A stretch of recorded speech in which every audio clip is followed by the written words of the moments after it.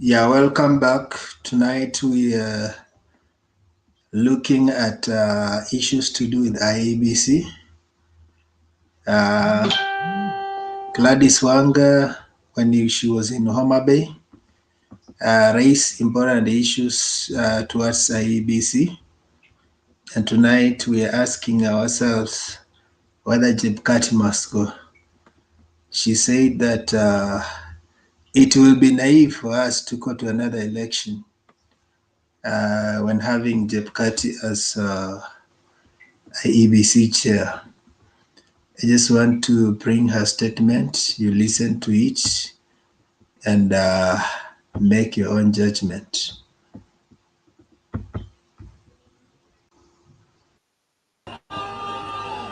To the IEBC, Chebukati na wenzako tafadhali, mukomeshe ile mambo ambayo munafanya kwa sasa. Mungojee wale commissioners wengine wakuje. Ndio hii mambo yote ambayo munafanya on placement of returning officers, county election management officers, muendelee nayo after that. But I also want to say this, because Kenyans remember very well. Chebukati, you're the one who presided over an election that was nullified for the first time in the history of this country and of the entire Africa continent. We will be very, very naive to expect to go to another election with Chebukati at the helm. Mimi nataka niseme hivi, mimi kama Wanga tu. An election presided over by Chebukati, naogopa sana.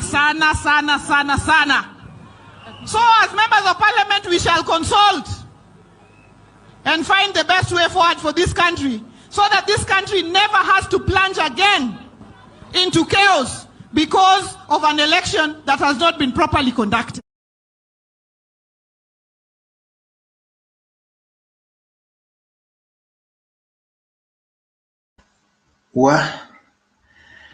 Do you agree with Gladys Wanga that Chebukati must go? Do you agree with Babu Owino that if you are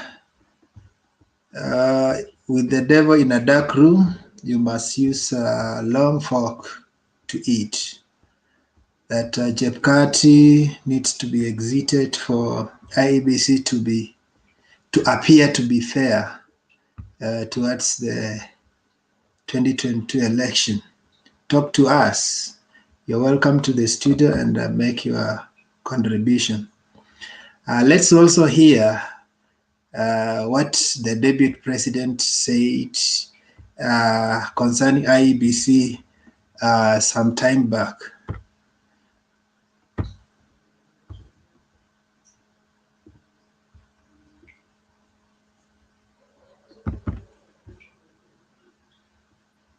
Commissioners wapya wa IEBC.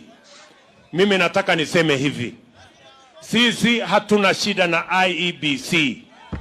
Wachaguliwe wale wanachaguliwa kwa IEBC. Sisi tunajua kura inaamuliwa na wananchi pale kwa polling station. Kwa hivyo chairman anaweza kuwa mtu yoyote. Commissioner anaweza kuwa mtu yoyote. Na sisi tuko tayari, and we have confidence in the institutions of our nation. Kwa hivyo watu wasikue na wasiwasi. Nasikia wengine wanasema ati Ruto amechengwa kwa hiyo mambo ya IEBC. Mimi nataka niwaambie hivi, hata wakitaka waweke Oburu Odinga awe chairman wa IEBC, mimi sina shida, mimi sina problem, kwa sababu mimi najua hawawezi kuamua, wananchi ndio wataamua. Ama mnasemaje? Tuko pamoja? Ile tu mimi nawauliza wale tutashindana na wao, waweke yule chairman wanataka, waweke commissioner wanataka, lakini tu watupatie assurance moja ya kwamba wananchi wakipiga kura na wameamua, wakubali matokeo ya uchaguzi.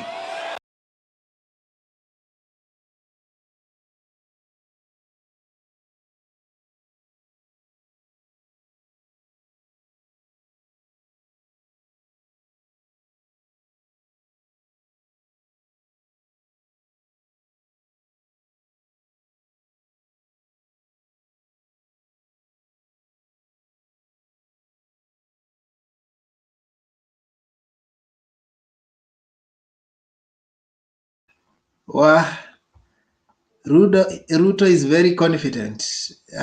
Hata waweke Oburu Odinga akuwe IEBC chair, he will still win an election. On the other side, we have Gladys Wanga and Babu Owino, who are worried that we cannot go to an election when Chebukati is the IEBC chair.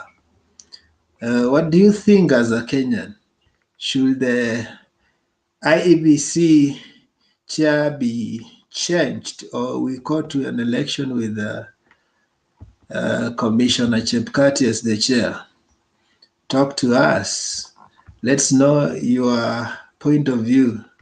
Let's hear your own point of view on what you think needs to happen at the helm of IEBC. Now that the new commissioners have been vetted, do you think out of them we need to have a new chair, or we proceed to the next election with Mr. Chebukati? Toa maoni yako. You are welcome to the studio, and we believe that whatever happens, Kenya needs to grow in its democracy. 2022 hatutaki kusikia mambo ya fifaranga ya kompyuta. Tunataka kusikia the election was free and fair. Whoever wins should win free and fairly. Somebody is saying I'm not audible enough. Yes, I've unmuted myself.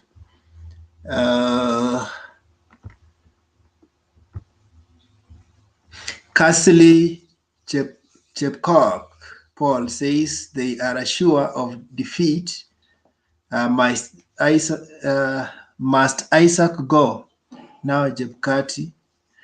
I think he's referring to Isaac, who was the head of IEBC 2013 to 2017. No, he was the head of IEBC 2013. Then Chebukati 2017.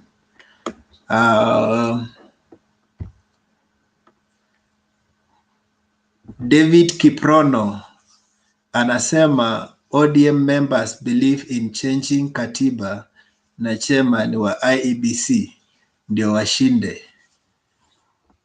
What do you believe in? Should ODM claim for the change of IEBC ama tuendelee na Chebukati tu? My friend Jackie Morris says he must go. I guess he's referring to Chebukati. Another friend of mine anaitwa Edwin Wanyonyi anasema angukeni kura vizuri, wachana na Chebukati. Anaambia watu wa ODM waanguke kura vizuri, waachane na Chebukati.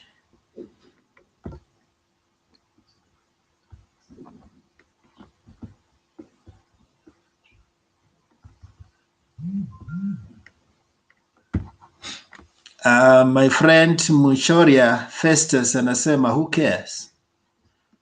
Inamaanisha yeye whether we have IEBC chair Chebukati or another person, whether the election is free or fair, he doesn't care.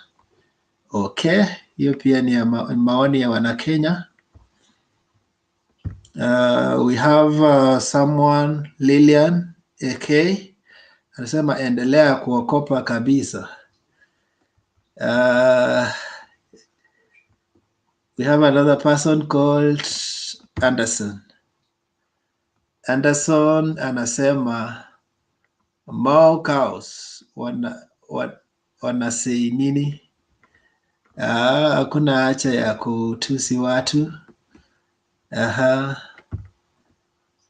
Mwenzangu anaitwa Rosi Kanaria anasema juu alitaka kuiba.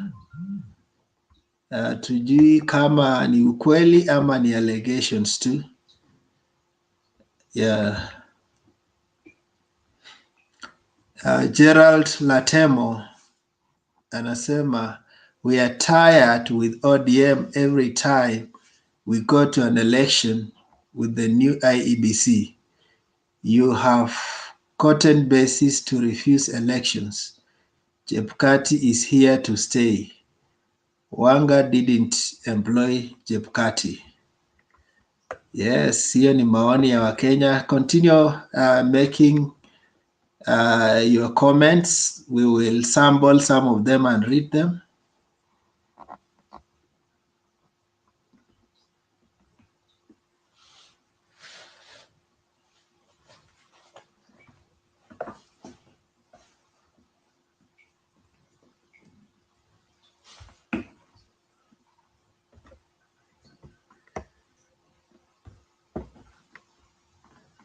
Moses.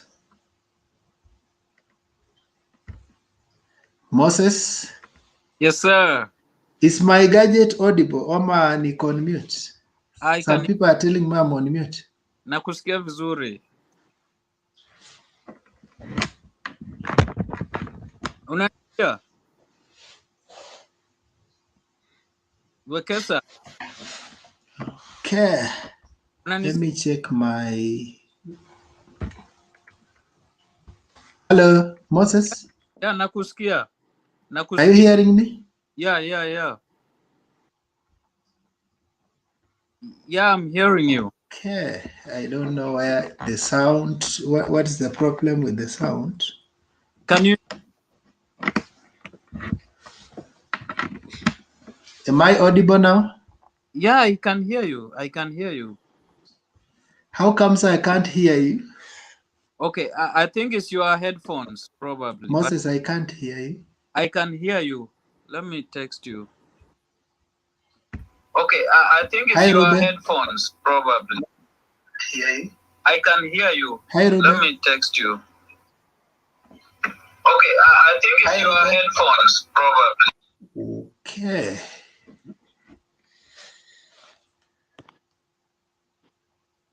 Hi, Ruben.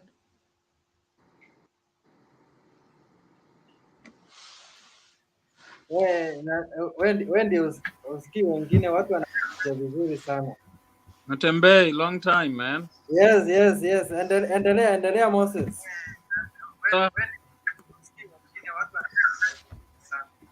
Matembei, long time, man. Yes, kiongozi. Tuambie ni topic gani mna discuss leo?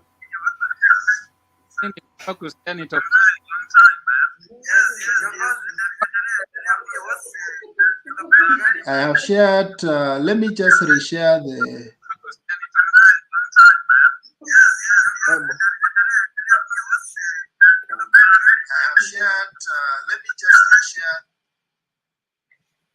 Mko na kelele sana leo, sijui kwa nini. Moses. To the IEBC, Chebukati na wenzako tafadhali. Mukomeshe ile mambo ambayo munafanya kwa sasa. Mungojee wale commissioners wengine wakuje. Ndio hii mambo yote ambayo munafanya on placement of returning officers, county election management officers, muendelee nayo after that. But I also want to say this, because Kenyans remember very well. Chebukati, you're the one who presided over an election that was nullified for the first time in the history of this country and of the entire Africa continent. We will be very, very naive to expect to go to another election with Chebukati at the helm. Mimi nataka niseme hivi, mimi kama Wanga tu. An election presided over by Chebukati, naogopa sana. So as members of parliament, we shall consult and find the best way forward for this country, so that this country never has to plunge again into chaos because of an election that has not been properly conducted.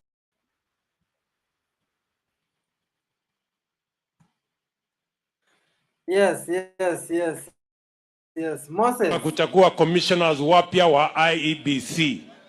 Mimi nataka niseme hivi. Sisi hatuna shida na IEBC. Wachaguliwe wale wanachaguliwa kwa IEBC. Sisi tunajua kura inaamuliwa na wananchi pale kwa polling station.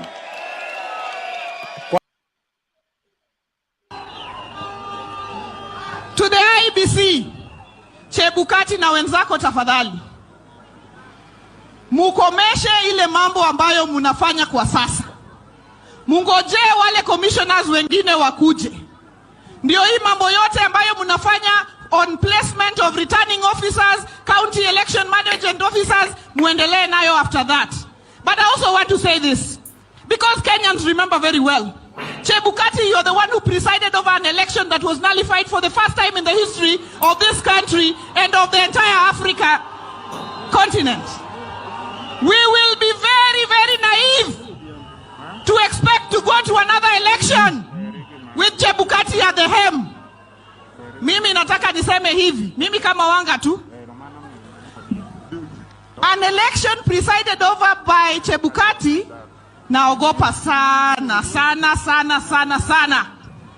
So as members of parliament, we shall consult and find the best way forward for this country, so that this country never has to plunge again into chaos because of an election that has not been properly conducted.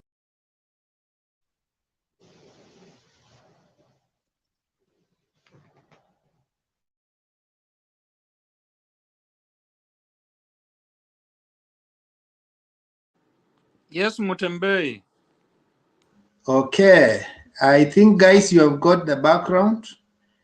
One side is expressing fears with the IEBC chair, Chebukati, and on the other hand, the last statement we had from Tanga, which they have not upgraded, they told us that they don't care whether we have Oburu Odinga as the head of the IEBC, they will still go to an election and win.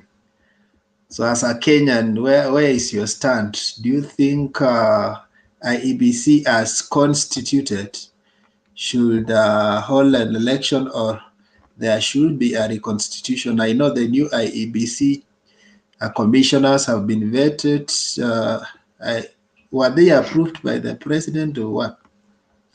But now the contention comes in whether IEBC should chair the commission, or maybe they can change the chair. Talk to us. This is your country, and you determine what should happen to this country. So let's hear your views. Moses, the floor is open. Well, can you hear me first? Yeah, I'm hearing you loud and clear. Thank you. Good. So, I don't know, but Katanga, I think they are right, because it's the people of Kenya who practice their rights to vote. It is not the IEBC that votes. So, when Wanga talks about they are scared of Chebukati is not going to vote. Chebukati's job is just to declare who has won the election, who has been elected, who has duly, rightly, and legitimately elected by the people of Kenya. Right now, you had Wanga talking about Chebukati resided on the last election that was nullified in the history of Africa. If so, why are they interacting or even right now supporting a president who is illegitimate? Right now, there are people who are protecting the president who they believe his election was nullified in the past elections. If they still have that ideology, then they shouldn't be even singing or walking around the president, Another thing is I was an ODM member. And one thing that has never stopped in that culture is to always complain or come up with an excuse about a body that mandates the election. Like last time we had the EC, I don't know, ECK or something. They disbanded the body. Then we had Isaac Hassan as the head of IEBC. They kicked out Isaac Hassan. Then came Chebukati, and now they want Chebukati out.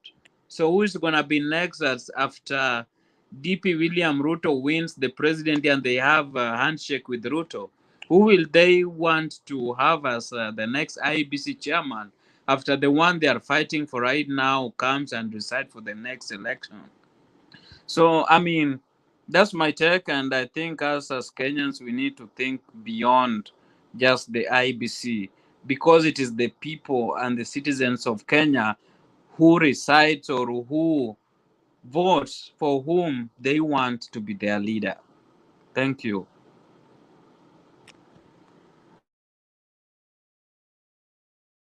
Okay, Moses. So according to you, you don't have any reservations for the IEBC? I don't have any reservation. I mean, every year, every election, we always have to go to elect the new IEBC. At this point, I'm tired, and I don't care, because it is the people of Kenya who chooses who is their next president. Thank you. Okay, thank you, Mugambi. Okay, thank you, Wekesa.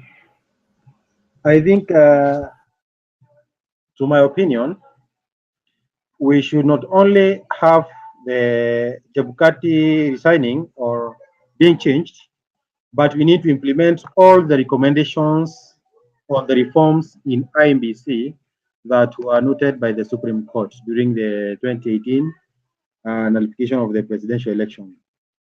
And this should happen not to benefit us, but also to make them not to cry foul of the election results.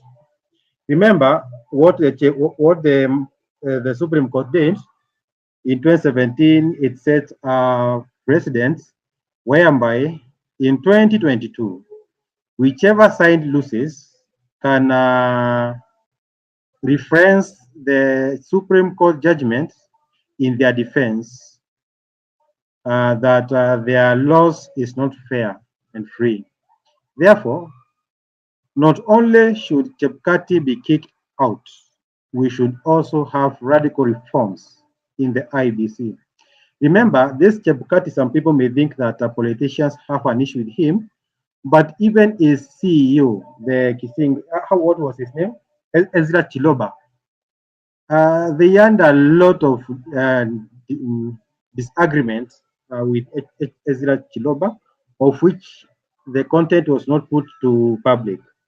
Therefore, what do we think that the next CEO will go through with the same Chebukati who could not tolerate his CEO? So we have to do a lot of surgeries in IEBC so that we can have a free and fair election, so that whoever loses, of course, we know who will lose, ili asiende akilialia hapa akisema hata baba alienda kotini akasikizwa. Baba alisikizwa. Let what Maraga said be implemented. And today, I have got something. We got something from Zambian President Edgar Lungu, who is a good friend to our deputy president, and he is a sitting president there who has been knocked down by the opposition. And now he wants to petition that the election was not free and fair. Therefore, let us have new leadership in IEBC. If we are going to have the new CEO, even Chebukati, let him go out, or someone be the chairman. He just be the commission member. We can get another chairman from the people who are there, because if we say now Chebukati goes out completely, we will have some problems in getting the commission legally constituted. I think that's what I can say. But as things stand, let Chebukati at least vacate that office as the chairman. Yeah, sometimes they say, let justice be done or justice be seen to be done. If we had a challenge with the last elections and we just carry on as if nothing happens, we might be courting a disaster. Although sometimes in Kenya we talk things when they politically favor us, we think they should be done. When they are politically not favoring us, we think that they shouldn't be done. So what do you think, my friend Ruben? Thank you, guys. Yesterday I lost internet. I was not able to continue. But let me touch on message today, about the message of the day. I have grown up. I think for the first, I had this same party, which is always a perennial complainer. Whenever we go to approach any election, I think opposition castigated the removal of Isaac Hassan. And the funny enough is they start complaining even before the election. It is a sign, a very clear sign they have sensed defeat. We, as a member of or a supporter of William Ruto, we don't care whom they want to replace. But remember, even the court itself said election is not about announcement by chairman or anybody. It is a process. So they may think they can brought somebody who will announce them as the winner, even though they will be defeated. Already the ODM or the opposition, which is now in government, have started sensing defeat. You can ask yourself, since 2017 and when the boss joined the government, he has not complained. Now we are less than a year. It is now they are starting to complain.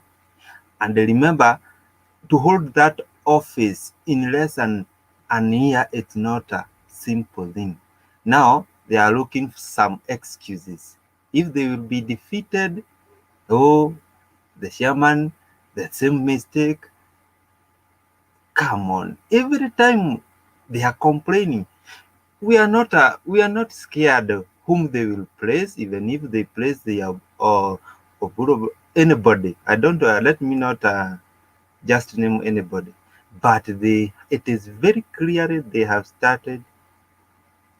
They are perennial complaining.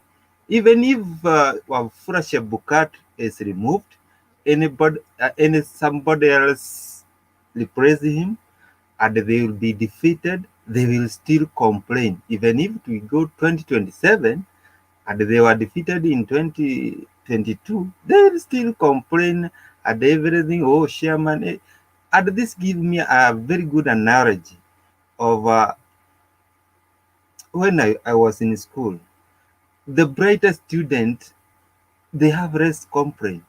But the fools, the not fools, I think I'm using, those who are not so bright, they still complain, oh, I had a challenge, and this is the same analogy, our position in Kenya, which is going to lose terribly. They have started complaining. Yes. Are you sure your analogy is someone is talking? Mugambi? Let me ask this gentleman a question.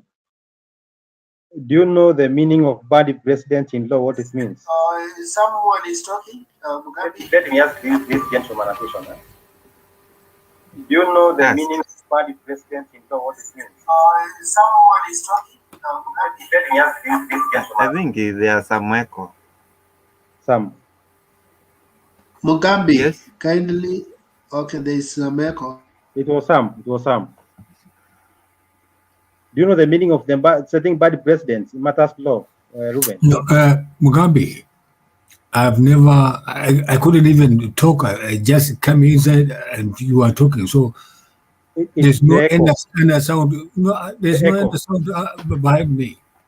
Oh, I think it's the echo. No, sorry, I'm sorry. Oh. Ruben, answer me.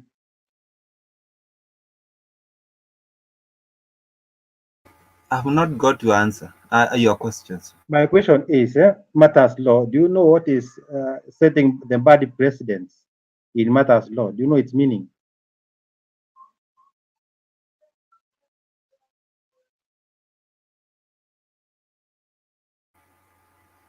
Yeah, setting bad precedent. Matters law. Yes. Do you know the setting bad precedents on matters law? Do you understand that principle or that thing? I'm not a lawyer. So if you are not a lawyer, judges made some recommendation, and we should not politicize everything. Let whatever that was recommended by the Supreme Court be put into effect before you start politicizing this thing.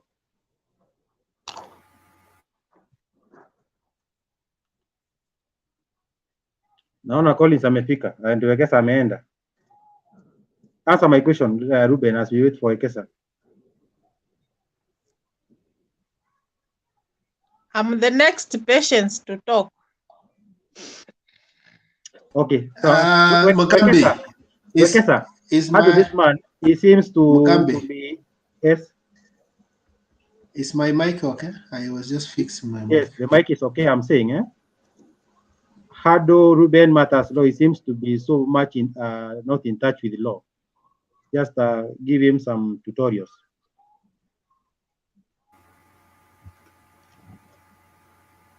Okay, let me say that there's an attitude that is not right. Who remembers what Ndindi Nyoro was saying before the repeat election? Because that time things looked like they were favoring them. He said, "We don't care if the president can be a benevolent dictator." But right now, they thought that it is their opponent who will suffer. But right now, they were the ones suffering and they are complaining. So these guys who are saying we don't care how IEBC is, we can go to an election because we know the other side is the perennial loser, my friend. What if Gladys Wanga is playing you psychology so that you feel like they are the ones losing, and when you reach at the election, you lose and then you start complaining? So you have to double click these things. You don't just say, now that they appear, they have always been losing and they appear like they are losing, let's not even discuss the IEBC. And we know they are always the ones who are complaining. You need to look at it that when IEBC is properly constituted and inspires the confidence of each side, after the outcome of the election, even us, when you guys win, we will be okay. When we guys win, you will also be okay. Because we also have history of both sides having tension when it comes to election results. So don't be overconfident and say, we don't care how the IEBC is. We know they will always lose and we will always win. Remember, you guys are going in the election as the first timers. And so we don't have an history of whether you lose or you won. So you will be even more anxious to see how you will perform in the first election. So allow not overconfidence to ruin a sense of judgment in this thing, Ruben, kindly. Angela, it's your turn. Wekesa, let me answer you. When Tanga DP said that we are very comfortable with anybody being the chairman of the IBC, he means he is ready to accept the defeat or when he wins. You see, he's just comfortable whether he will win or he will lose. He will have no complaint on that. The way he commended that statement.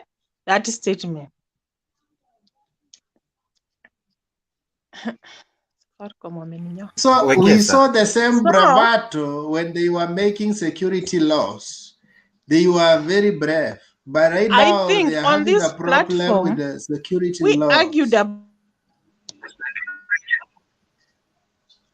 the Angela, Kesa, what are you talking about? Are we talking about the IEBC? people told Or we are talking us about that the you laws or the you are or what comfortable with BBI the is saying? IEBC because when the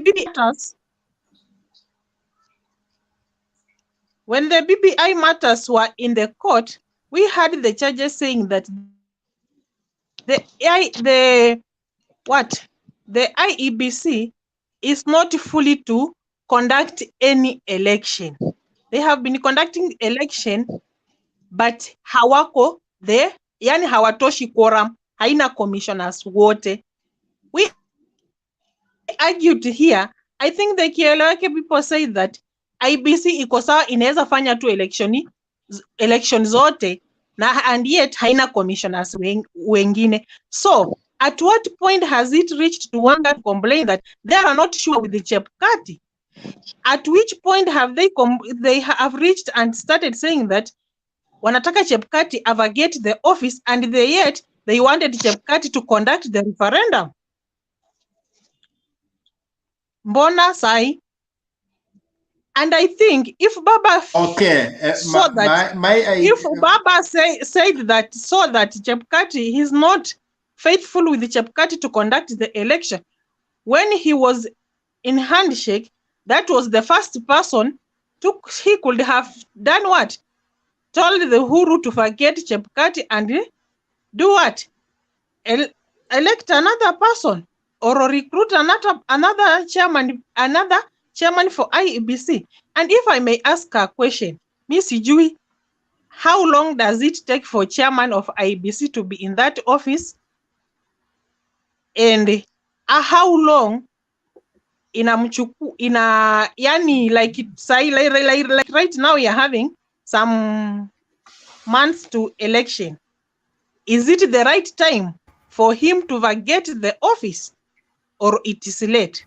Because he's already preparing the election. At what times? Anafaa kuweka kwa ofisi nda prepare election kwa muda gani? Na sahi ni wakati mwafaka wa kumtoa kwa hiyo ofisi? Those are the questions Gladys Wanga could have been asked herself and answered herself. Kwa sababu yeye ni mwanasheria na anajua. Waache kutuzungusha akili na kutupima akili. Walisema referendum ifanyike August. Ingekuwa koti ilipitisha BBI ifanyike, Chebukati angekuwa amehold the referendum. Then sahi ni nini kime happen? Wekesa, allow me to ask Mugabe one question. No, let's now finish with wait first. Someone to answer Angela first. Bernard, do you have an answer for that? Good evening, everyone. The issue of IBC is not new. In fact, the Tanga guys have been against BBI because BBI did not incorporate on how to deal with IEBC. If we remember this debate we've been having about BBI on this platform. And the main questions, if I can remember, especially Ashley and Nancy, the main question has been, well, how does BBI address IEBC? So I don't see where the agitation begins when the questions are being raised about IEBC. It's not even a matter of changing Chebukati, but the IEBC have to be set in order for us to have clear elections. And that does not mean that it gets disbanded. It needs to be reorganized so that it is revamped and able to deliver an election without undue influence. And Mugambi has well put that their recommendation that the Supreme Court gave as we were going for the repeat elections that were ignored, and then some other laws that were passed by the tyranny of numbers that made it possible for the IEBC to function regardless of what other people feel. Now, all those matters must be addressed, and it's not a matter of somebody sensing defeat. It's just, I don't want to be a president by accident. I don't want to be president by shortcut. And we want the winner to win clearly. We want the loser to lose clearly. Anybody who has planted his moles and his representatives in the IEBC, he should be caught and be, you know, all those people must be fished out. So it's not a matter of somebody being afraid of anything. If we want to get Kenya on the right track, let us get right laws in its place. IEBC has to be reconstituted properly. And now they are adding the missing, the four commissioners that had resigned. Now, when they come in, they have to restructure. And so what Wanga is saying is that the 3 commissioners that are in the office are running ahead of themselves to put up the structure so that when this 4 comes in, there will be no much changes to be done. Why are they in a hurry to set up the structure of how the general election will be, appoint county returning officers and the rest of the people? Why can't they wait until these other brains are brought on the table so that they can also put some input on how the elections will be? So there must be somebody or something that is pushing them into that direction so that elections are bound to happen in a particular way. All we seek and want to see in Kenya is an election that is conducted clearly and everyone goes on the same table, and then we contest. The winner wins, the loser loses. Okay, Sarah, me. But let me ask this question. And this time I don't know if I don't remember juu nilikuwa bado ni gali, siko naelewa na stories za IEBC. When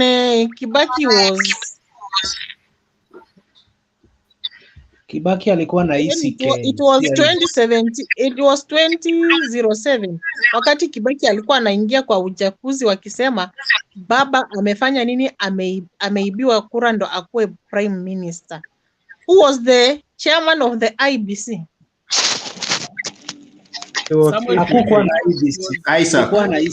It was ECK, Isaac. the Commission of Kenya.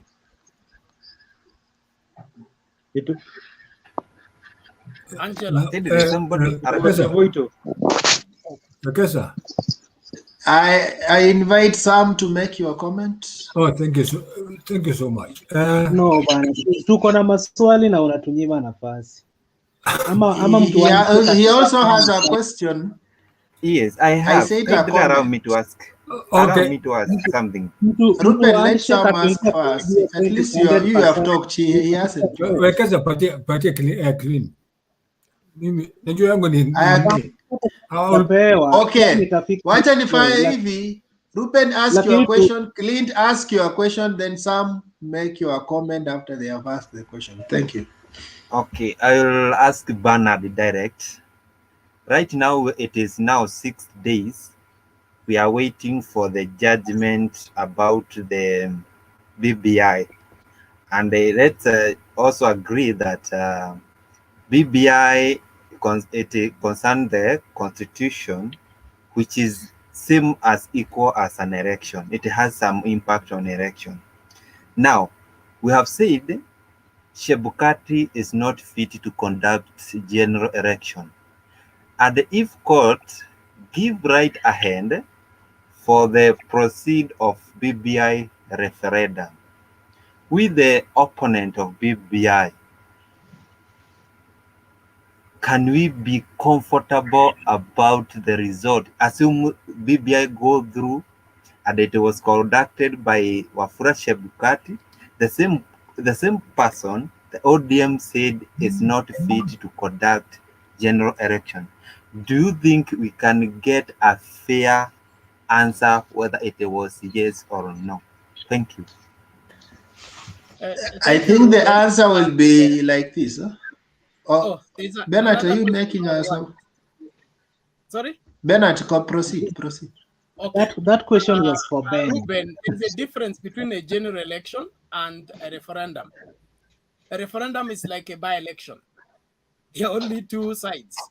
So that is simple. It can be presided over and it won't have much. General election means we are vying for the MCA, we are voting for the MCA, for the MP, for the governor, and for the president. And all of that is taking place in the same day, okay, at the same time.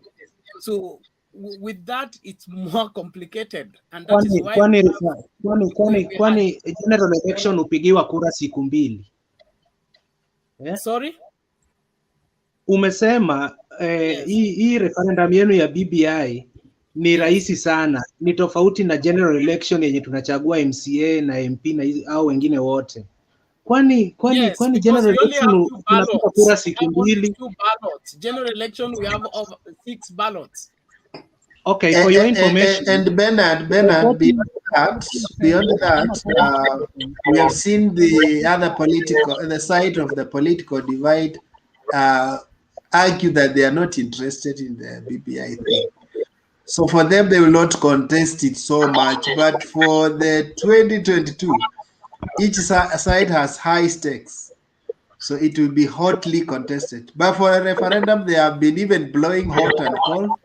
Mara they say they support, Mara they don't support. So they are not so much interested. Because one thing they know, that even when BBI passes, it will solve some of their political arithmetics that they don't just want to acknowledge, they want to solve. Wafura, you are confusing me.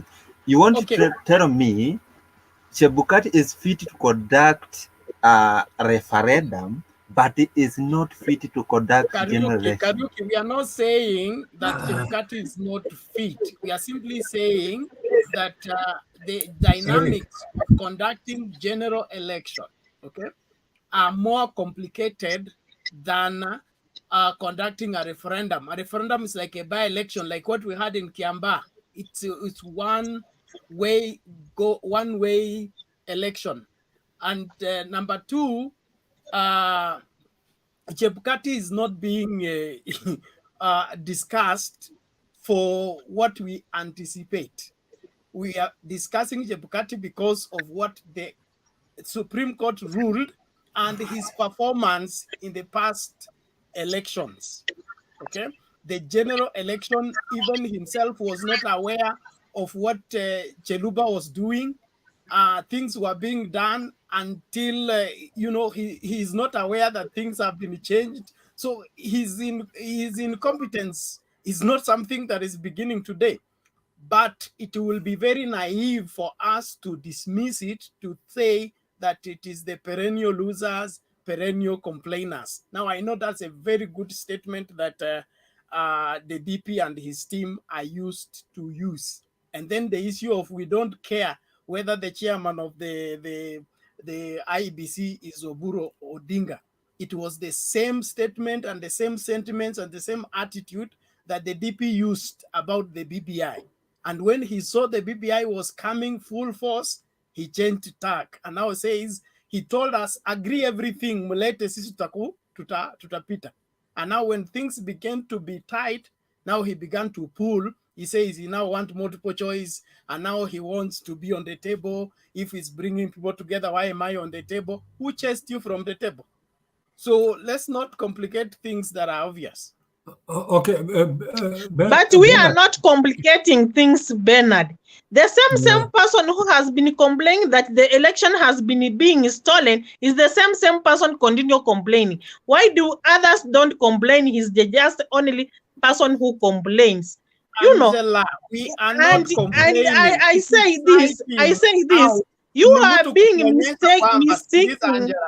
Angela. Deputy President. He said whether Wekesa will be the chairman of the IEBC, he's very comfortable with what the results will be out. Whether he lose, whether he now win, that is a very dangerous very statement. much That is still a strategy because until now the server has not been opened.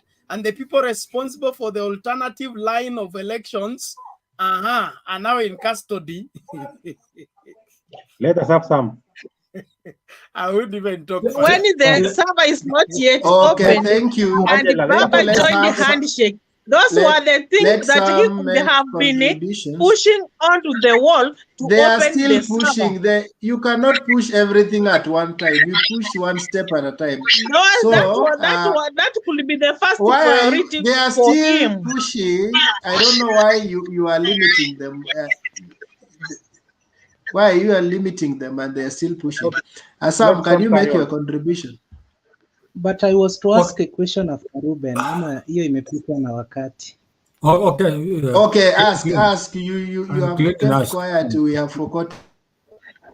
Sema tu mnanikalia juu mnajua side yangu, lakini sitakubali. Uliza swali. Ask your question. Even if there are 3 questions, ask all of them at once. Ushaanza kulia. Kwa hii lazima tu tuwafinye jameni. Hatuachi. Hii story na kulilia IEBC obviously ingekuja. Lakini president amejaribu kuidelay kabisa kwa sababu ya hii handshake. IEBC mngeanza kuicomplainia election kwa 2017. That's when you could have started complaining. Bana, what you should know about IEBC, watu handshake hapa mkicomment, mnafanya I kuwa silent kwa the word IEBC. But the word I there means a lot. The commission itself is independent. Ukiangalia magavana wengi wanakuwa na shida kwa counties, wakipea mtu kazi kama waziri, then kumtoa inakuwa ni ngumu. Unamfukuza leo, kesho korti inamrudisha.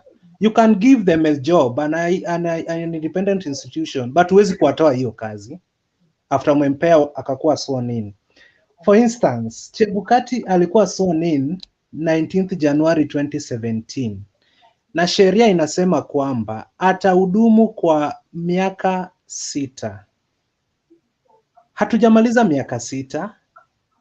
So Chebukati hii ni mwaka wake sijui wa 4 ama wa 5. Bado wako na miaka 2 na some months juu yake. So he has to finish his term.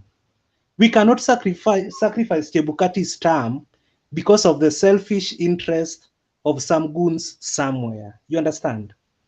Mbona tunamtoa? Ni kosa gani amefanya? Umenijibu sasa. Ni BBI kwa Court of Appeal. Ni amefanya kosa gani tumtoe kabla ya 6 years zake kumalizika? Naomba nikuulize swali. Acha niseme point yangu bana. The system had a problem with the former Chief Justice. Lakini kuna time hapo nyuma alicomment kuhusu BBI. Sijui alifinywa bana, sijaimsikia mpaka leo. But they had a problem with Maraga. Hawakuweza kutoa Maraga kwa sababu term yake ilikuwa inaendelea na ilikuwa karibu kuisha. Chebukati is a problem ikifika wakati wa election. Last time Ruto aliwaambia kama mna complain IEBC ni mbaya, hawa wabunge wote na magavana wamesimama nyuma yako. Uchaguzi wao ulisimamiwa with the same IEBC. Tell all your lieutenants you resign, all of you, mseme hata mimi nilitangazwa mshindi but sikushinda, IEBC is corrupt, let me go and seek fresh elections. Unaelewa? But ODM kukomplainia IEBC, tulikuwa tunajua lazima wange complain. Ben umesema eti kwa nini makomishona watatu wanakaa kupanga venye election itakuwa badala ya kungojea hawa wengine? When was the right time for these hawa wengine to be appointed by the president?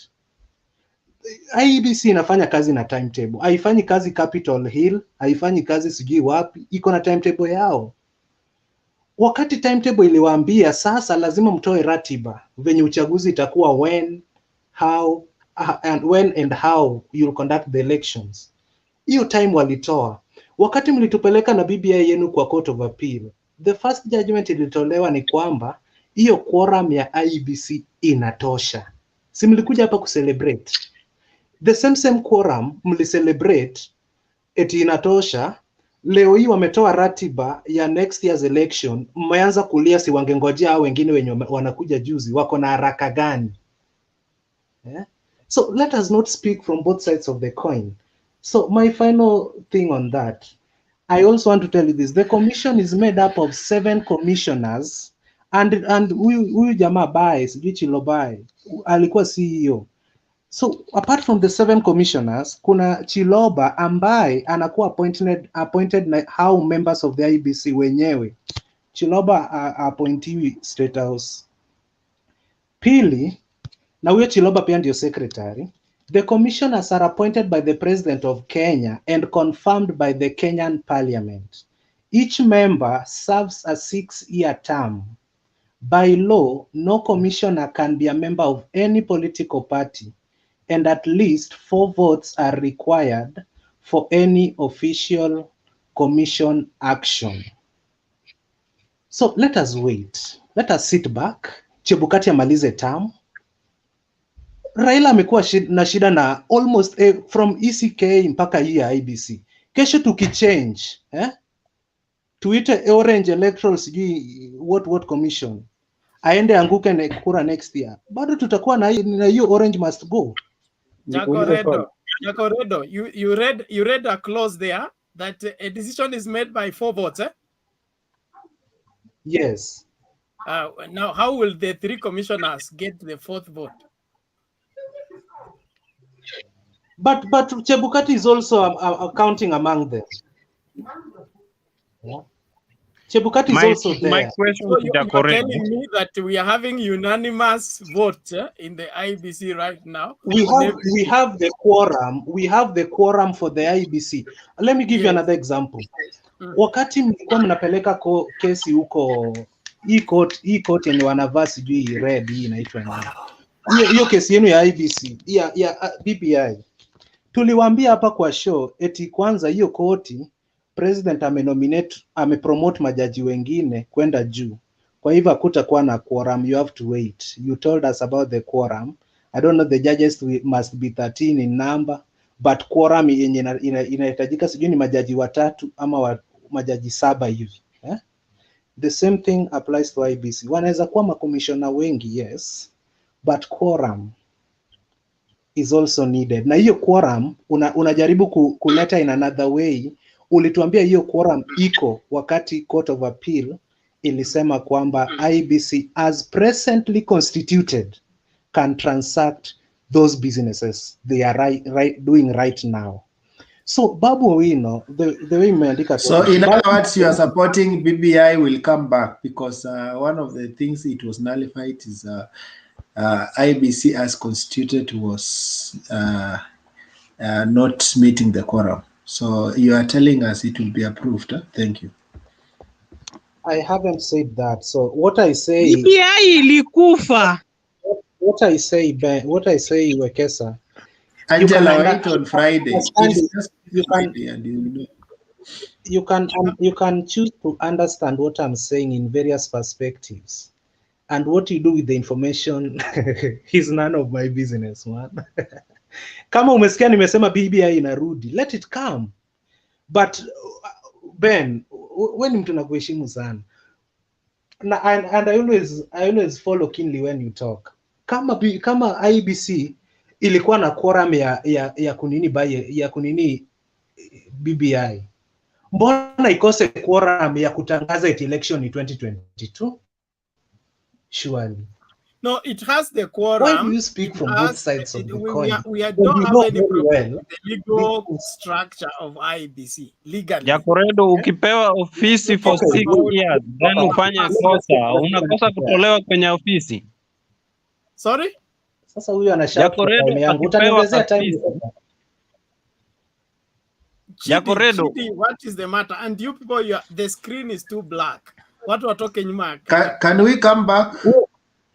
Wewe mwenye ananiita anasema baada ya miaka 6 kisha utende kosa, utakosa kutolewa kwenye ofisi. So ni kosa gani Chebukati alifanya? Hiyo swali ni kwa GD. Alafu Ben, tukimalizana na wewe ni hivi. Ukisema hiyo quorum, Jimbo langu ni kuwa I finish what I'm saying, Wekesa. Chidi ngoja kwanza. Hai, surely.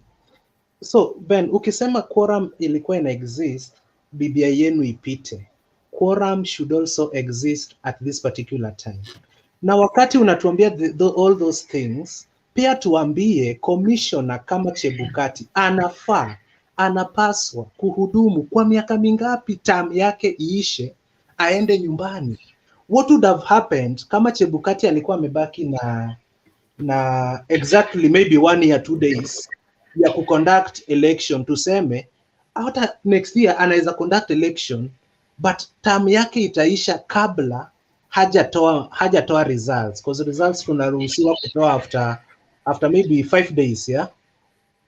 So hapo tungesema nini? Si tungepata njia ya kumconvince atoke ndio tukue na IEBC stable huko mbele. Sasa hizi amebaki na miaka, tunakuja eti Chebukati is the problem, and people saying this is not the first time they are coming up with these statements, yeah.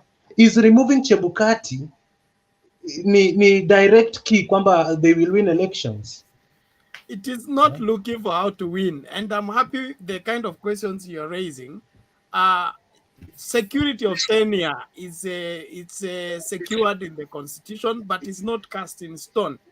There are modalities of going around.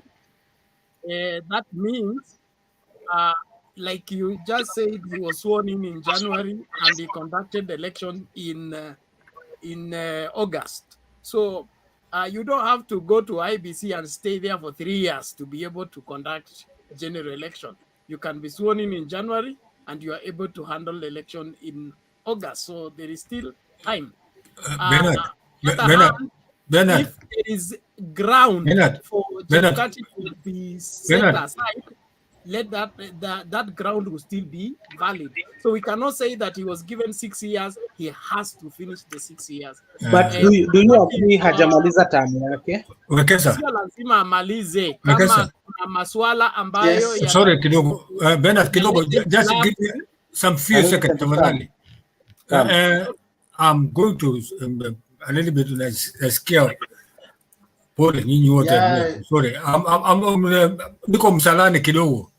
So I will come back. Niko msalani tafadhali msinitupe nje. Okay, sawa. Jagoredo has gone. Yes, he has gone. Okay, sawa. What I'm saying is that security of tenure is not cast in stone. Just like there was an arrangement on how Isaac Hassan commissioners were laid off and they were settled, there can always be a way around it. But it will be very naive for us to think that this is just the usual ODM complaining on matters. Itakuwa tumechagua to bury our head in the sun and pretend that everything is all right. If there is a problem, let that problem be faced and be raised and be discussed. Not for a formula to win, but a formula to have an election that everybody will go home happy. Unaona venye unasema hivyo, Wekesa pia ache hiyo tabia ya kusema kwamba Ndindi Nyoro alituambia sijui tununue tiagas meli 2 sijui Murkomen akasema sijui system inakula watoto wake, sijui vitu mob. Acha kutukumbusha yalopita. Na kwanza what I'm saying is that you are the same guys who are complaining that we have deep state. And if you don't care about the way IEBC is constituted, one thing I know is Chebukati is somebody who can be tossed in any side. So if you don't care about Chebukati, don't complain, shut your mouth forever and let the things roll out the way they are. Why remind us of what? But you know what? You know what? Wanga is standing on political platforms and telling us Chebukati must go. That's not the wise way to chase Chebukati out of the office. I think she's the chair lady for what ODMs do whatever kwa bunge. Why can't he just raise that issue in a wise way? That she's a chair lady in issue of finance. So maybe when it comes to IEBC budget, she can raise that, but to Yes, her role she in raised that in a parliament as just chair. in an organized But like a chair if you listen to person. her, if you listen to her, she was beginning a conversation, and she said, "This is my personal opinion first, and Who not doesn't like know any." ODM has been Wait beginning fast, conversation? wait fast. She said, "It's my personal opinion." Two, she said that I am suggesting that when the parliament convenes, I will raise this issue. So it begins in public as a suggestion, but you can now table it in parliament. If the parliament approves it, yes. If the parliament doesn't approve, so musikuwe na shaka sana. Chebukati ni mzazi, ako na watoto anafaa kulisha. Interest za mama fulani haziwezi zikamkosesha kazi juu ya interest za huyo mama, unaelewa? Yeye pia ako na watoto, analipa rent na anastahili kufanya kazi yake mpaka amalize term. Hao watu wanasema Chebukati aliwaibia kura. They now want to support his removal. Jack Odero, that's why tunasemanga takataka. Chebukati. We are just raising red flag so that he can sit properly. Red flag on Chebukati. Raise the red flag on those who are elected under Chebukati, who are visiting Europe every weekend.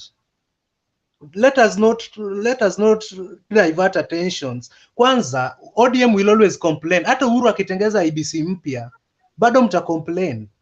So we know you people. Let us not try to mudsling. The only guy mwenye anashughulika na mambo na IEBC pale ni huyu Chebukati. Alikataa hata kujiuzulu. Angejiuzulu si tungekuwa na crisis. Kwa hiyo IEBC jamaa ametusaidia, na mimi namjua venye huwa ana conduct election, na kwa majaliwa ya Mwenyezi Mungu next year Chebukati. Sasa mimi nauliza, Gladys Wanga ni watu wanakula na deep state.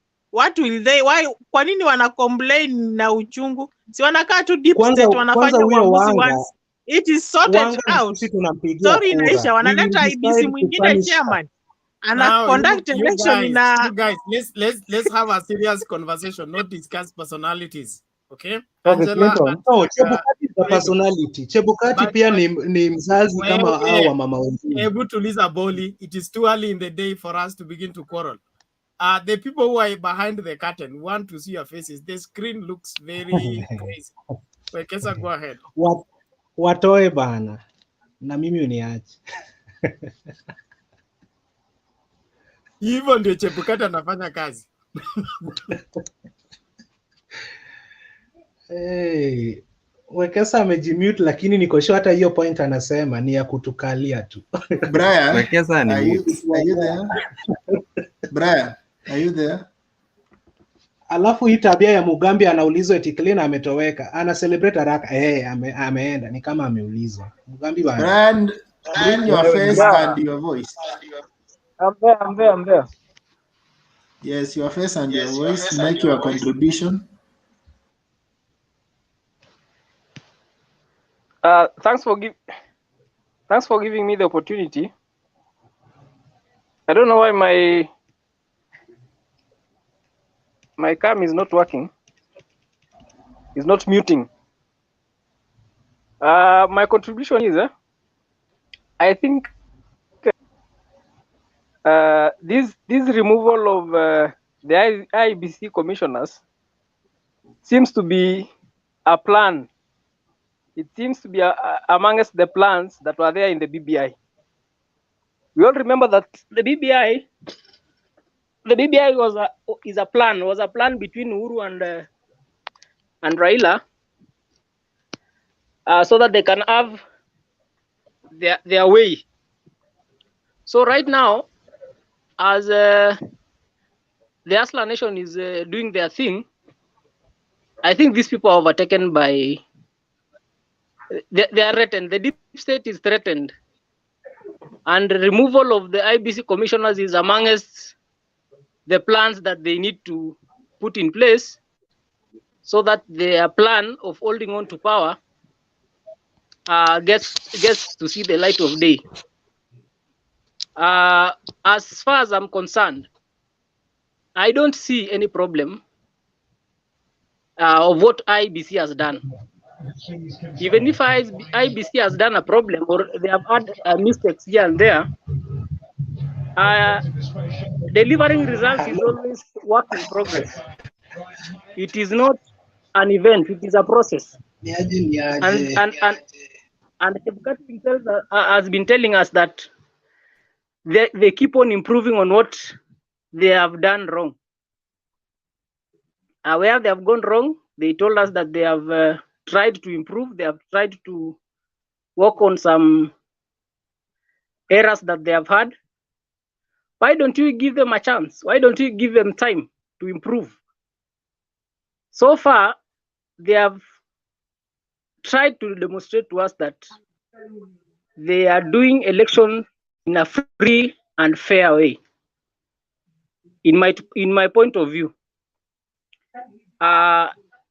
if you have been able to monitor some of the by-elections that have taken place in different parts of the country since 2017 or even since 2013 to this time, you can see that clearly IEBC have been trying. They have been trying all their best. Irrespective of the pressures that have been coming in from maybe the government or other opponents that would try and have their way. So I think this plan, the plan that has been mooted, that we had today, that it is now time that officials need to be changed. I don't think it's a good idea, and I don't think it is based on good intentions. Actually, the intentions is to disrupt what we have built for years, and something that we just need to improve on it cannot be just destroyed. And it is in the record. Most of you guys have said that when it almost gets to the election time, ODM says the referee is biased. They need to remove the referee. You cannot be a player and at the same time wants to influence the decision of who refs the game. So I think that is my contribution for now. We will keep on making comments here and there, but I think it's uncalled for. Brian, let me ask you a question. Yes. If you are a player, yes. Kindly mute. If you are a player and then you are marked wrongly, maybe you fall down, is it bad to raise up your hand? Or you have been marked wrongly, you fall down and the referee is not taking keen concern. Is it bad to complain that the ref is unfair? And so because, and then I'm also putting it this way.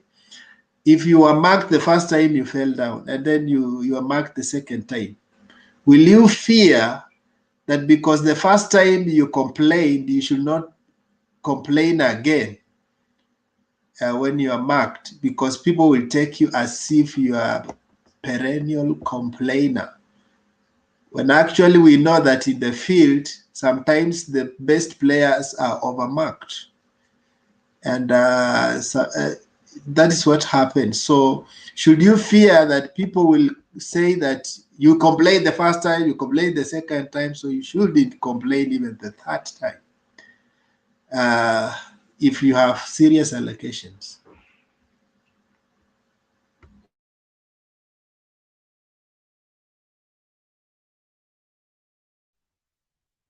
Yako ama alienda? Nawekesa, niko na swali kabla nisahau na kabla Safaricom waninyoe na wembe. Nauliza hivi, ulisema ati Chebukati kwanza hajafungua server. So ninauliza hivi, sai akifungua server apeane sasa the right. Hello. I think I had questions from you, Ekesa, and I wanted to answer this way. Yeah? You see, when you're a player and you have complained the first time, the referee will look at the reasons why you have complained. But for the second time again, if you complain, he will also look at the same way of which the reason or the what has you to raise up your hand. If you keep on raising your hand every time you are pushed, or you become a diver in a game, people will always know that you are a diver in a game. And now, if you are marked as somebody who is a diver, or somebody who is trying to cheat his way to get the attention of the referee or to get a victory, the only thing that we need to do is to ban you from the match because you are not genuine. I think that is my thought. Okay. I don't need to add that, even if you have not answered my question. The next person is President. Kindly, these people who are on a black screen, I will expand you from the from the screen. You are making it look half dark. Huh? President, are you around? I don't have to look for people who are not around. Let me give it to Sarah. I want to deal with people who are present.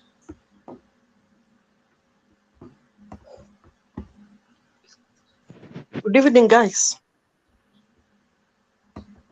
I think about this thing of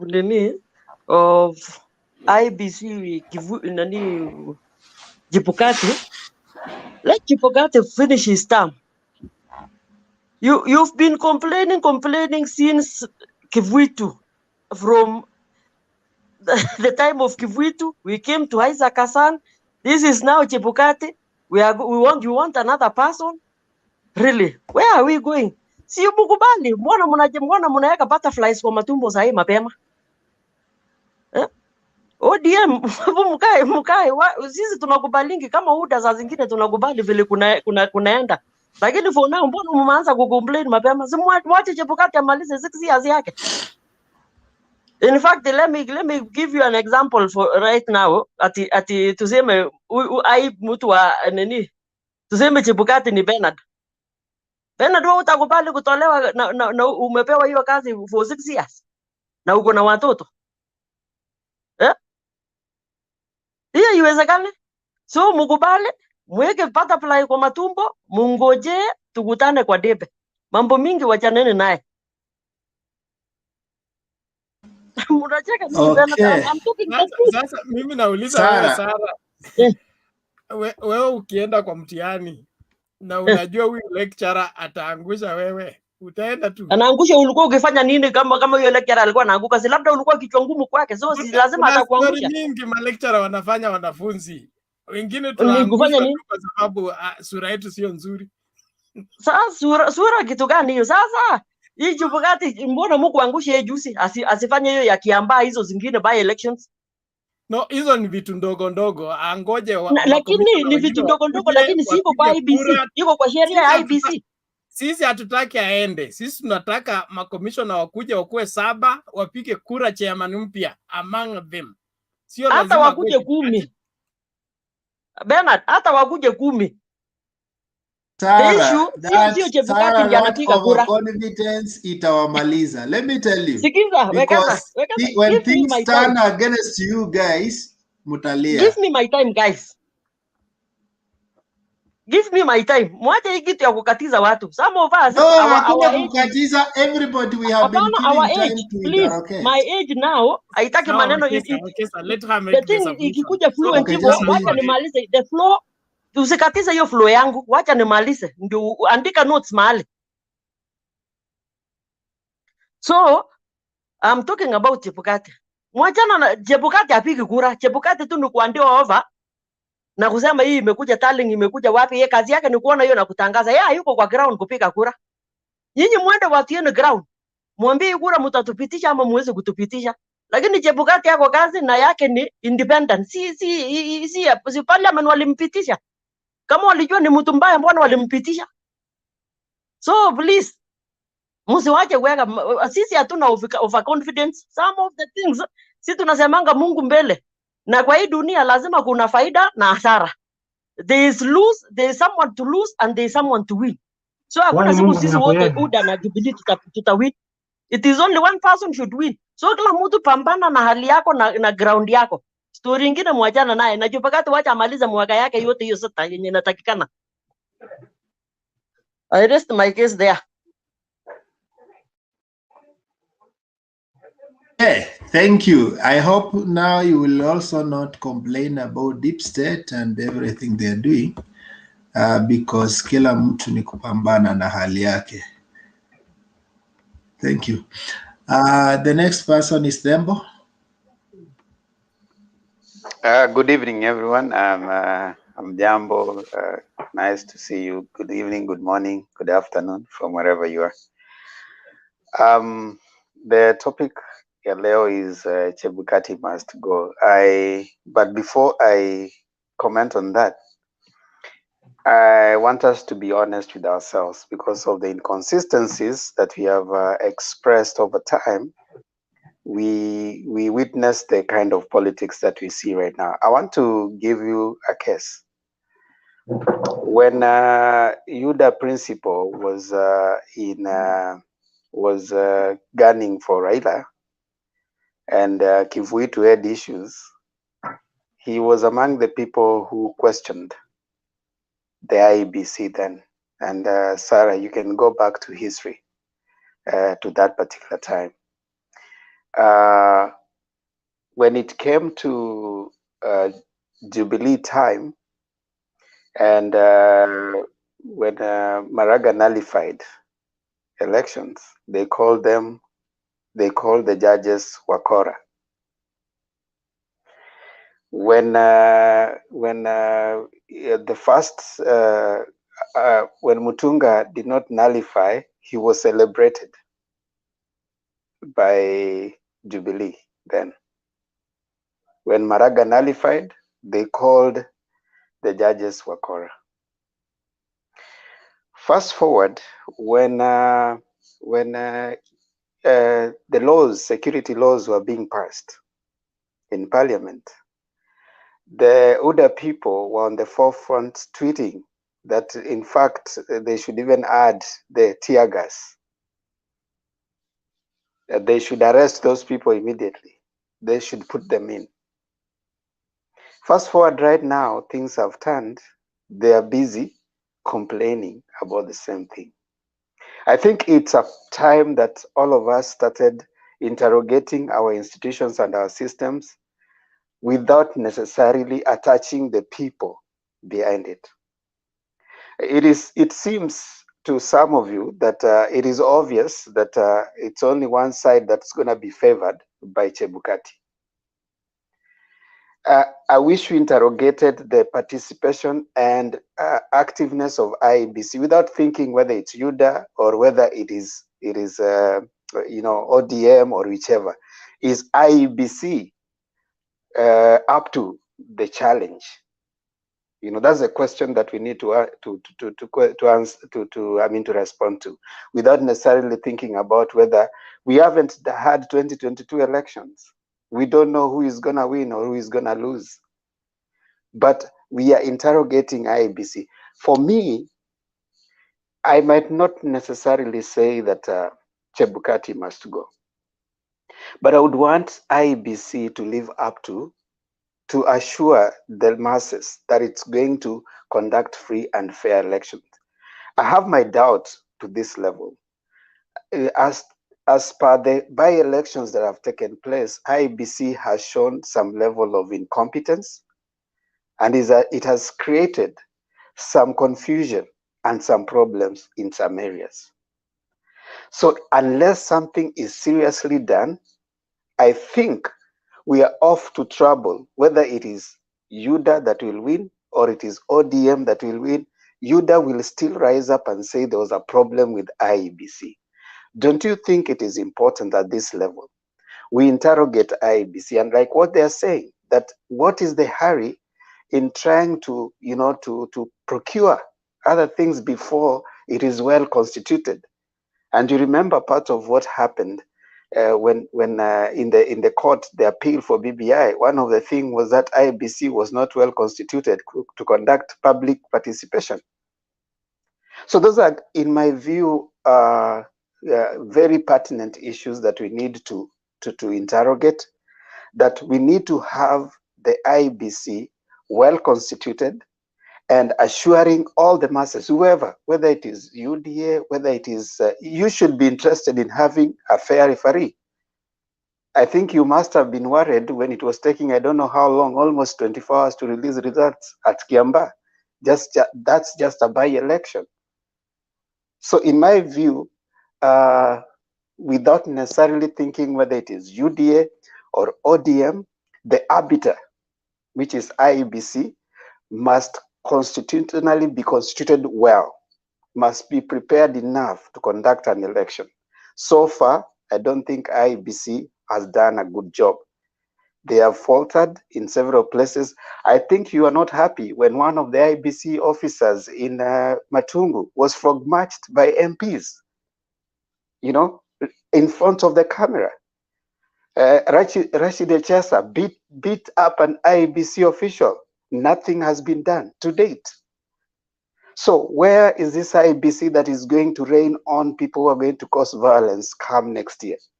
Those are questions we should be asking without necessarily saying you people are complaining, us people are complaining. No, it doesn't matter who is complaining. Is IEBC up to the challenge? We have not come to 2022. Let IEBC do its part. Prepare, conduct free and fair election. It doesn't matter how many times people complain. When it was nullified last time, it was because they could not even defend their own results.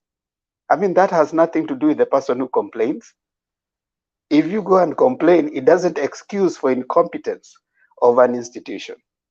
So I think we will help ourselves more, help the institutions more when we interrogate them without necessarily putting the faces of the competitors in the discussion. Thank you. Themba. Kuna Yes, sir. swali? Kuna swali? Yeah, Kesa, let me ask Themba this question. Okay. He says that IBC should be led to prepare, but on the same breath, he's questioning their preparation when they are ordering staff. I mean, what do you mean prepare? You say, like, whatever they are doing to prepare, you are questioning it yourself. Thank you for that question. I mean, I am within my right to question their preparation. I'm also within my right to ask what is happening. What makes them not wait until they are well constituted to start the procurement process? That is question number one. You see, so whenever a government institution, the same reason. Let me ask you, we in a politically conscious society, anything that happens that seems not to follow certain rules raises question marks, right? In a situation like ours, for example, when right now we have been questioning the idea of pursuing certain corrupt dealings at a certain time, the populace and the population is allowed to question. So obviously we will question why the hurry, why not wait until they are well constituted to start the process? Secondly, there's so many things they have proven even when they were not, like you say. Right now, there was the inefficiency that was witnessed in the previous by-elections. What have they done about that, right?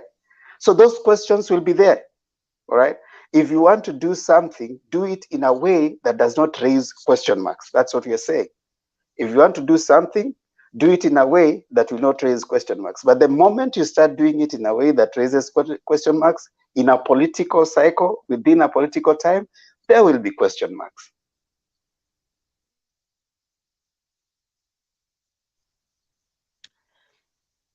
So my question to Temba is that when Chebukati vacates the office, the person who will be in will conduct election in a free and fair, or he will be the same, or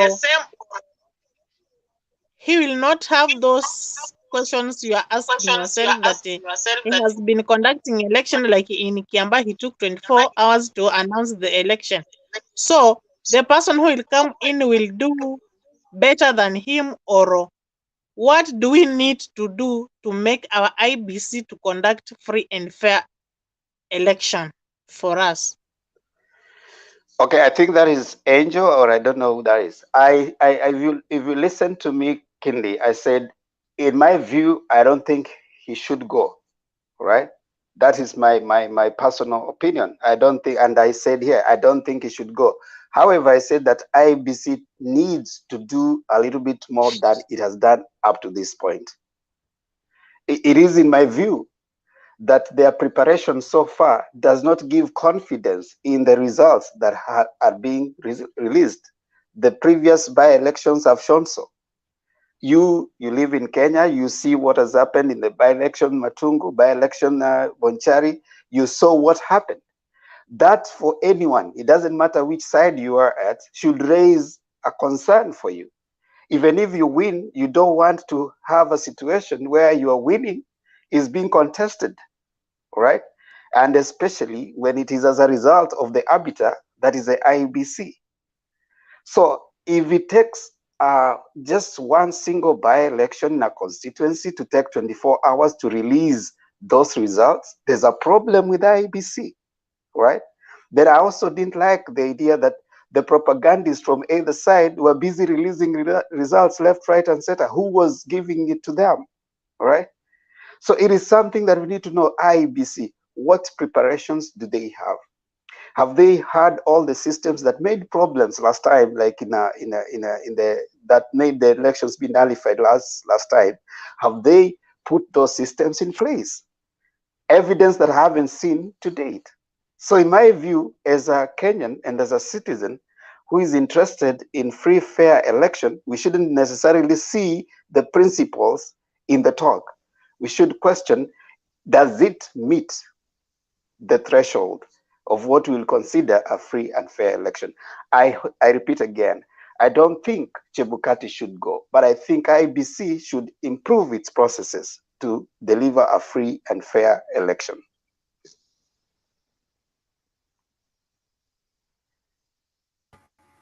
Okay.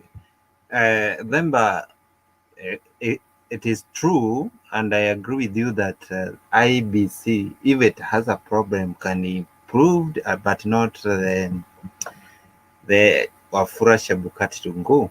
That's I can somehow agree with you.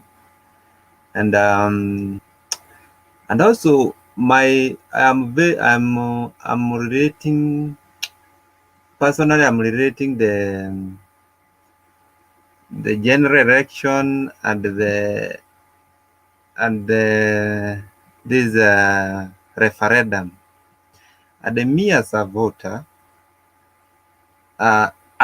of no to BBI, if it's come at all, I can go to court and say and argue that if IEBC is not well constituted and I don't have confidence with it, or there is some less confidence with it, I don't think my no votes will be properly presented, or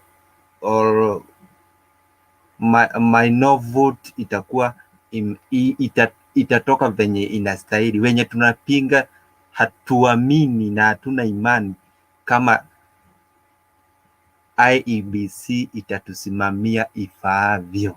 Asante. My question to my team of Hustler Nation is this.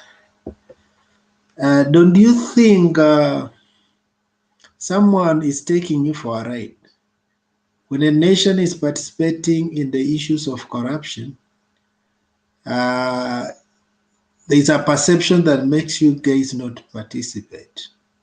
When the nation is participating in the issues to do with constitution, there is a perception that makes you guys not participate.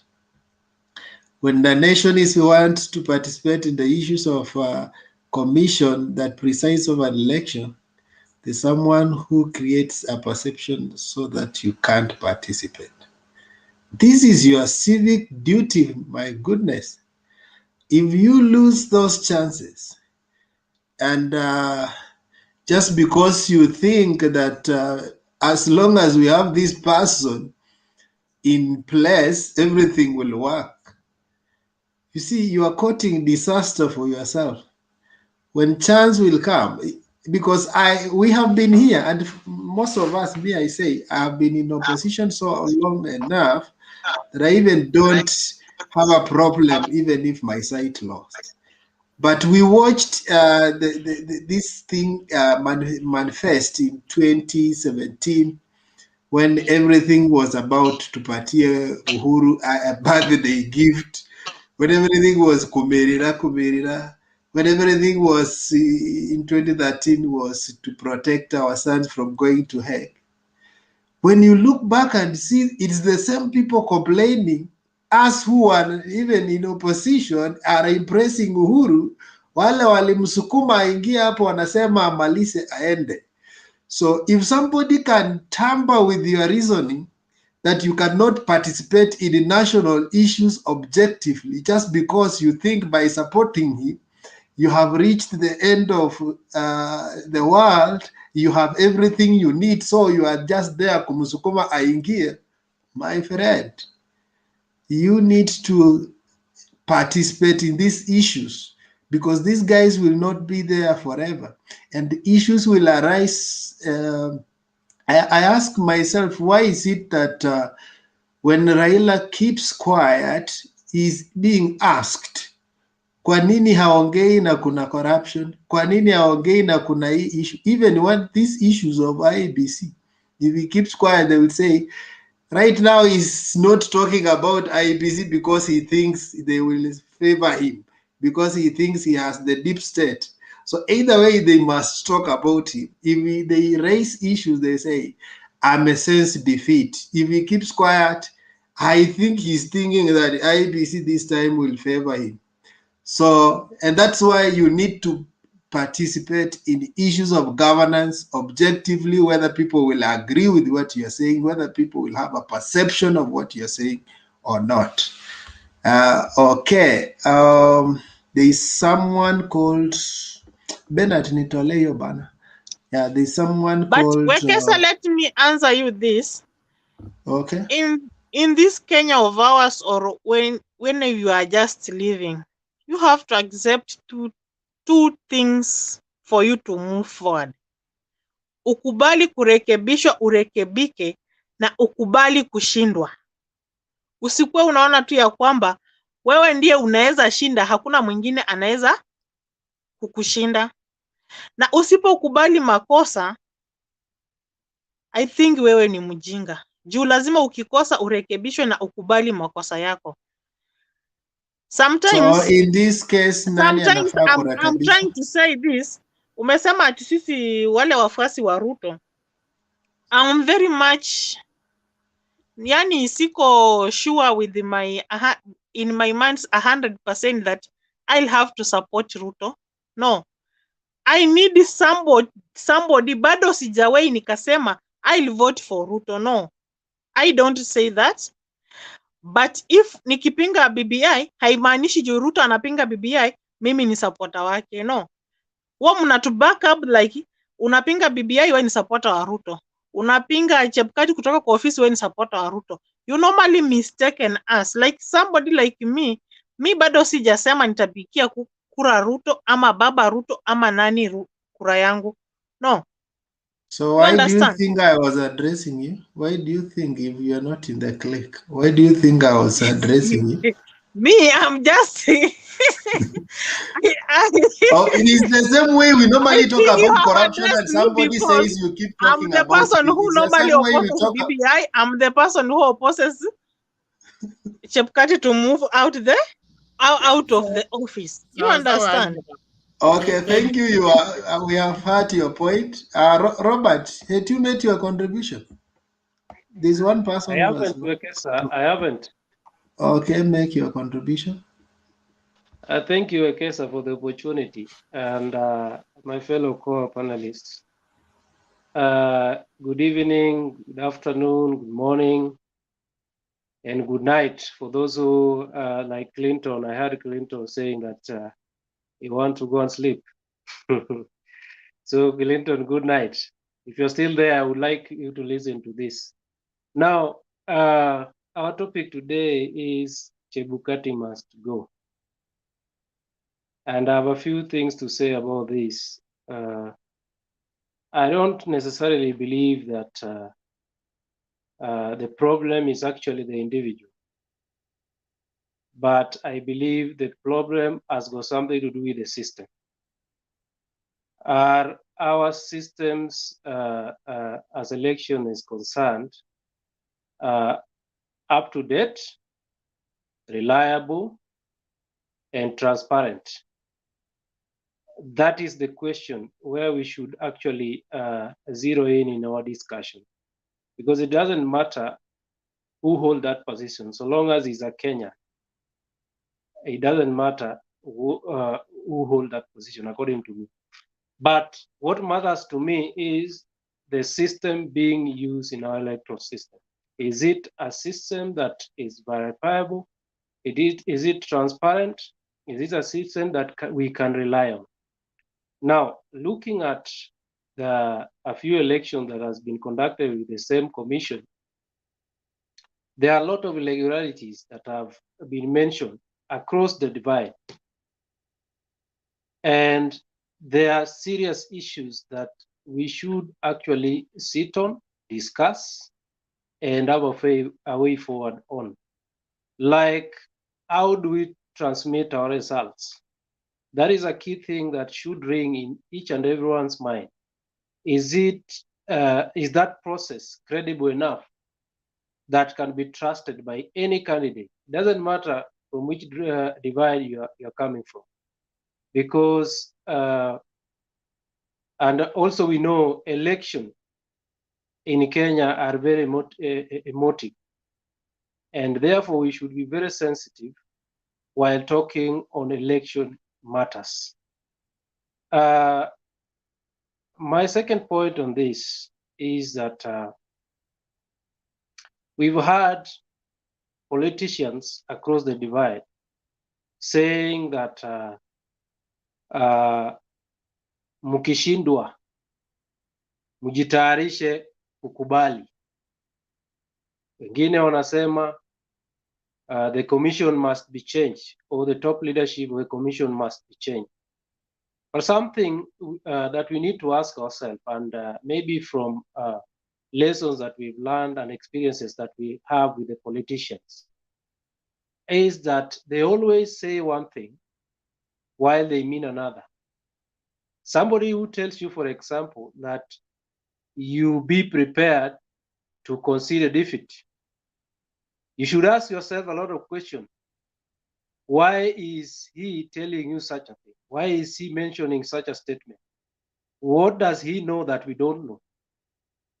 Is it that there is something that he's already prepared with and is confident enough that that thing must just go that route, and therefore is preparing a certain or his supporters or Kenyans to start thinking along a certain line, that there are people in this country that are perennial complainers, even in cases that they don't win. They always see themselves as winners. So that is also, to me, as a propaganda. While we should concentrate on important issues like our systems, our electoral system. There are people also complaining about who heads the commission. And I've said earlier that who heads the commission is not an issue. The individual is not an issue. The issue here, the system that individual is leading, is it a workable system? Is it a system that can be relied on? Is it a system that is transparent? Is it a system that can be verified by someone else who is not a party to anything as elections is concerned? I've had debates across the divide and saying Chebukati, wataneni na Chebukati. Some are also saying Chebukati needs to be looked at, and we need to, the likes of Bernard, that we need to actually interrogate. I don't know what you're interrogating. Is it the conduct? Is it the personality? I don't understand. But to me, it is the system, and I wish we had that system that the late Mshando mentioned on KTN before he met his untimely death.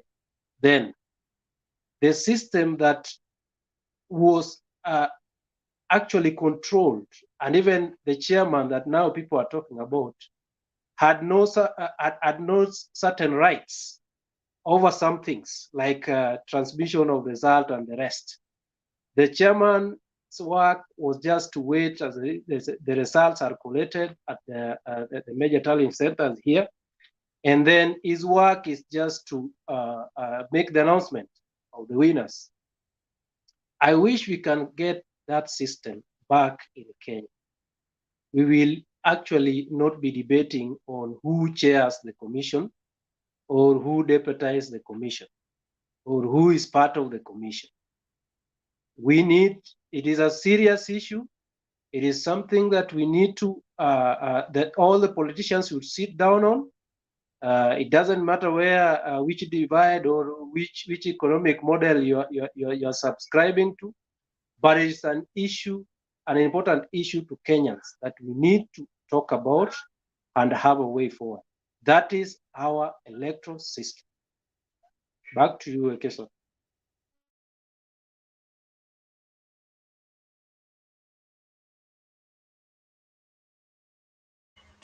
Bernard.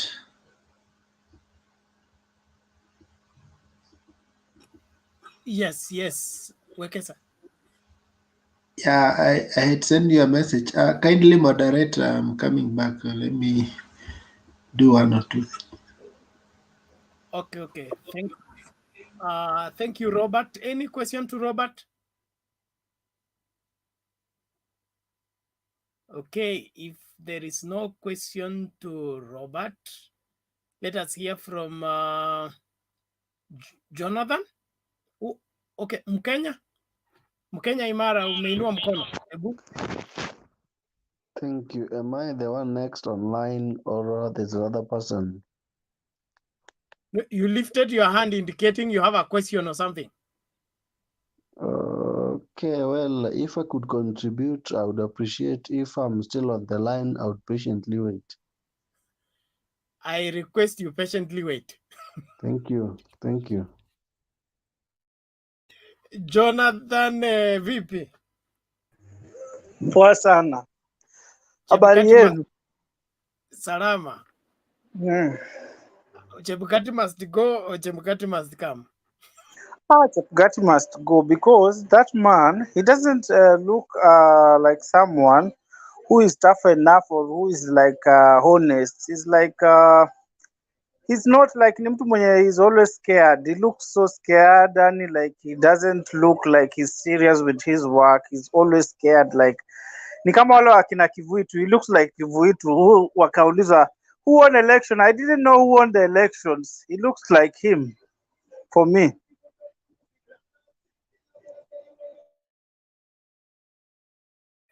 Sawa, thank you.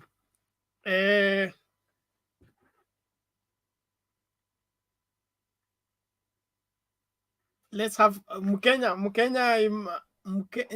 Imara. You're right.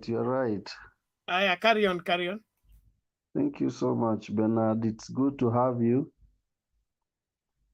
I want to reiterate the fact that you have always had very, very informative contributions. Thank you, Sarah. Sarah Kabon. Sarah, na kuona leo umetulia vizuri. Hao watu wamekupatia nini? Hausikiki, umemute. Sara unmute ndio Hakuna kenye wamenipea. upokee salamu. Unajua Sarah, Nimepokea. nimelifanya huko kwenyu. Wapi? Huko Baringo. We need to talk. I've been to Chemolingot and Koloa and Nginyang and all those places. Nimekuwa huko leo hii sasa, leo hii. Nginyang ama wapi? Nimetokea Chemolingot, Nginyang. Tutaongea. Bas, hit my inbox. Thank you. Now, Bernard.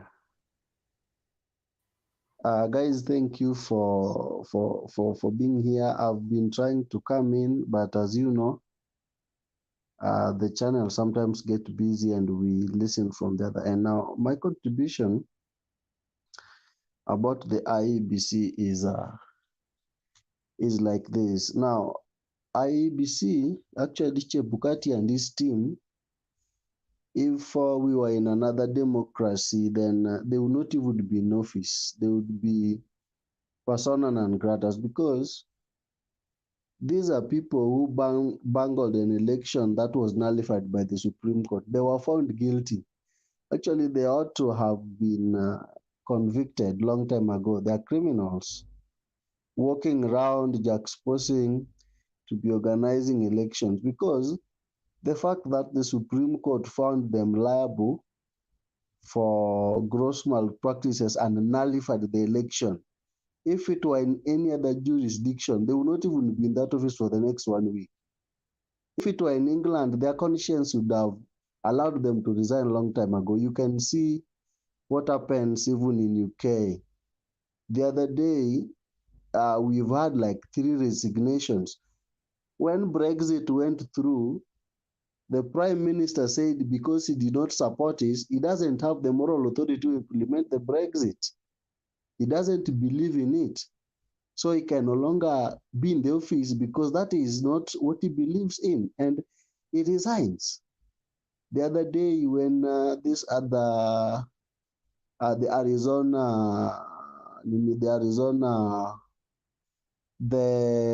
I don't know, it was the Senate member or somebody, one of the leaders in Arizona, was found liable for sexual harassment. They didn't wait to be told to resign. He just resigned. That's how these mature democracies behave. This is the same IBC that engaged in the chicken gate scandal. The people who are found liable from the other end in UK have served their 3-4 years in jail, while Chelobeb was pushed out and the bald Chebukati is still juxtaposing around with all the chicken gate and all these things. And so in mature democracies, these people should just have gone out of the office long time ago. It's only that our systems are a bit different. And so these are criminals that are still eating taxpayers' money. And if anyone would say they are supposed to go, si ati wanaonewa, they are supposed to have gone long time ago, actually. They are supposed to have gone. But that is the other end. This other end also, you know, wanasema watu Kiswahili wanasema ati mgala muue lakini haki yake mpe.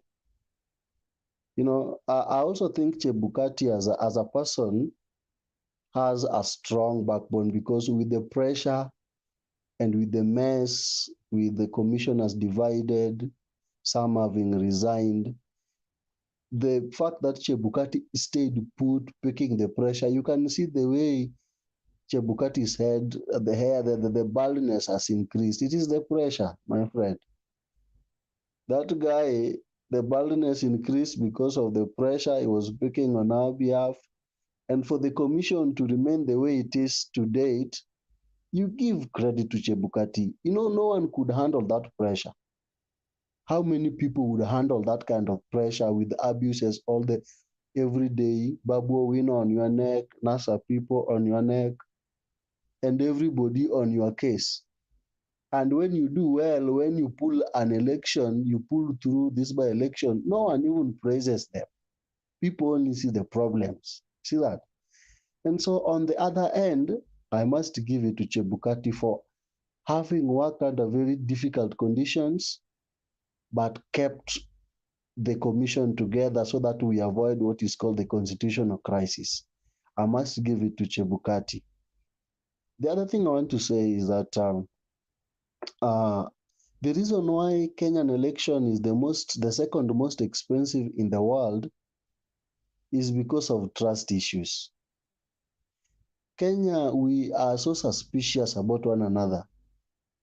And that's why we are going to still have problems. It's not even about the commission. Even if my father was put there, unfortunately, I'm a total orphan. I don't have a father. I don't know. I'm too old to be adopted now, unless the Chemolingot lady want to come so that we are on a light note. Now, what I'm saying is that we really don't trust one another. We really don't trust one another, and that is the main problem. So the problem is not even changing people, because we will still get some Kenyans to come and sit there. And if we don't work on trust, then we are still going to have a challenge with the Electoral Commission. Because these are Kenyans, it's about us. We are not bringing angels. We have tried the political party's way. We had problems. People were bored. One moment, Mkenya Imara. How do we work on trust? Are we going to preach it, enforce it? What do you mean work on trust? Thank you very much. Good question. I don't want to claim to really have a perfect scenario or a perfect answer for this. But suspicion and trust is an issue that is across the board in Kenya. It's just everywhere, at your workplace, at home, everywhere. So what I would want to say is that in our political class, we must come to a point where we can allow the institutions to work. You see that? The politicians should just allow institutions to work. Like IEBC should just be independent. Let's give them the benefit of doubt. But the problem is that we are suspicious of them. Even if we took someone else, even Gidongo, and put him there, if anything would go wrong, because now you look at the way people like Musando were dealt with.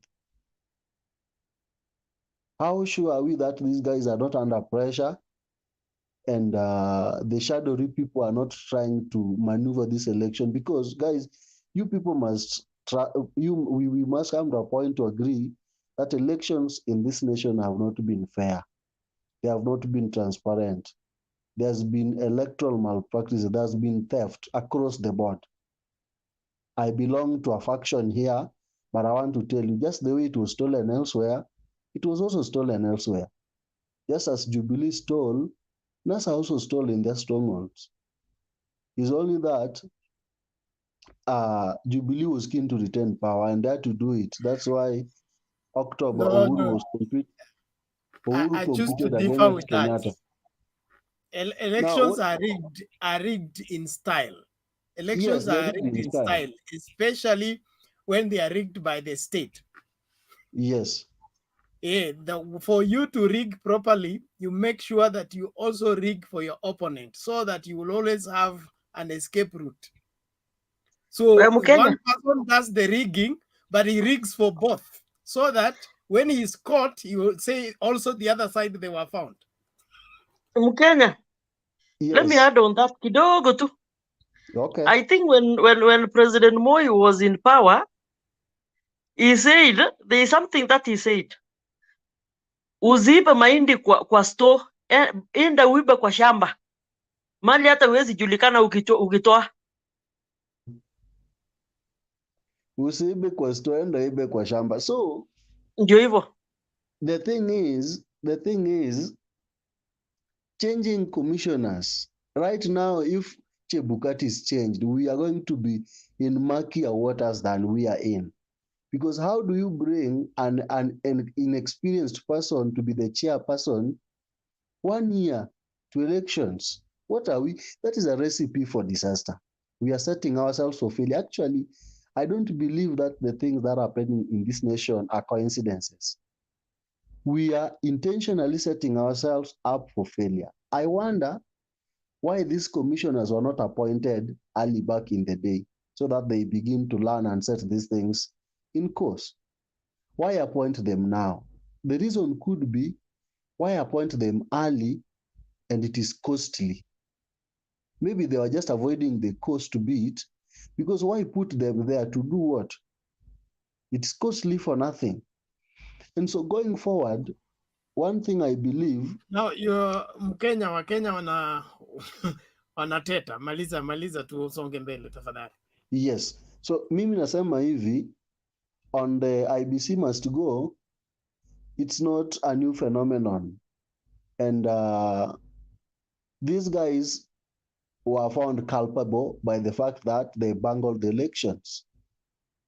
And they are criminals, they should have gone. That is the position. They should have left a long time ago if they had a conscience. By the fact that the election they presided over was found wanting and thrown out by the Supreme Court. If they had some little integrity, they should have just said, we are sorry, Kenyans, I think we messed up and we want to leave. They should have left. Now, I think if we were honest, we would have just found a good way of working through and not bringing the IEBC must go now, because I think it is too late in the day. We have made considerable progress, and these guys should be allowed to just do their work. Because if we begin IEBC must go, I think we may not really be going in the right direction, because if we are interested in having elections in 2022, then we must find ways of strengthening this commission, ensuring that we give them the maximum support and trust so that they deliver these elections as it should be. And finally, I want to stress as I finish that their going is not a matter of politics or what. It must be politics, but they should have gone long time ago. But because we chose to allow them sit, I think it is too late in the day to begin demanding that Chebukati and the other guy should go. Let them give them support and allow them to finish their term. Okay, thank you. Let's now hear from community ancestor. How many minutes? I'll give you 2.5 plus a quarter. Okay. Yeah, very nice. Now, in fact, the issue of Chebukati being in the helm of IEBC, in fact, this one is really worrying me as far as 2022 general elections are concerned. Why? In fact, in last year, 22nd October, there was news which was laid on KTN television, in fact, which was indicating about the issue of BBI, because that is when, in fact, it was rumored that if BBI report was going to sail through, Chebukati and his team were to be sent home. So in fact, when Chebukati heard of this very issue, you saw what happened. Number one, Chebukati made it hard for the proponents of BBI to first of all issue 90 million to verify signatures. Number 2, IEBC sent 2 bills which was repeated into the counties. You saw that issue being raised. In fact, it had a problem. And then number 3, IEBC deliberately wrote that BBI is banning preachers initiative. I saw it, but BBI came and said, "Oh, that is error method." So in fact, when I just look at these very issues, I see that Chebukati and his team are so bitter because they know that once BBI was to go through, these people were to be sent home. Reason being, in 2017, that election which Maraga annulled, they are the one who bungled it. That is why, in fact, BBI was bring hard against them. But now, Chebukati is not going anywhere. He is going to oversee 2022 general elections. This is a very bitter pill. Both sides, we have to swallow. It is up to Chebukati to ensure that we don't want any bloodshed in this country, because at this very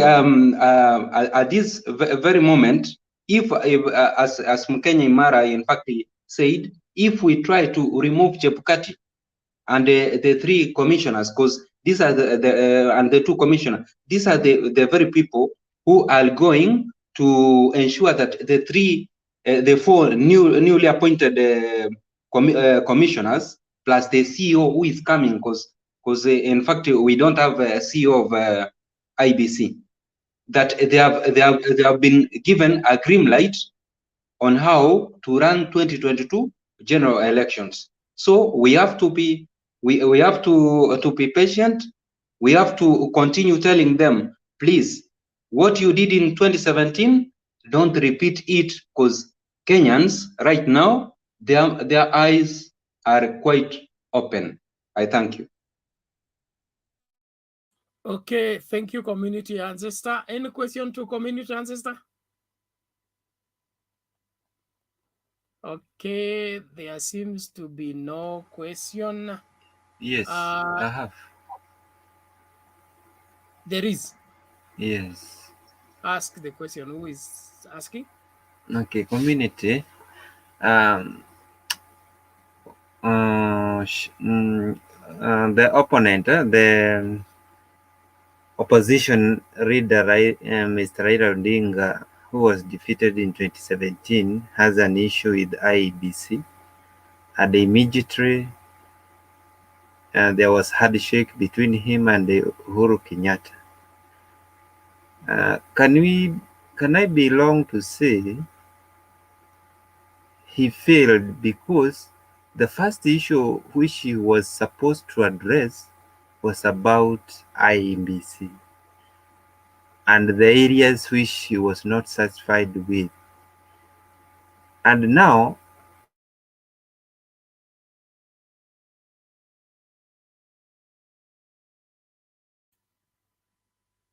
I think Ruben is having problems. I've had his point, his question.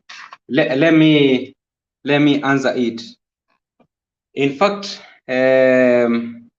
viewers and the panelists, Raila Amolo Odinga, when they did handshake with his brother, as he say, who is Uhuru Muigai Kenyatta, my lovely president. In fact, what Raila proposed is that because 2017, Chebukati and the remaining 3 commissioners, because the CEO already is no more, is farming in Trans Nzoia. We have to ensure that in BBI, we lay strategies of ensuring that these 3 commissioners plus Chebukati, they have to go home. But what did happen? William Samoei Ruto and his team have put hurdles on the way until 1 year to election. Still BBI has not gone through. So which means Raila Amolo Odinga, in his mind, through BBI, already the 3 commissioners and Chebukati and the entire team which bungled last general election, that is 2017, before the repeat, already this issue was to have been dealt a long time ago. But now, look, we 1 year, no less than 1 year to elections. We cannot we cannot be able to change these very individuals. Yeah, we can't. So we have to go with the Chebukati and his team.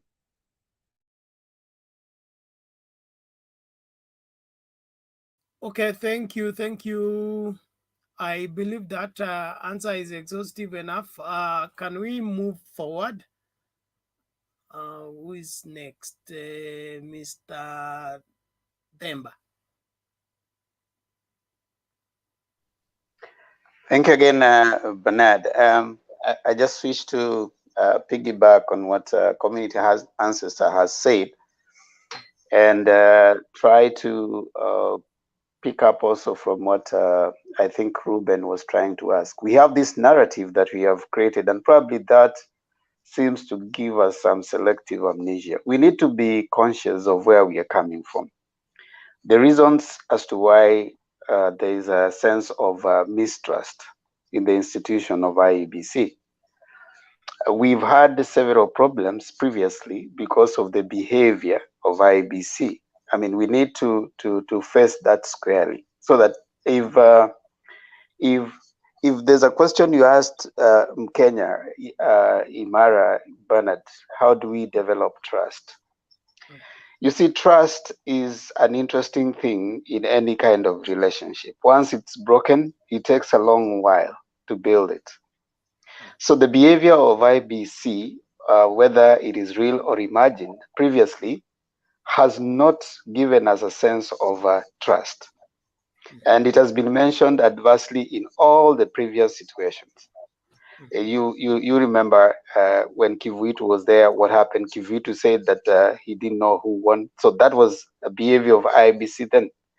Then come 2013, it was contested, went up to Supreme Court.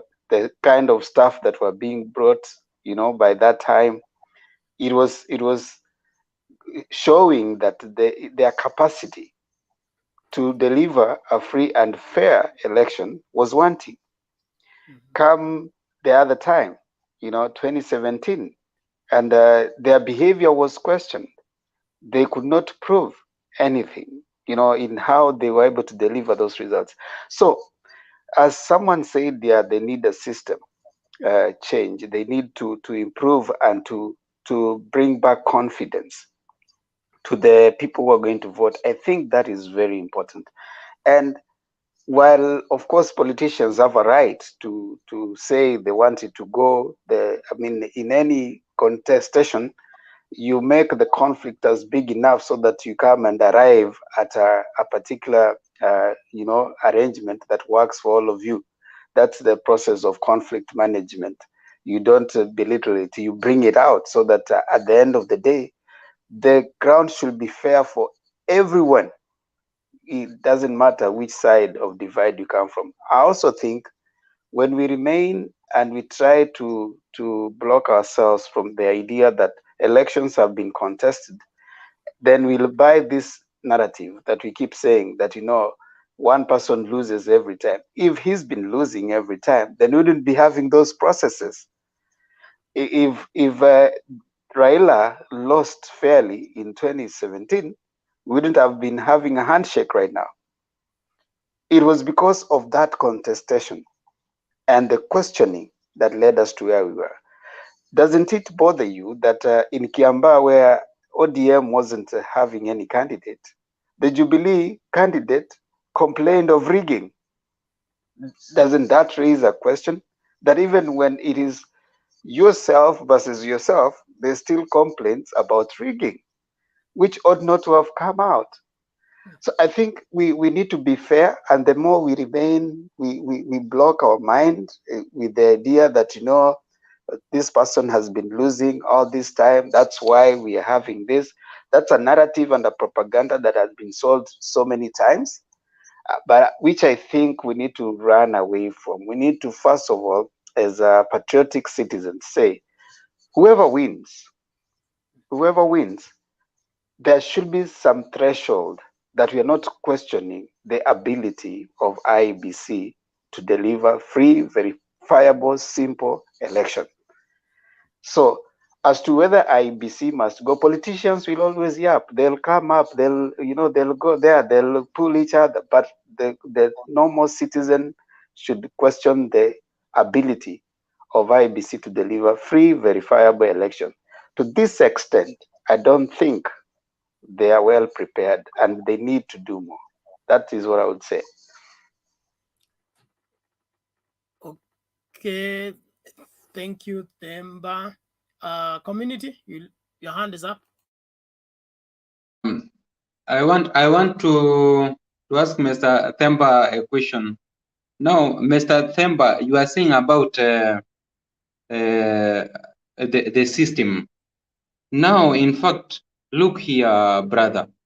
2017, the automorpho servers, which were based at France headquarters, still those people, in fact, are sleeping. They haven't opened that server because the court said so. Now, these 2022 general elections, will the same system recur, or because in fact the system, I'm having a question mark on it.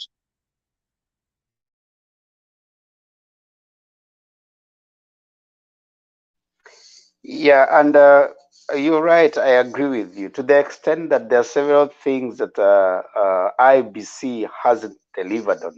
IBC hasn't, as far as the court directions previously, their lawyers fumbled. You know, there was even a question that was being asked the lawyers they brought on board, that if a vote has not been casted, what is it? Where does it go? You know, that was an interesting scenario during the proceedings. So yes, I agree with you. There are several aspects of IBC that need improvement to this day. So the question you're asking is a question of the system. Their systems have not yet been put in place, and to this date, that's why I say they need some internal, work. There was a disagreement between Akombe and the CEO and Chebukati. You remember? That means that internally, I don't necessarily, for me, say that Chebukati, if he goes, fine. If he doesn't go, that's fine. But IBC needs, as an institution, to bring back confidence to us as a people, because the signs of the time, because we tend to infer based on what has happened, the signs of the time, Matungu, Bomachoge, and the most recent Kiambaa by-elections have shown that there's some problem with IBC.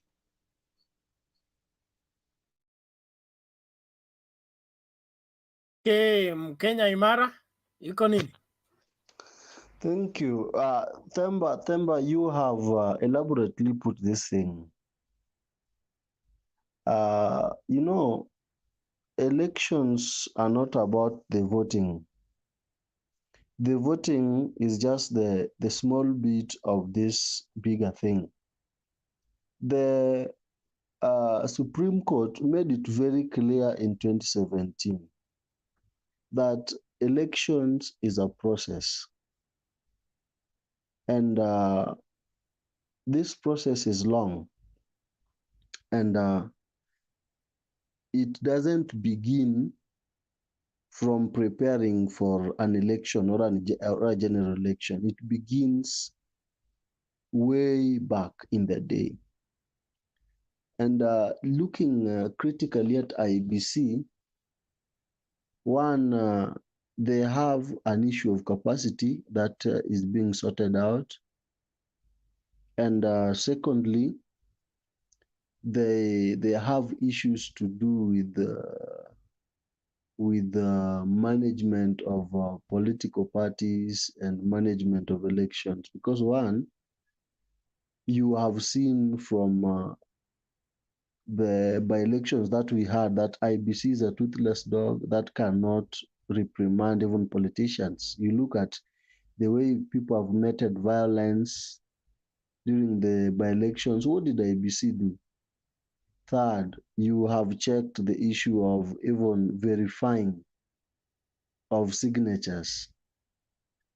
That is an issue that's still going to bring problems because there's a lacuna. IEBC has not even bothered to establish how they can verify the identity of people. Fourth, you have seen the issue of the certificates, the qualifications for vying. It is still 50-50. People are not aware, and these are things that they need to come very strongly on as an electoral body. Fifth, you saw the issue of campaign capping regulations. They are waiting until 1 year to take this thing to parliament. And McHugh, can you imagine they copy-pasted? They just brought the exact document that they were chased with in 2016.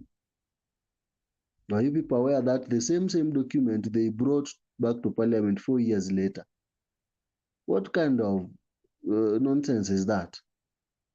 They have sat on that document, they have not improved it, they are bringing it late, and they are bringing the same document. So I am even in doubt whether IEBC has sat down, looked at the Supreme Court judgment that nullified the election and corrected on the things that they were told to work on. I am not very sure. One, even on the issue of the features, the election features, that was an issue with the Form 34B and 44A. We have never seen IEBC mobilizing on even how to do connectivity, try get connectivity in the areas that brought problems, where the presiding officers got lost. They could not be found because there are no network coverage. As institutions and independent institutions, let me tell you, even this was started, some of them, they lobby for Kenya Power to go and, when you want something done, they just lobby for it to be done. They must show that they're doing something to prepare. I am telling you, the problems we have had in 2013 and 2017 are still there. There's going to still be a big problem with network coverage, a big problem with electricity. We are going to have serious issues of violent and election malpractices. And the people who do these things are still around. However, you must also see that IEBC has been suffering from deficits in funding. IEBC has not been properly funded. And the reason why I think that the government doesn't seem interested in funding IEBC is because IEBC has not proven to be worth funding. I don't think they have shown that they're serious enough to get some good funding from parliament. How are they supposed to prove to be worthy of funding? By the way, for your information, I work with the government, and I know how these things run. And so my question is, you have appointed me. I am in office. That office needs to be functioning. In fact, the existence of the office is to solve a particular problem. Now, when you refuse to fund the office, let me tell you, where we work, I will not disclose. Budget is negotiation. You may want to be doing this. That is a part of your core mandate. But when you go to budget negotiations, those people say, "Bwana, this thing we don't see. You've not proven that it should be done, and so we are not giving you this money. We are reallocating it elsewhere." It's very rigorous. It's actually a very rigorous process doing budgeting. It has begun for 2022, 2023. It has begun right now. And so every institution must prove, every institution must prove that they need that fund. You know, government money is not just given as a token. You can just sit there, you're just given recurrent for salaries and for buying tea and for buying gazette, and you are done. There is no development voted you are given because you are not negotiating enough. You are not proving that you deserve that money. You see that? IBC is being asked, why do we have a very expensive election? Why? Why do we have a very expensive election? And so, as much as we blame IBC, there is a community. It's just a universal issue, is a community issue, is a national issue. But I think IBC should be more proactive in demonstrating that they need money and they are willing to do the right thing. Finally, I'm even suggesting that instead of having all this chaos, we can outsource. Why don't we outsource electoral managers so that we don't manage it ourselves? Because it's difficult to trust one another. As we build on this fabric of trust, we can go the way of outsourcing. We can even go to Ghana, because Ghana has been doing a good job with the elections, and outsource. Say, guys, hii kitu tumejaribu and it is messing us up, because I want to promise you every electoral year, campaigns begin 2 years before the election. Like Tanga began when their duties, they were saying their duties were taken from the government. And so they began to campaign, to go to churches and to carry money with sacks to take to churches, as it is being said. And they said they are reading Mathayo 35, 7, Mathayo 7. Wakisoma Mathayo, wakitoa pesa, which is, anyway, I'm not saying that. That's their position anyway. But as they read Matthews and, dish money, and sell the economic bottom up and all that thing. And, you have been here. And they have been, the politicians are very funny animals. These guys have been campaigning. And when you ask them, they'll say, "Atitulize anybody, hata tujaanza." They have been campaigning from 2018, even earlier than that. And they are going to campaign another 2 years. So we actually have around 2.5 years to do development, simply because of our elections. Now, the other thing, I was saying that if we could even outsource, if we can't manage our own elections and we continue to, because I want to promise you, it's likely that we may not get serious investments at this period until maybe 1 year down the line, if God will help us to have very peaceful elections without contestations. Because now investors know when election period comes to Kenya, economy will go down, people might not really invest. And so every electoral cycle, we lose a lot with the economy. How much can we save if we outsource? Those are proposals. If we can even say, we pick the Ghana Electoral Commission or maybe some experts to come and manage it for us, or we pick some Wazungus to come and manage it for us, so that we just vote and life continues like that, because we have issues with trust. And our IBC seems not to be serious. I think you've made your point. We need to move forward. I think I saw something like church and politics. Was it an earlier topic today, or I don't know? Bernard, allow me ask Mukenya a question. You have a question? Okay, ask quickly. We need to change the nini and move forward. Mukenya, I understand the suggestion that you are trying to put across. But now, as a country, we need to be independent and actually support the independency of our institutions that we've created, because we don't just wake up and create institutions. These are opportunities, also employment opportunities that we give to our fellow Kenyans. So if you were to go by your suggestion that we outsource, when will we have built our institutions or improve their independency?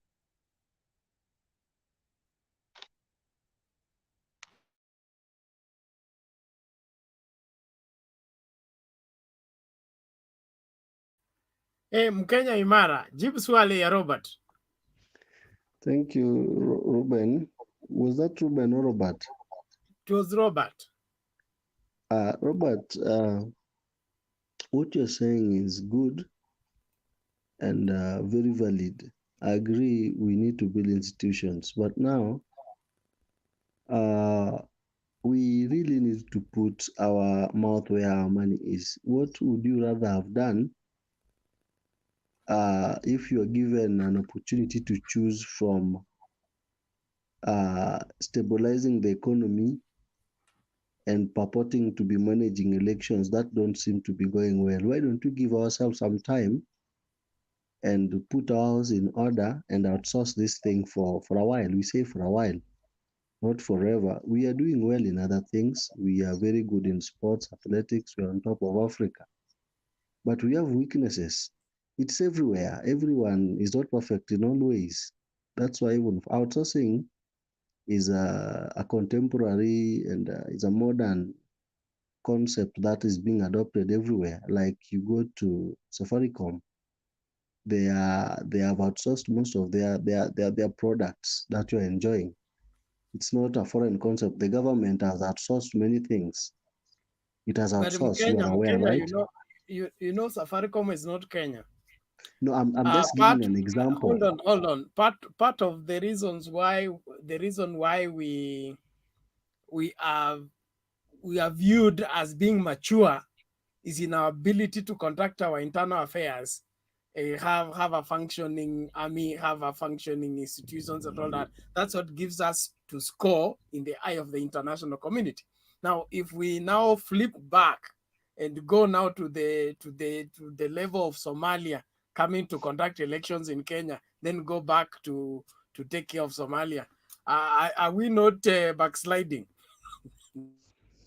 I would be the devil's advocate today by pleading temporary insanity on these matters and thinking crazily out of the box, because if we don't deal with the elephant in the room, this is just another wild proposal. I'm just thinking wildly.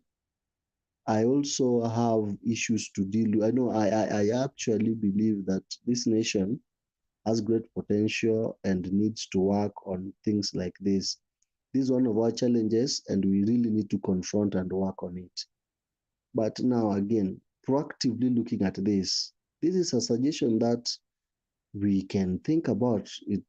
We are allowed to digress. So bear with my temporary insanity. It is okay. But now, what do we do when we're in the market? For how long are we still going to really have to battle over elections and make it an issue of life and death?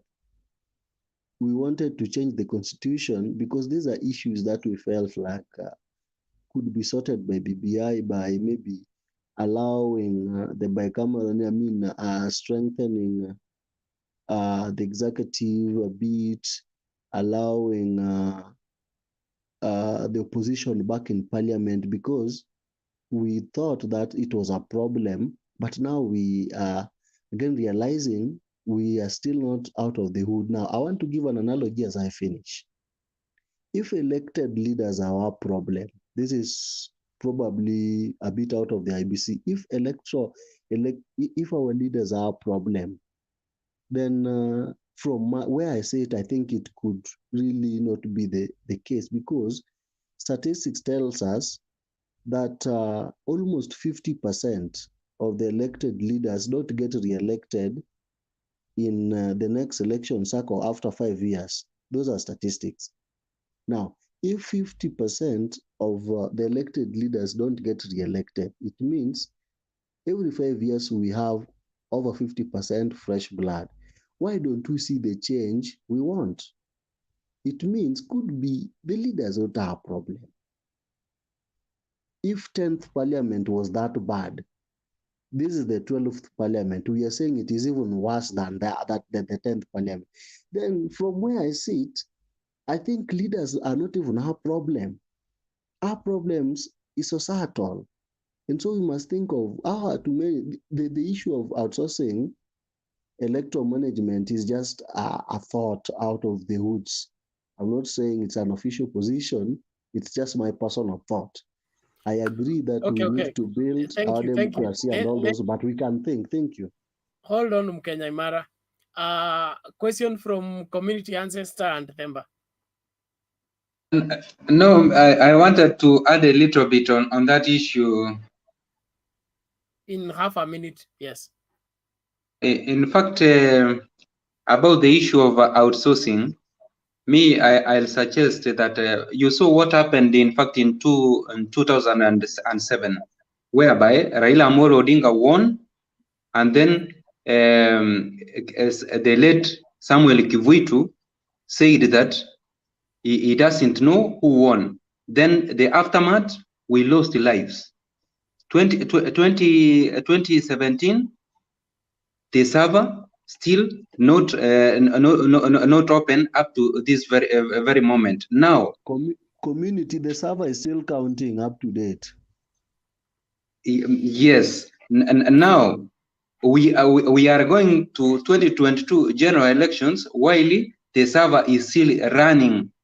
So maybe Uhuruto, their figures is over 200 million votes. Now, 2022 is here with you. The likes of Ruben, Robert, the likes of Mkenya Imara, Chebukati is in the midst, okay? If what Uhuruto did to Chebukati, okay? If let's say they give, that's an example. If they give money, right now, Raila Amolo Odinga, who is with the deep state, what if they give money to Chebukati and he do contrary to William Samoei Ruto? What will happen after that? So please, what I'm suggesting is that let there be sanity in our electoral systems. I thank you. Yeah, can I contribute a little bit? I know I just came in. Hold on, Andrew. We are coming for you later on. Themba, what was your Yeah, my input to Kenya Imara was on two things. One is the funding bit. I don't think it's in my view the correct position to say that IEBC has to prove why they should be given funding. The Constitution creates the body, IEBC. So it's incumbent upon Parliament to make sure that they are well funded to the process that they are having. Of course, over time, for one reason or another, they have not gotten their funding. But you see, they release their budget and they ought to be funded. If we are going to enable our institutions, then funding should not be based on proving yourself. The Constitution creates it. And so if the Constitution has created it, it's incumbent upon the necessary funding organs, budget office to do that. Just wait in Kenya, don't talk here. I also find a little interesting that would argue about IEBC and still think that we need to outsource other bodies to come and do, instead of strengthening the bodies that the Constitution has created. So outsourcing, in my view, unless we go again and remove that legislation that creates the body. If you are creating a body, you must work however long it will take to strengthen it, to deliver, as the Constitution says, a free, verifiable, simple election. I mean, that's a simple thing we need to demand of the bodies that we are creating. And finally, I think also it will be a little far-fetched for us to compare IEBC with the private entities. Let's just appreciate that the process of us developing our institutions, it's a journey. It's a journey. At every point, there's a milestone. At every point when you question, something happens. And this, I think, as we argue and as let's not go beyond the Constitution, what it provides for. And let's demand of the constitutional minimum. What does the Constitution say? Is it what we are seeing? That should be the benchmark. Is it what we are seeing? If that is not what you are seeing, let's demand for it. Can I contribute or not? This thing will get out of my head. Hold on. Andrew, hold on. You see the way hands are up. No, I know, but there's something I just want to say before. Just give me a minute, please. Kwanza tafadhali. Subiri kwanza. Mute your mic or I mute it for you. Okay, Ruben. Okay, I think recently we have had some issues from a very close deep state members on about postponing the 2022 election. And me as one of the member of, I can just say it is one of the attempts to bring the idea of postponing 2022 election. Thank you. So Ruben, let me get you clearly. You said you as a member of, you did not tell us which member you are. Then you went ahead and said another scheme to postpone the election. Can you come out clearly? What is it that you're saying? No, I said if we have had some people like senior deep state officers saying that 2022 general election should be postponed to give a room for either BBI implementation and so on. And all of a sudden, less than a year, and you have 5 years, the same group come up with an idea to change IEBC chief officer. Now, if you relate the idea of postponing 2022 general election and the idea which has been brought in by the same camp of deep state that we should remove Chebukati, and I'm sure you know it is not something that you woke up a day and you see this is a chairman or X and Y is the chairman and so on. It is a process. Why can I not argue it is an attempt to bring the idea of postponing 2022 general election? Okay, thank you. I get your point. I'll react on it later. Andrew. All right, so anyway, my thing is so simple. Yes.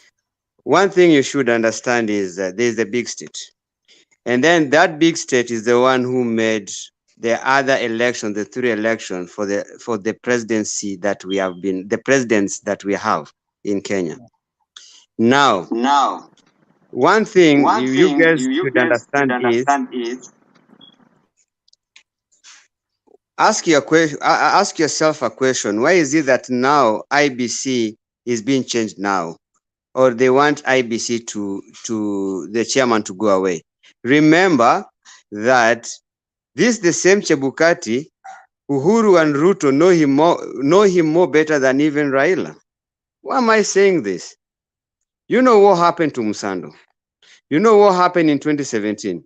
You know what happened in 2013. So for it to come up now, there's a reason behind the big state. And let's have that behind our thing. There's a time I said here in this panel that when you have an wound, that wound, when somebody pocket, it pains harder.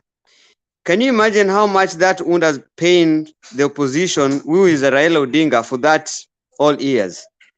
Can you know how he's gonna pain for the next person who is gonna run for the first time on his presidency? It's gonna pain very bit. So the sweetness of the wound, let's pin it down to that. Thirdly, about the Election Act and other stuff that we are talking about, I agree with IBC that we need to put gaps and everything on the like we don't have to make the election to be a very big thing in Kenya, because that's where the corruption comes in. And that's why I'm telling you, when you hear when Raila said some days back there that an election for Kenya we need to make maybe $1 Andrew, please. Let me finish. Andrew, please. It's my Before time. you finish, It's my Andrew, time. please. It's my time. It's Okay, your it's my time. time. Yeah. Okay. Why are you talking? Can I be protected because it's my time. So now we want to sleep, but no, we want to sleep. I understand, but I'm just trying to tell you. My last point is this: the chances of election not to happen in 2022, yes, it's there, not because of IBC. There's a time I said somewhere in another forum that look at Somalia. The Prime Minister came up with some other funny stuff. Wait until August 20th, then we will know if we have an election in 2022 or no. But I can tell you, the decision of the next 2022 election will be determined with what will come in August 20th.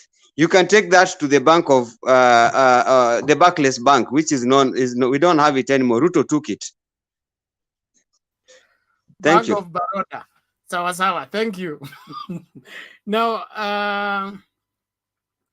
there is something I wanted to ask, and that is, don't you think the problem is not IEBC but a predetermined election? A predetermined election whereby the competitors go into the election not to compete, but for somebody to have a specific outcome. So and so must win by hook or crook. Yeah, it is. It is. That's what happened in 2017. That's the truth. And then if Ruto win, he's not going to be announced the president. But if Kalonzo win, maybe they will announce him, but not Ruto. Now, thank you, now, Andrew. Question. Yes, ask. I have a question for Andrew. Ask your question. Mr. Andrew. Yes, I'm here. I'm asking, is William Samoei Ruto part of a deep state, yes or no? William Samoei Ruto is part of the deep state, but the deep state that he is in is the same as when Raila was in the Kibaki government. He was part of the deep state. We knew that we have the deep state, but we didn't understand how the deep state works. Now William Ruto Ruto is suffering from bipolar. He doesn't understand what's going on in the government now. He's part of. He believes in the deep state, but on his dream, but not on the actual facts.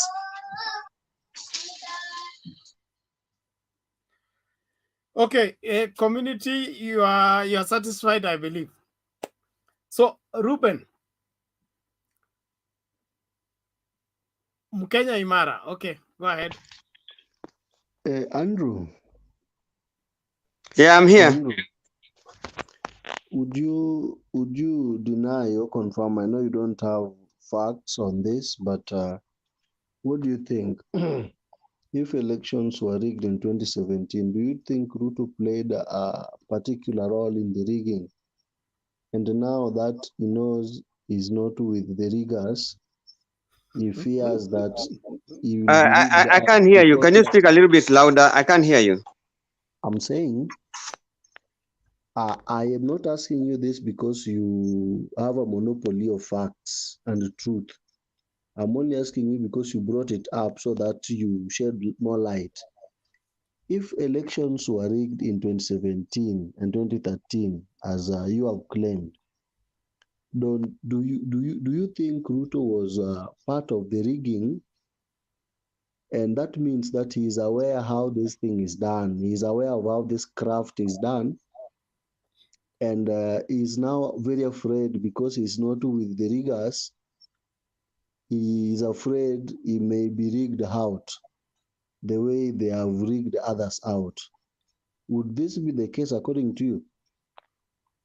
Answer you in a very simple way. Yes, he knows that. Why am I saying that? I have facts. And that's the reason why we have handshake. For that handshake to happen in between Uhuru and Raila, there's a lot there. It was talked behind the scene. All right, that one you can take it to the Bank of Baroda. Secondly, he knows how the system works. He knows how they did it, because for you to catch a thief, set a thief. So he knows. But now that's the reason why Uhuru did not even change the. Ask yourself why Chebukati have stayed in office 3 commissioners for the last 3 years. Now they have just made the commissioner like the other day. Now Chebukati appears now, he's the next target. Trust me, chances are we are not going to the next election with Chebukati.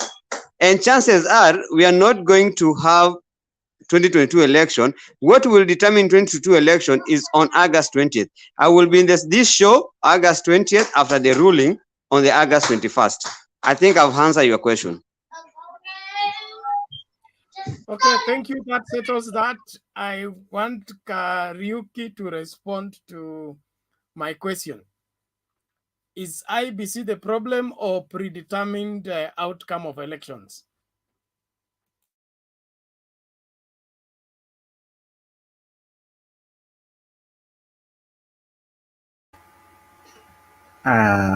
Personally, I believe IEBC is not the problem, and it is predetermined of the election. Can I add? Carry on, Themba. I don't think there's anything wrong in any political outfit to think that they are popular. That's the practice all over. To date, in the US, Trump still believes he won, and even after the swearing in of the president, there's nobody who goes into political competition with an aim of losing. In Tanzania, just across, you have the other guy who was the opposition guy, still believing that he won. So it is the nature of politics that when you are going there, you either imaginary or realistically, you need to blow up your popularity. You know, like right now, everybody from UDA, if you talk to them, I mean, they say that they are on the ground. Everybody's on the ground right now, and according to them, everybody is supporting UDA, even though the by-elections in some situations have given us different results. So, is it wrong for a particular political outfit to say or to think that they are going to win? No, it's not wrong. It builds confidence. Anybody who is a soldier, you have to build confidence on your troop. So The UDA guys are building that. The opposition guys are building that. That hey, we know we are popular. We know we are going to win. But So Ben, it is. Let me finish. It doesn't matter what the politicians are doing. The institution has to do its job. Whether these people they say they are going to win, whether all of them are saying they are going to win, it doesn't matter. The institution mandated to do its work has to do its work, deliver. You see, like in the US, it doesn't matter what Trump said, it delivered the votes as they were. So whether he refuses to accept or whether he accepts, that's a different thing. So I think inherently, IBC ought not to blame the politicians. You know, you don't blame people. Do your work. Now, has it done its work right now to an extent that is satisfactory? It has been questioned. So for me, I think politicians have a right to blow up their popularity, say that I mean, it's a campaign period. It's a process of getting their voters, getting into leadership. So that for me, I yes, get sir. your point. I get your point. But my taking on the aspect of predetermined outcome goes down to our recent history, like 2007. Okay, everything was going Raila's way. It was on the screen, and everybody saw that. But we have a scenario whereby it is so much said that Kibaki has to win, regardless of what the screen has displayed, regardless of how many votes are done, so that the IEBC can be taken over. You remember that we had cases whereby the KICC, the police will come in, and then the commissioners are now taken over by the state, and then they are forced in a particular way in order to deliver a particular win. Now that's what I'm talking about, whereby you want to subvert the will of the people so that somebody's will is done, to an extent that the IEBC is taken hostage by external forces. This is something that is almost beyond IEBC, if we could look at it from how it is in terms of our Kenyan culture. Yeah, that's how I was telling you. That's how I was telling you in a very simple term. I will give you a very scenario. I went to school in Thika Primary and Thika High School. I had a very hard time even going to shower, and I had a very hard time when Kogalo was playing to support Kogalo. I will even go hungry. Why? Because I'm a Luo. Now, Raila can go to Mount Kenya. Why? I'm telling you the fact, and you can take it to the next bank, that this coming election, even if Ruto wins, unajua wembe ni ule ule, ili kunyoa ukanyoana ukafanya, and you know that Raila Ruto is a student of Baba and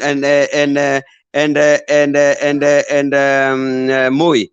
So this guy ni munoma, anajua kuchangana zote mbili. Sasa tusidanganyane, this guy, the only way they can stop him is uchungu ya wembe inakuja kwa kiara yako, and he knows that. So let's just be honest. Andrew, hold on. You're missing the point. I want us to look at this critically as Kenyans. Okay? Yeah, critically is. Yeah, it critically is. You're not listening. You're not listening. Yeah. I want us to look at this critically as Kenyans and the kind of society we want and the future that we are looking out to. We know that we have strong forces, okay, that can get their way regardless of who stands on the way. But that is not the way things should be done in a normal, right, democratic space. Okay. Now, putting that aside, or How do we find our way around this? Because it doesn't matter how much we force our way and get the wrong person in office, we will always get the wrong function. Like right now, the outcry is amalize aende. But when we were telling them that tano tena, it is going to be problematic, they told us, sisi ni analog au ni digital, au ni maombi, sisi ni uchawi, na hiyo maswala kama hayo. So I want us to look at this critically. Should we sit back and let the nation be held hostage by a clique of people who will always get their way regardless of the number of votes somebody gets? Is that justifiable? Or should we rise up and do something about it? Yeah, we can do something about it. But let me tell you something. Me and you, be honest, in this platform, what can you do and go talk to Raila? What can you do to go talk to Ruto? So the only thing we can do, the power we have is our votes. To try as much as we can, you as the host, we as the members who are talking here, to try and talk to our people back at home. I'm in America. I was in Kenya for 2 months last month, right? And what I was going back in Kenya, I talked to people. I say, don't come to me because you want money so that you can go buy alcohol, you can go buy food. I'll give you money because I want you so that you can develop yourself. So once we put that in your head, then it's easier for them, it's easier for the Kenyan community, our community in Kenya, to realize that. It's the same as in America. And I think I have one person here who is in America. In America, you vote.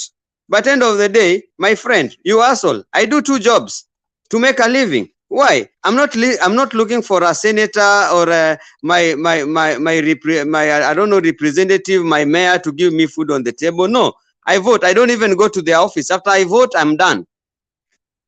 So that's the culture we need to bring in our community. And the only way we can bring this to our community is to get the right leaders. And how are you going to get the right leaders? It's you as the host. What you are doing now is the right thing. Thank you. Okay, thank you, Andrew. Temba, can you put in, give you a take on this, please? Yeah, I get what you're saying in terms of the predetermined by the people who are in power. You know, like what you've said. I think I gave a scenario some time back that there's the business community, the politicians, and then there's the security. So, as someone said, by the time you are getting to a point that you can capture the institutions, is normally that sense of I must protect power at any cost. And indeed, the only way to get that out is when you have, you see, like in 2002, when Kibaki was coming in, the masses voted overwhelmingly. So there was very little chance that anything would have been tried. And in situations where you turn down, I mean, you overturn the will of the people, it becomes ugly and it becomes very dangerous. The same thing we saw in 2017 when there was near separation of Kenya because people felt that their will had been turned. And if people held their ground, probably right now we wouldn't have been having Kenya as it is right now. Now, the question you're raising, that how do we make sure that whatever it is, indeed right now, when you listen to the Tanga guys, there has been a discussion around deep states and all that. You see, that's creating some narrative that is preparing for whatever it is that is going to happen.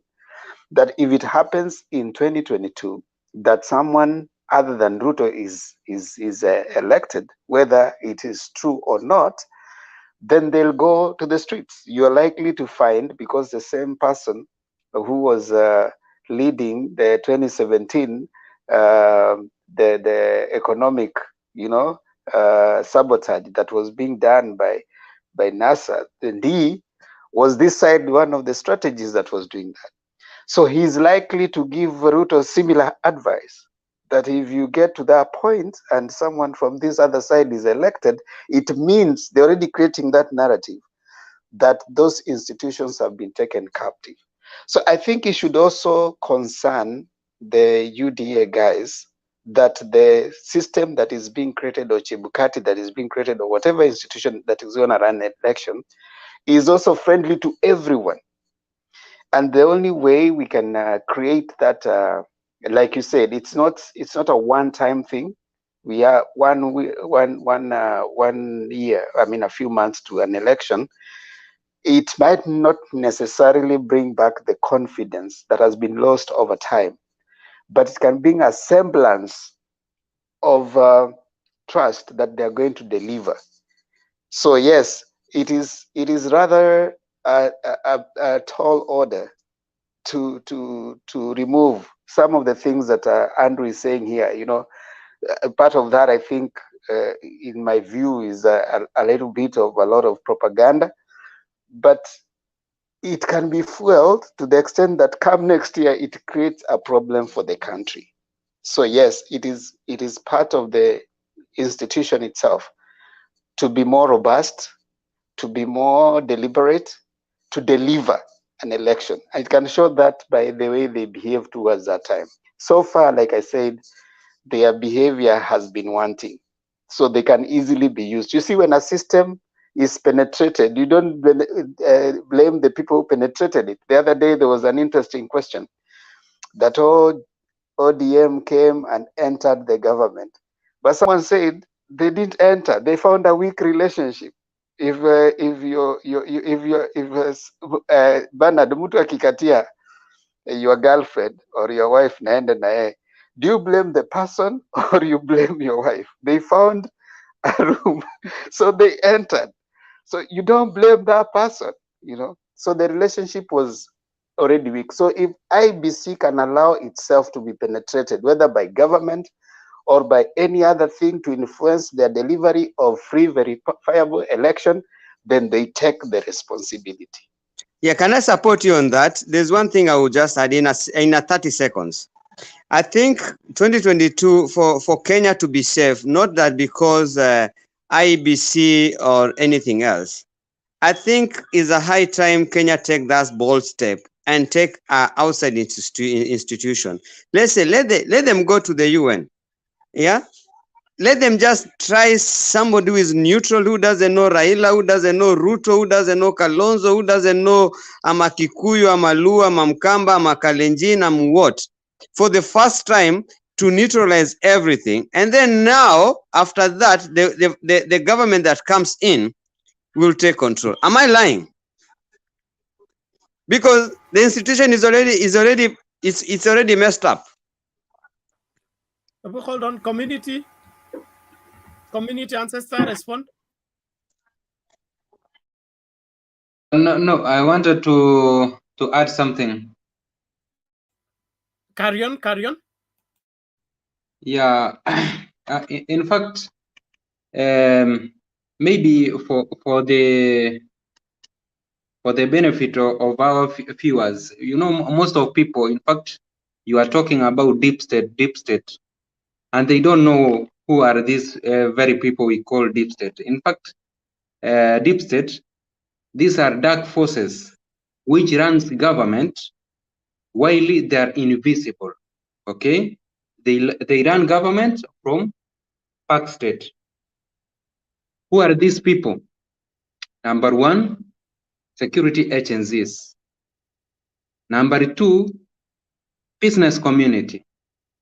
Number three, the state itself. Now, 2022 has come. I want to agree with Andrew. I don't want to see a scenario whereby, in fact, we will come here on September. Then Bernard,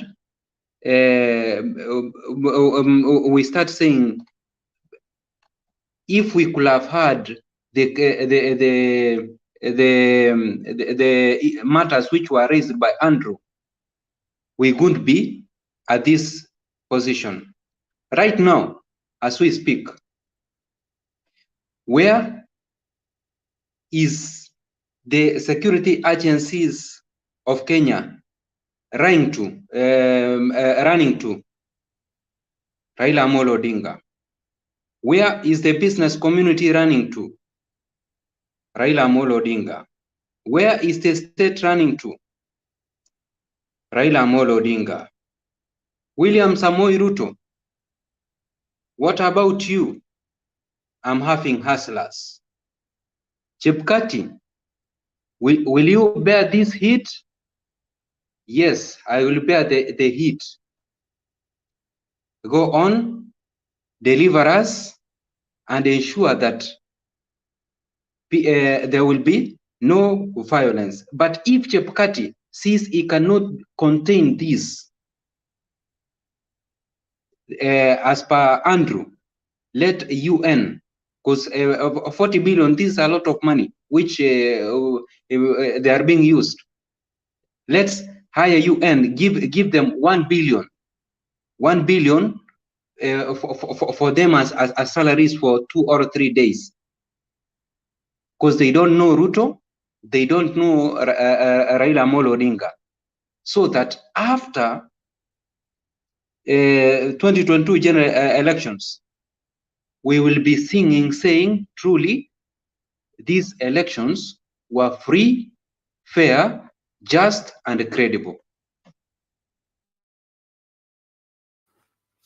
Okay, thank you, community ancestor Andrew. Ruben. Umenyamaza sana. You love my name. My name is so popular in your mouth. Tuache nangu kwa mdomo yako. In fact, I have war with you. I will see you behind the curtain. Let me correct this. This issue of bringing a neutral person from UN, from where? I think Kenya is a sovereign country. And also, in every election, we have observers from UN. And they always give their recommendation and what they have seen and how the election was conducted. And even if they give opposite to competitors and not favor the other competitors, they will end up refusing to accept the results. So the issue of bringing neutral person or any person from UN, that one will not help anybody. Anyone who is defeated will end up rejecting result, and they will end up ravishing that neutral person. And in the matter of this issue of Chebukati and the IEBC and so on, we know very well that there is this force of BBI, which is now, it's like a matter of life and death, that BBI must go through. Remember, we are waiting August 20, and still we as UDA or any, if the judgment will not favor us, we will proceed to Supreme Court and they give another 3 or 4 months, because don't count December. So what Kieleweke is trying to do, we have a Tory saying we will not have election 2022, it will be postponed. And then what they are trying to do, it is trying to bring confusion in election. Yes, they say Chebukati is not good to proceed with this 2022 election, so let's bring another new person. And then if this a new person came, they will say this person is not well prepared and should be given time to prepare all the election material and everything. So in my opinion, the idea of postponing 2022 election to give room for BBI and to bring the regional kingpin together to block my candidate William Ruto, it is what is being crafted, nothing else. That's very good. That's very Can good. I ask you a question? Can I ask you a question? No, hold on. Ruben, yeah, that's why I wanted you to talk. You have very good advice for your party leader, and also I did not know that Buddha is in court against the BBI. I thought it was the other group. They told us is the Wanjiku and the other people. So it is Buddha we are dealing with. We have accepted. Can I ask a question? Andrew, I'm coming to you. Okay, hold on. So, Ruben, the good advice you have given to your party leader is that if he dares to go to the Supreme Court, then elections will be postponed, whether it's against him or against, because this BBI is very important. Don't you see it that way?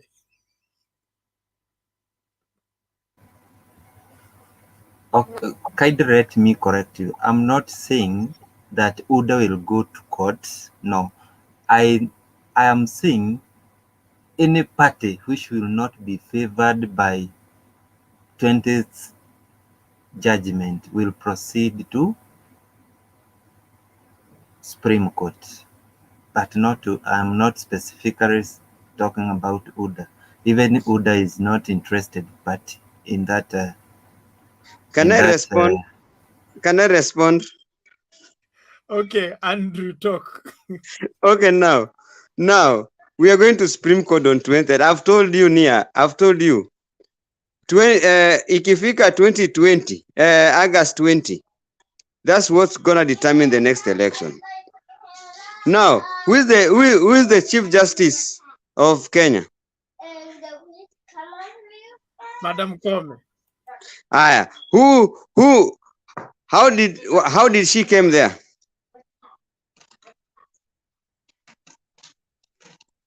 Jesus no.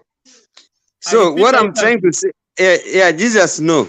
Now let me be honest with you, and I'm just gonna be telling you the fact.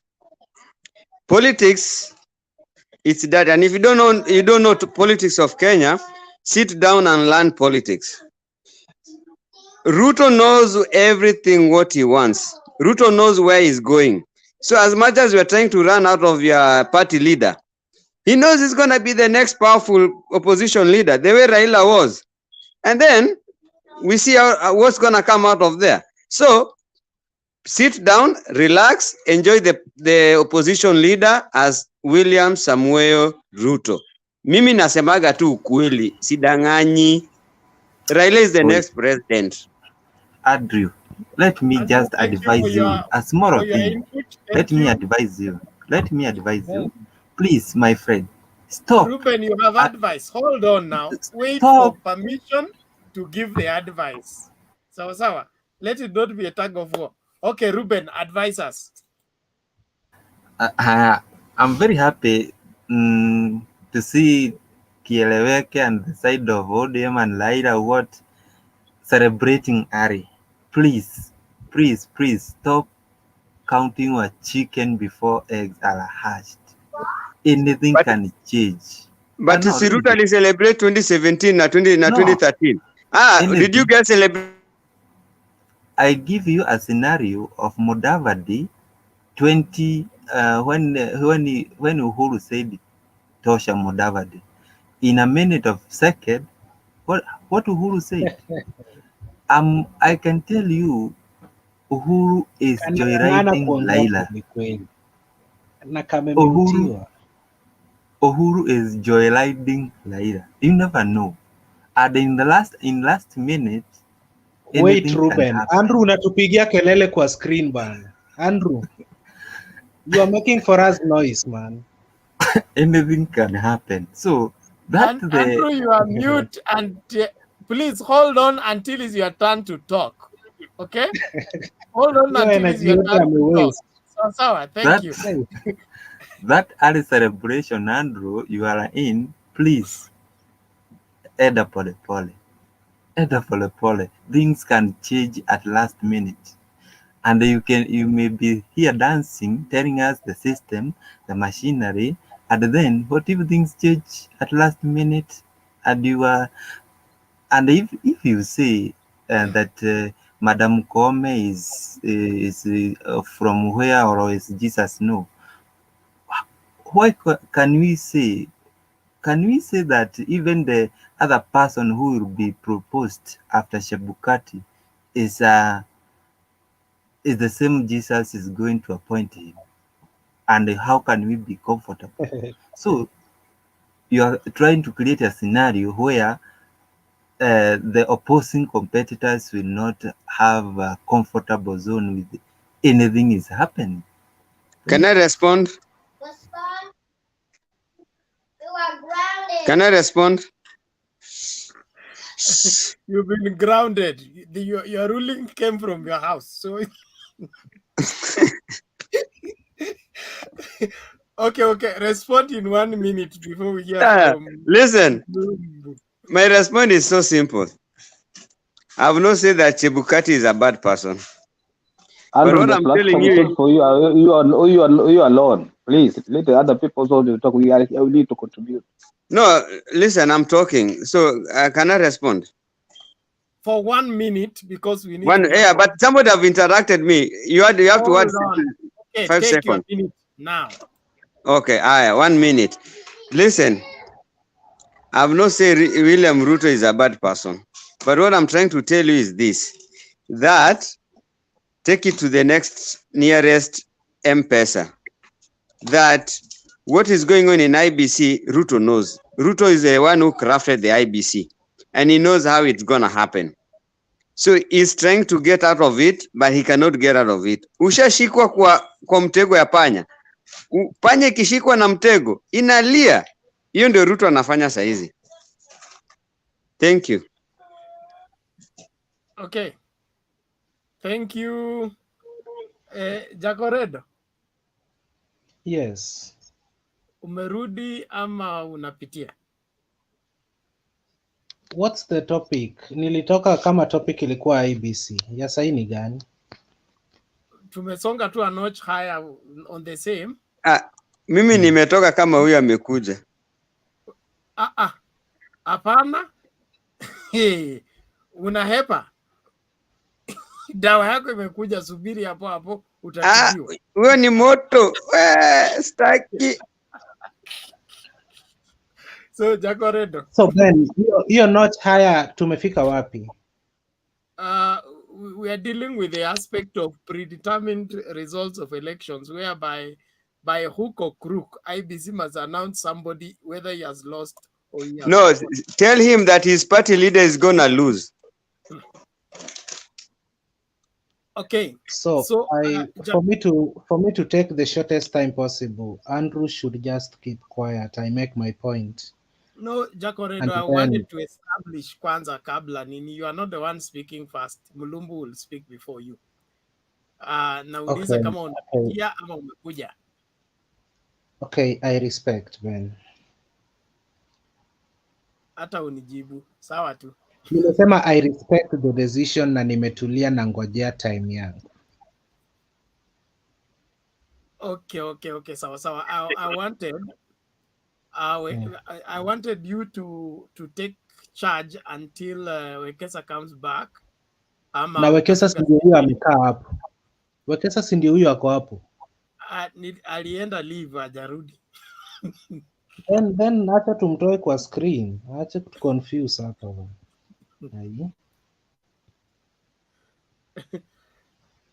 Yes. Sawa. So wewe unaenda kulala? No, bado nilikuwa tunataka kujua kama umekuja ujue hivyo because Nguo Day is tomorrow, so I have to leave early.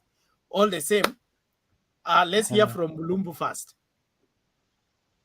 Okay, mimi ukiniachia ni moderate ni the next 30 minutes, yeah? Then nazima. Kama ni 30 minutes, I will just stay, don't worry. So let's move on until I wake up Wekesa, but all is well, thank you. Mr. Mulumbu. Thank you guys for giving me this chance also to have a contribution on this. The mad of today is a very nice banner. This one I've been looking for. If you guys, we can talk about the problem of malpractice in IBC. This is where the problem is. This topic is so good, but I can see some of you now, you are diverting away from it. But now you are driving, you are going to personal again. We need to talk what happens to the IBC. Why is that? The person who won the election, he's not being given the win. Why is that the person who lost is the one being given the win? And why is it the server was not opened until today? Why is that when the commission the differs were in a competitive and said the problem was there, this has not been done since for those 4 years? We should talk about it, Kisoba, not about our party or whom you are supporting. But now you are swaying away, going to whom you support. Whether if you support and if he wins, he won't be given. Because I know some of you here, you are whom they support. Yeah, they are the most people. They knew how to corrupt that server and the IBC, and they took the win, which was not theirs. What of now is somebody else when you come aside, and then he does that, how are you gonna feel? So let's talk, what can we do? What can be done so that Kenya can get a credible election and the person who wants gets the win, the loser supports the winner without any rioting, people killing each other. Guys, it's so sad. Every 5 years, people die, and the economy shrinks down. So you guys, you are talking here very well, and they say if that's how it is, we can make it only one election, because 2007 people died. Kibaki was only in at night. I was in Kariobangi Wednesday. The first people being killed, it was Kariobangi. I saw how it went. Oh, okay. 2013, there was a blah, blah, blah, blah. People agreed because they didn't want more blood again. 2017, you see what happened. Can we please, you as a young generation, talk about this and we stop this? There's something you said there. If it's impossible, can we just hire United Nations only for once to teach us how to do this? So you people, you Mr. Riggers and you Mr. who are being rigged out to see how things are being done. When you have a school that your people are failing every day, you remove the headmaster, you bring another headmaster that you can make the school do well. That is Mr. Dida talking. So what I think here we can do here in this panel, let's think about it. What can we do? Let's forget going back. Oh, Raila is gonna win. Oh, Ruto is the one who's gonna win. We are not helping. Why Raila has won several times? He never became a president. The problem is in the IBC. Those people that they should buy the IBC and do whatever they think they want to do. So can we talk the way we can corrupt? Not corrupt. We can reorganize our IBC and give us the credible. To corrupt. Andrew, keep quiet. You see, for example, the election of America here, when Biden won, Trump tried to go to the command of the command of Majeshi America. That guy told him, no, we follow the law. We don't follow somebody. They told him point blank, we follow the law. What law says the person who won the election, that's where we go. We don't follow you. And there's also an officer that was in Republican, ambapo alikuwa ndio kiongozi upande wa election. Aliambia Trump, my friend, you are what? I know the Republic is my party. You are my party leader, but I can't support you. What is not right. Aka resign. So why can't you people also kama watu wenu wamefanya makosa here is not good. We are breaking the country because tomorrow is you, I'm suffering. The other day will be you. Now you see what's happening to Ruto. He thought that he got everything. Now by misunderstanding, thinking, akadharau yule mwenye ameenda wamesaidiana naye na hii ni kitu ulifanya, so naleta kinyuliro anamweka because ukitega chunga, usipochunga hiyo mtego itakunasa. So guys, let's just go back tuone IEBC tunaisafanyaje ili tupate credible presidential election. Kama wewe ni Mr. Ruben umeshinda, chukua bwana. Kama ni Mr. community umeshinda, chukua. Let me support you. Let's build the country. Not every 5 years we break the country, tunaharibu kila kitu. Thank you. Okay, niko na swali kwa Mulumbu Ben. Aya, uliza swali. Mulumbu ametumia proverb, ukiwa na shule na shule haifanyi vizuri, wafaa kuchange the headmaster, of which niko sure alikuwa na refer to Chebukati, the IEBC chair. Na kama uko na shule mwanafunzi ameshinda akirudia na hapiti mtihani, bado ni headmaster tunamtoa, ama tunasema huyu mwanafunzi tumtafutie course afanye hata ya welding, ama tumtafutie shule ingine? Do we have to blame the headmaster each and every time, in this case the Chebukati, or we also have to blame the student who doesn't want to pass exam but we'll always say that some marks are missing? Why the head teacher each and every time? Can I answer your question? Can I answer you? Yes. Go ahead, Mr. Mulumbu, answer. Umesema vizuri sana. Here you have a headmaster who is in the school. My son or my daughter is very bright. Very, very bright.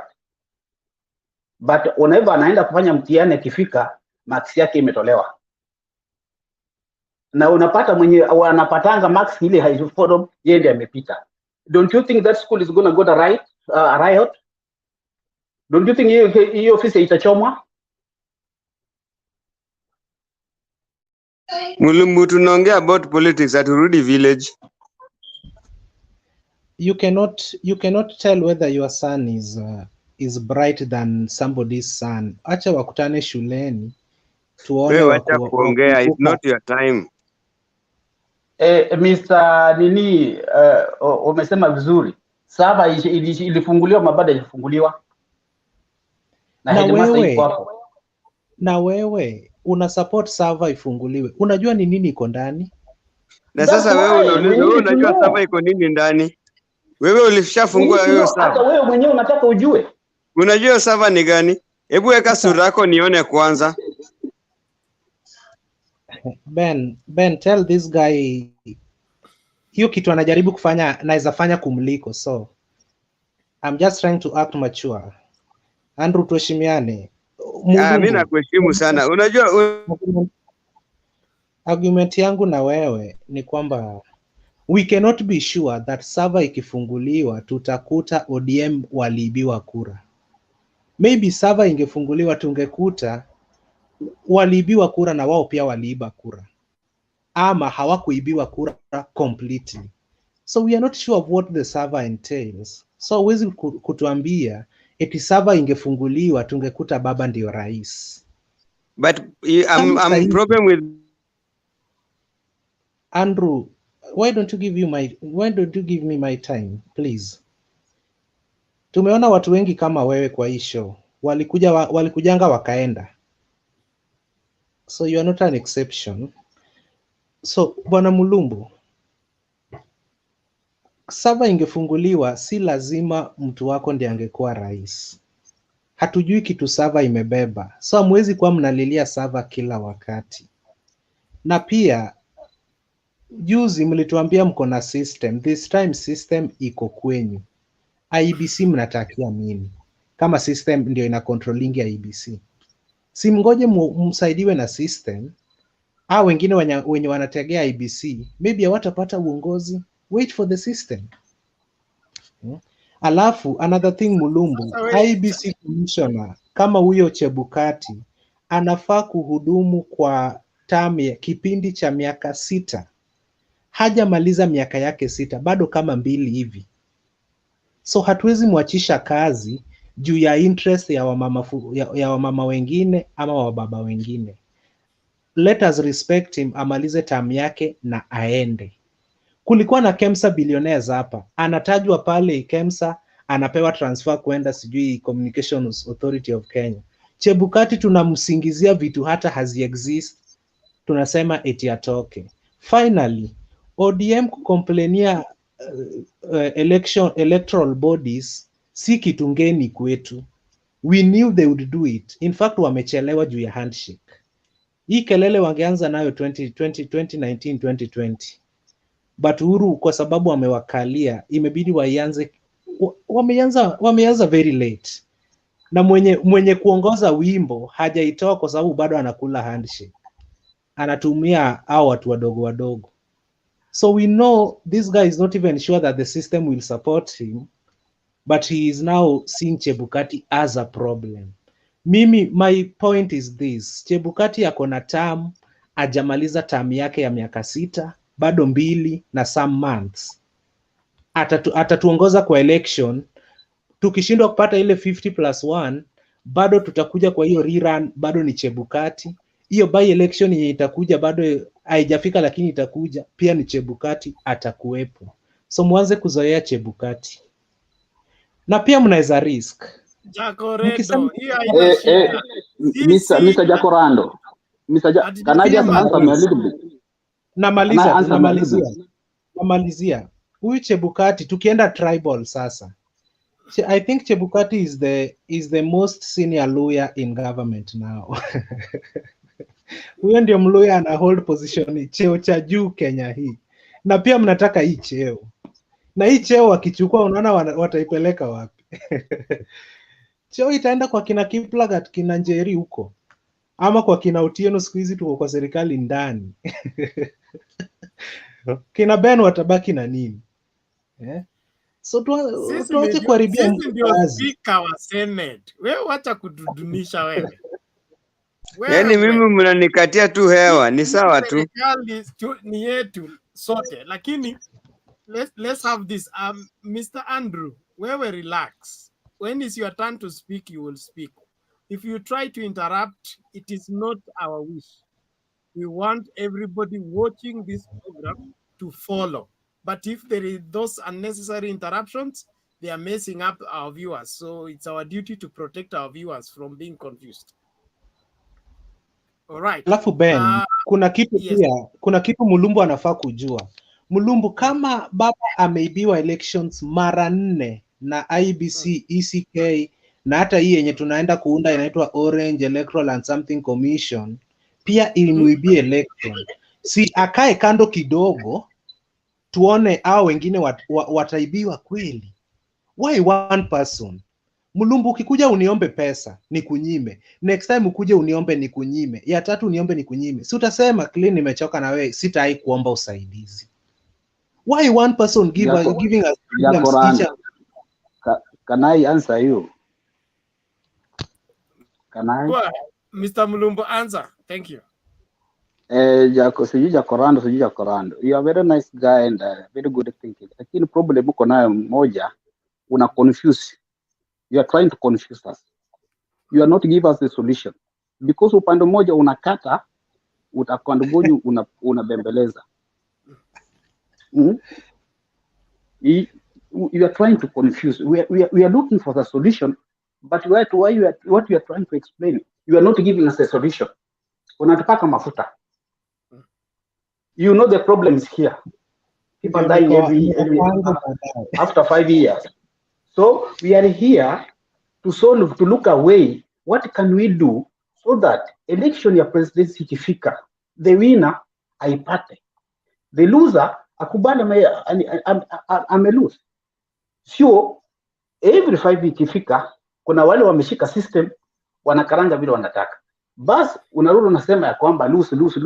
hata kama ni kweli mmezaliwa kwa boma yenu, kweli mmezaliwa vijana karibu 6, then baba yako akija na nini, kuna mwingine na corrupt kitu umepangiwa, inachukua unaenda gundua na nyamaza, siku moja panga zitatoka, hamtaachana hata kama mzaliwa tumbo moja. So Mr. Jacoran, if we are really sensitive, we need to help our Kenya. Don't play around, don't go around kutusumia. Tell us the fact, what can we do? What can we do with the IBC that Ruto akishinda pewe, Raila kama ameshinda pewe, si uzunguke nyuma wendi wibie watu wakufe ndio umekatalia. Yani uongozi nao ulipewa sasa kwa watu mmoja peke yake. Mwenye ameshinda Andrew please mumute huyu jamaa. So Mr. Jacoran please, nimesha kusikia mara nyingi wewe unazungushanga watu huku na nyuma. You are not educating us. Unatusunda tuingie ndani, mara unataka tukate huko ndani. Please man, give us the way forward. Thank you. Bwana Mulumbu, you don't understand me completely. Lakini I beg that one time we come to agree. Yes, we are looking for a solution, but is sending Chebukati away a solution? Yeah? Sending him away is not a solution. We have to find the real solutions that you are looking for. Let me give you something. Wamesema hapa kabla hujakuja. Tulisema hadi imesema hapa ndio jamaa wenyewe walikuwepo. Kama hii election ABC imekuwa problem, why can't you just hire one election hire? Hata kama emergency watakuja tusimamie, because they don't know anybody. Hawajui anybody. Kitu wanakuja ni kuangalia election. Wanaenda kusimamia for once na tuone vile kazi inafanywa. For once.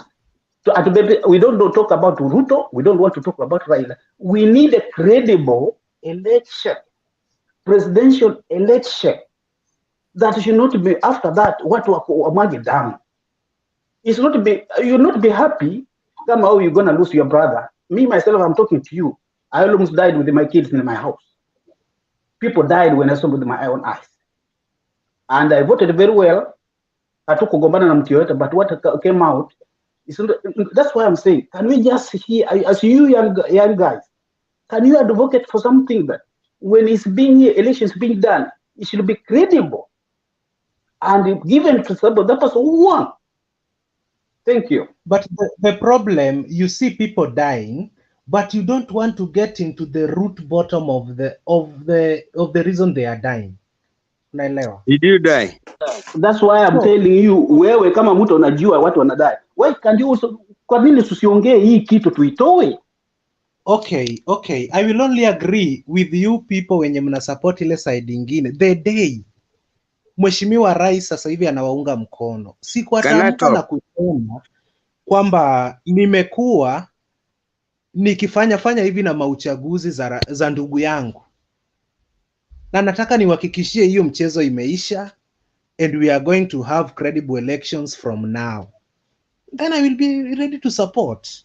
But kama rais amekuwa akishinda vizuri mpaka saizi anaongoza vizuri, na wengine mnakuja kutucomplain eti mmekuwa mkiibiwa, na rais hajasema eti amekuwa akiwaibia, amekuwa akishinda mpaka anapewa certificate. Daytime tukiona IEBC kulingana na mimi, since independence imekuwa ikifanya kazi kulingana na constitution ya hiyo time wanafanya uchaguzi. But siku rais atasema nimekuwa nikiwaibia uchaguzi yenu, then I will support you. Lakini kama hii ni mdomo ya kawaida tu eti IEBC must go, Isaac Hassan must go, sijui Chebukati nao must go, hata tukiwaletea huyo mwingine bado must go, haiwezi kawatoka kwa akili. Kuwasaidia ni ngumu, Ben. To be sincere, kuwasaidia ni ngumu na chama chenu. So Maraga and the 7 judges of the Supreme Court are also dear members. Now when you rule against BBI, pia ni tangatanga members. I'm asking you a question, I need an answer, not another question. They are not. Na hao wenye unawakashifu kila siku. Not delivering IEBC not delivering elections that are credible was not a decision of ODM. It was not a decision of Raila Odinga. It was proven in the Supreme Court, and it was ruled against. They did not. They were to prove how the loser lost and how the winner won. They could not. In 2007, Kivuitu himself was asked who won the elections. He said he doesn't know, and is the chairman. So how do you But now accept maybe those kind of Kivitu alikuwa amekasirika akajibu hivyo, ama alikuwa amelewa. Mtu akikuuliza swali, you have a right to answer the question the way you want. If for example we have sat for exam, okay, we've sat for exam 10 papers, all right, and your total marks is 950, okay, and then mine is 840.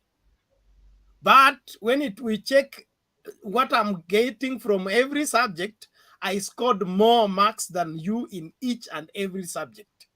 Don't we check and compare this total so that we discover who won and who did not win? When there is a dispute, we go and check per subject. What did somebody get? So that we declare the winner. We can't waste the right elections. We can't waste our resources. Tulete results za makaratasi, utaki kuleta makaratasi. Okay, leta forms zile zimeleta results, utaki kuleta forms. Wewe unataka tu kutusomea piga amini na tuende. Kwani hiyo ni Biblia? Ben, but umejiuliza, I need to go to sleep. Can I talk?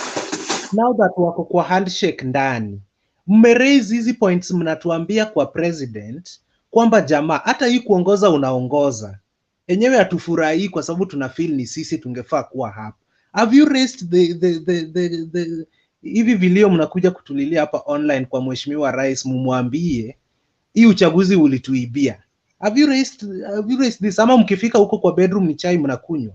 Mheshimiwa rais anapitia programs, sikiliza, that's number 1. Number 2, ndio tumeanza kushughulikia maneno. Tulianza na BBI and then we work systematically one item after another. We cannot take care of everything at a go. Remember the instability that we had. There was need for us to settle down first before we begin to address issues. National building is not easy. So kwa hiyo diary yenu umefikia Chebukati must go. Your time is coming. Yeah, wengine tunawakumbia next time.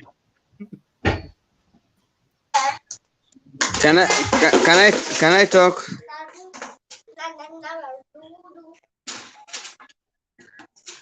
Hello? Hello? Yeah, can you hear me? Yes, I can hear you. Go ahead. All right. But there is some question near you or something. Yeah, it's not about Chebukati. Huyo jamaa wa Homa Bay wa Mr. Witi, mmoja Witi ako na tumbo kubwa, alafu tukirudi kwingine bado ako na vitu zake. So unajua the people of the West Nyanza wako na scandals. Mmoja ako na tumbo kubwa, mwingine ako na scandal. Sasa, let me go back to my point. It's not about Chebukati. Hiyo inaingiliana aje na topic ya leo? Si wewe nimekuambia tu. No, we are talking and it's this politics, right? Hata wewe maybe mapenye uko hapo wewe ni refugee. Ulichukua asylum. Nitajuaje? I think there should be some you are going out of topic, sure. Yeah, so let me finish my talk. So what I'm trying to say is this. Chebukati is not the problem. The problem. Wait. You have to apologize to me. Whether mimi ni refugee ama nimeoa mama yako, you have to apologize. And stop personalizing, please. Tumbo inaingiliana hapo. Order everybody. I think you people are tired or something. Andrew. Okay, can I be protected? Andrew, look here. Your language is disturbing. Okay, I'm sorry. Look here, we need to handle ourselves maturely. Okay, sir, I'm sorry. Okay, I'm sorry. We are on a public platform, and this public platform has its rules and regulations. Okay, that's what I'm saying. That's what I'm saying. I will take my words back. I will take my words back, and I'm sorry. Apologies, Jacoredo. Have you accepted? Yeah, I have accepted, and I'm sorry. Conclude your submission. Okay, what I'm just saying is that Chebukati is not the problem. The problem is the system. And why am I saying this? Even if we change Chebukati, the system is being run by people we know. Ruto, who is the party leader of my friend on the other side, knows very well about Chebukati. Uhuru knows very well about Chebukati. So, unajua my party leader anajua nimeingia katikati ya Chebukati na the two party leaders. Sasa wacha apenye. Na kama ni hiyo election ndio inaleta shida, tukubaliane tuingie to change how IEBC will work. It's a very simple thing. And that's how we will change the scenario in Kenya. Thank you so much.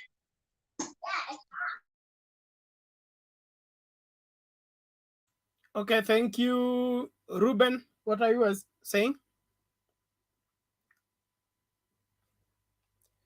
Ruben Kariuki, are you there?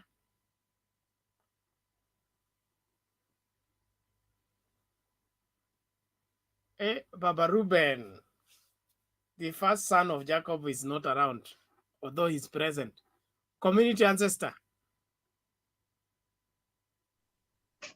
In fact, kwa Mr. Andrew, in fact, ningalipenda tu kukuhimiza cause nimekuona kwa hii platform umekuja mara ya kwanza, ya pili, but the way mnarudishana wewe na Chakoredo, I don't know if mko na any difference, but it is not good. Unajua hii kitu manze ni international.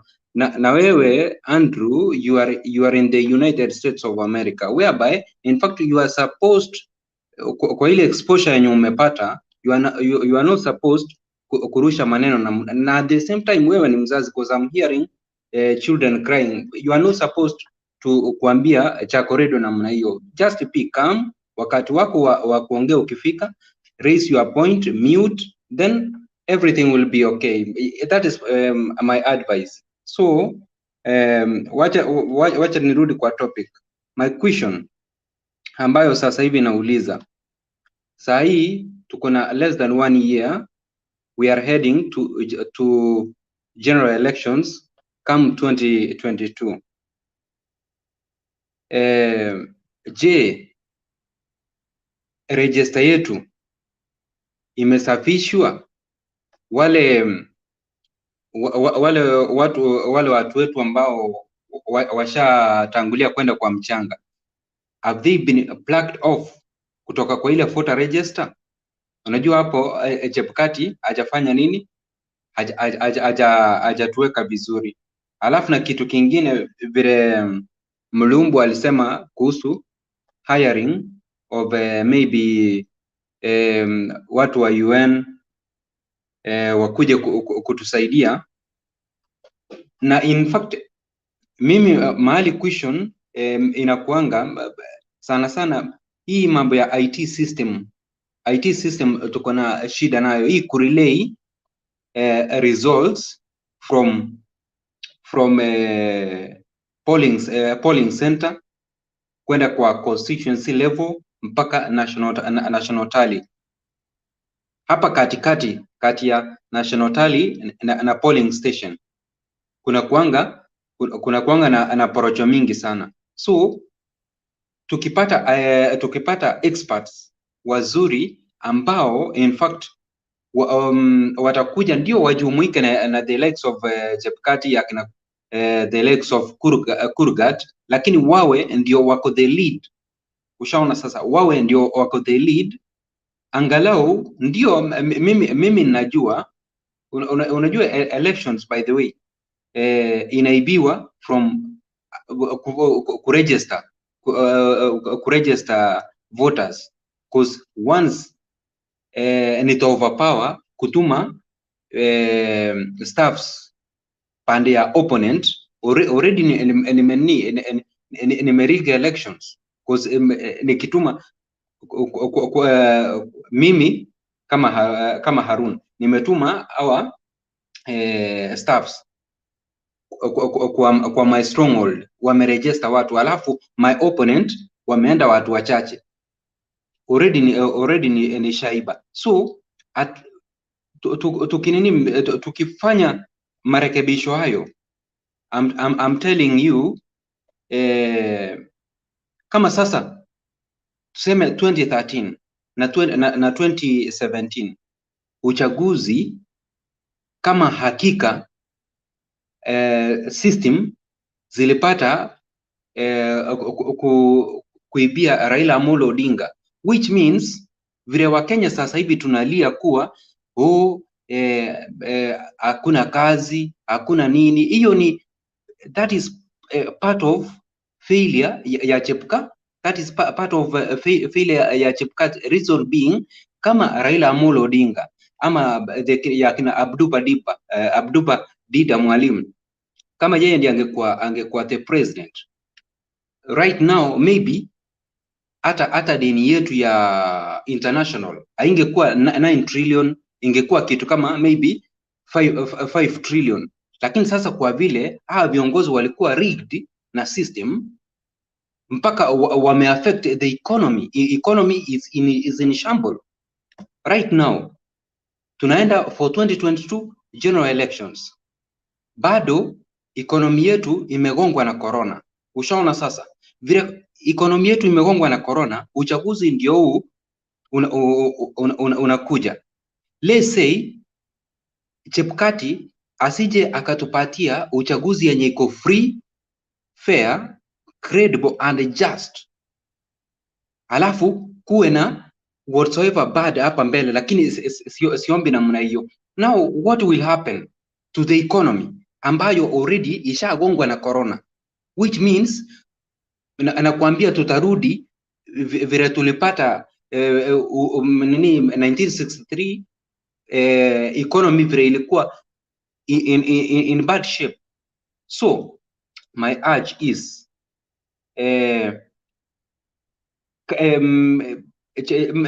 mimi hata saa hii naendelea tu kurusha makaa kwa Chebukati. Chebukati wacha akae katikati, aseme hata William Samoei Ruto akileta pesa kumuhonga asichukue. The system na state wakileta pesa kumuhonga asichukue, yeye apeane free and credible, yani asimame katikati. I tell you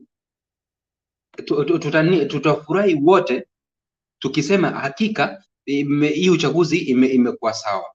Asante sana.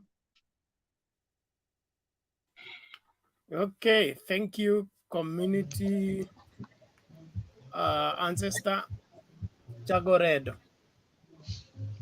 Yes. Welcome here. Topic ilikuwa gani?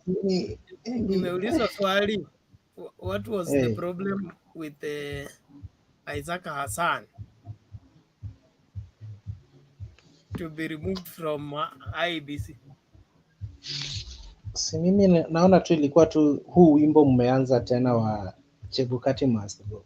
Hassan tulimuimbia na ni hakika alienda. But Ben, these people know better than us, you know. Ni watu what they see. Sisi tunakujaga kuona baadaye. So if at all they have noticed the problem, because I remember a certain leader said that William amepeleka pesa IEBC akapurchase inaitwa nini? Register ya voters ama nini? Ilikuwa time ya Kibra by elections. If at all alikuwa anataka kutumia pesa zake kuingilia IEBC, na kama chair wa IEBC alikubali kitu kama hicho, na NIS washa establish report wakatebo, then he must just go, because we want peaceful elections, you know. Acha tuende tushindane na sera venye party leader wangu husemaga, lakini kama IEBC walikuwa wanataka mchezo fulani na Chebukati kama kiongozi pale alikubali huo mchezo uchezwe, then I support him being removed as early as tomorrow morning, you know. But kama ni siasa ya kawaida, siasa ya baba ya nani must go, then Chebukati deserves to finish his 6-year term kwa kipole kama Pastor Waruto, na akimaliza aende nyumbani. That was my submission. Meanwhile, siniendelee kuweka vizuri hizi papers zangu za refugee zisipotee. I beg to sleep, man. Hey Clinton, I'm here to dispute some of the things you said, so don't go. I said right now, ama kitambo, Ashley. Right now, or before, about the Chebukati issue. Okay, I'm waiting. Is it okay, Bernard? Go ahead, Ashley. Karibu. So I listened to, I think you were talking earlier about telling somebody, a woman, that even if the server is open, you will not be sure who won. I think the issue is not that they think Raila won, or they would hope that he won, but if he lost, that he lost fairly, that the election was not stolen. So that's the issue. It's not that they think, yes, they think they won, but if the server is opened, it will bring peace and finality. It's, you know, like closure on the who was actually the winner of the election. And I think the violence comes in when one side thinks that their win was stolen. But if the server is opened, it will confirm to them, if they lost, that they actually lost. So that's where I think you got it wrong. It's not that they're asking for the server to be open because they think they won, but because they think it was stolen from them. So when the server is opened, it will confirm to everybody who won. The continuation of the server being closed, that is actually what would heal Kenya more than BBI. The continuation of them concealing what is in the server continues to make people think, even now, even some Jubilee people think that the election was not valid. And we are going to 2022 with the same mentality. So we will expect the same results. So, and even Chebukati, you know, these people talking about Chebukati should go now. What were they doing when they were bringing BBI? They were saying BBI is going to prevent another violence. Why did they not ask? There was enough time for them to take care of Chebukati, because in a normal democracy, working democracy, Chebukati would have stepped down when he refused to submit the server to court. He would have been demanded to step down. And that was the right time for Raila and his ODM party to ask, to demand that Chebukati steps down. And that is what some of us, like myself, where we parted ways with Raila. Because when he called for mass demonstration, that is what he was asking for. He was asking for electoral justice. But when he went to the handshake, he forgot. And that is why some people like myself say that he betrayed us. And that is why I don't follow him anymore. So that's the point. That is the issue. That is the main issue. So that's what I actually came on the show to say. He should go. But Actually, kwa nini nilisema eti watu wa ODM wanasemaga eti server ingefunguliwa ni wao walishinda. Sasa server ingefunguliwa ni kuconfirm tu walishinda. Na kama it would have confirmed either they won, because they think for whatever reason that the election was stolen from them. So when you see, like now, the way we are talking, if you think one thing and I think another and there's a way to prove it, just go ahead and prove. Because the person who prolongs not to prove is continuing. Ask Bernard is ODM. Ask him if the server was open today and they found that in fact, they would have more confidence in the next election if they actually lost. So they'll be like, oh, so someone lied to us that the election was stolen from us. So that person wanted us to fight. So let me tell you something. If the server was open today, the actual server, and Jubilee actually won, Raila would lose a lot of supporters because he would have been confirmed to be a liar. Isn't that true, Bernard? To some extent, yes. On the issue of the server, it is not that the content of the server is not known. It's only that it has not. No, we are taking a hypothetical the way Jacaranda thinks that they think they won or they think they won. So assuming they did not win and what the results were actually true today, if it was opened, would you believe again that person who told you that it was stolen? You would doubt them. That would come up because I'm just saying, just have a clear mind. Like if today the server was opened and Jubilee actually won by the same votes that they actually was announced, wouldn't that change your perception of the person who told you that ODM won? Like if it was open today, if that was the case. What I'm trying to say, if the server was open today, either Jubilee actually stole the election or Raila is a liar.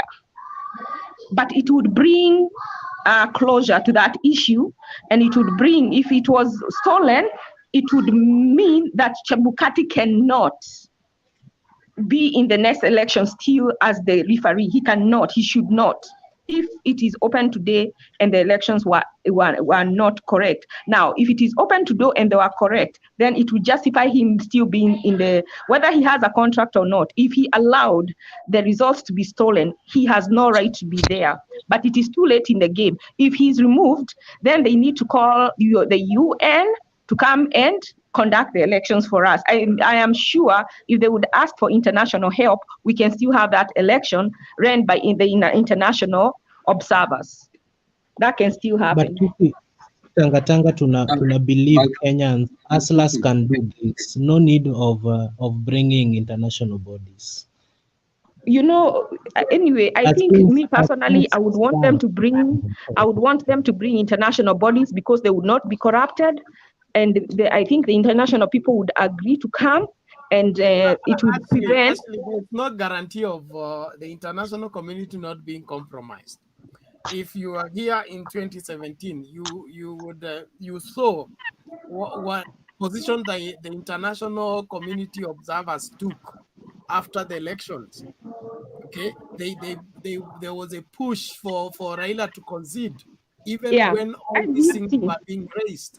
I saw that the Supreme Court ruled and overturned the election. That's when now the international community now turned the other way around. So having an international body is not even a proof to stop the election from being compromised. We are living in a very, very strange society. So what do we need to do?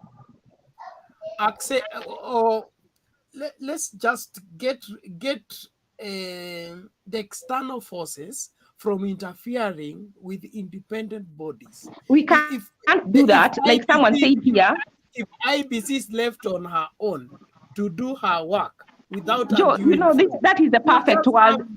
Valid people. Bernard, we don't live in a perfect world. Someone just here gave an example of the US, how Trump tried to interfere, but the body was strong. So we don't live in a perfect world where they can be left alone. So there are always going to be those funny people who want to interfere, but we need a strong body or strong persons who can say no. Because if they say no, even if they are threatened and they are doing their job, you see that person like Musado, now that's why he was killed. We need somebody like him, and you know, somebody who will live and not have somebody who will be guarded. He will not have a social life for a while. That's what we need. What if our IEBC commissioners wanakuwa threatened juu wako Kenya? What if waende nchi ingine? Wako supposed kutuchagua kama sisi akina mimi Clinton huku tuwafanyie election juu wezi to threaten and will be fair. Chebukati waende Kampala. Remember what happened to Akombe? Akombe resigned outside the country. Yes. Ben, wakienda nchi jirani ama kama Amerika, hapa Germany, ama Uganda, they stream results from those countries. So long as hawako Nairobi kwa system. Kivitu announced the winner for 2007 from the aeroplane. Alichukuliwa na helikopta na kamera. Na kapewa namba ya soma hii. Nani huyo? The ECK commissioner. Who is ECK? ECK was the electoral commissioner before IEBC in 2007.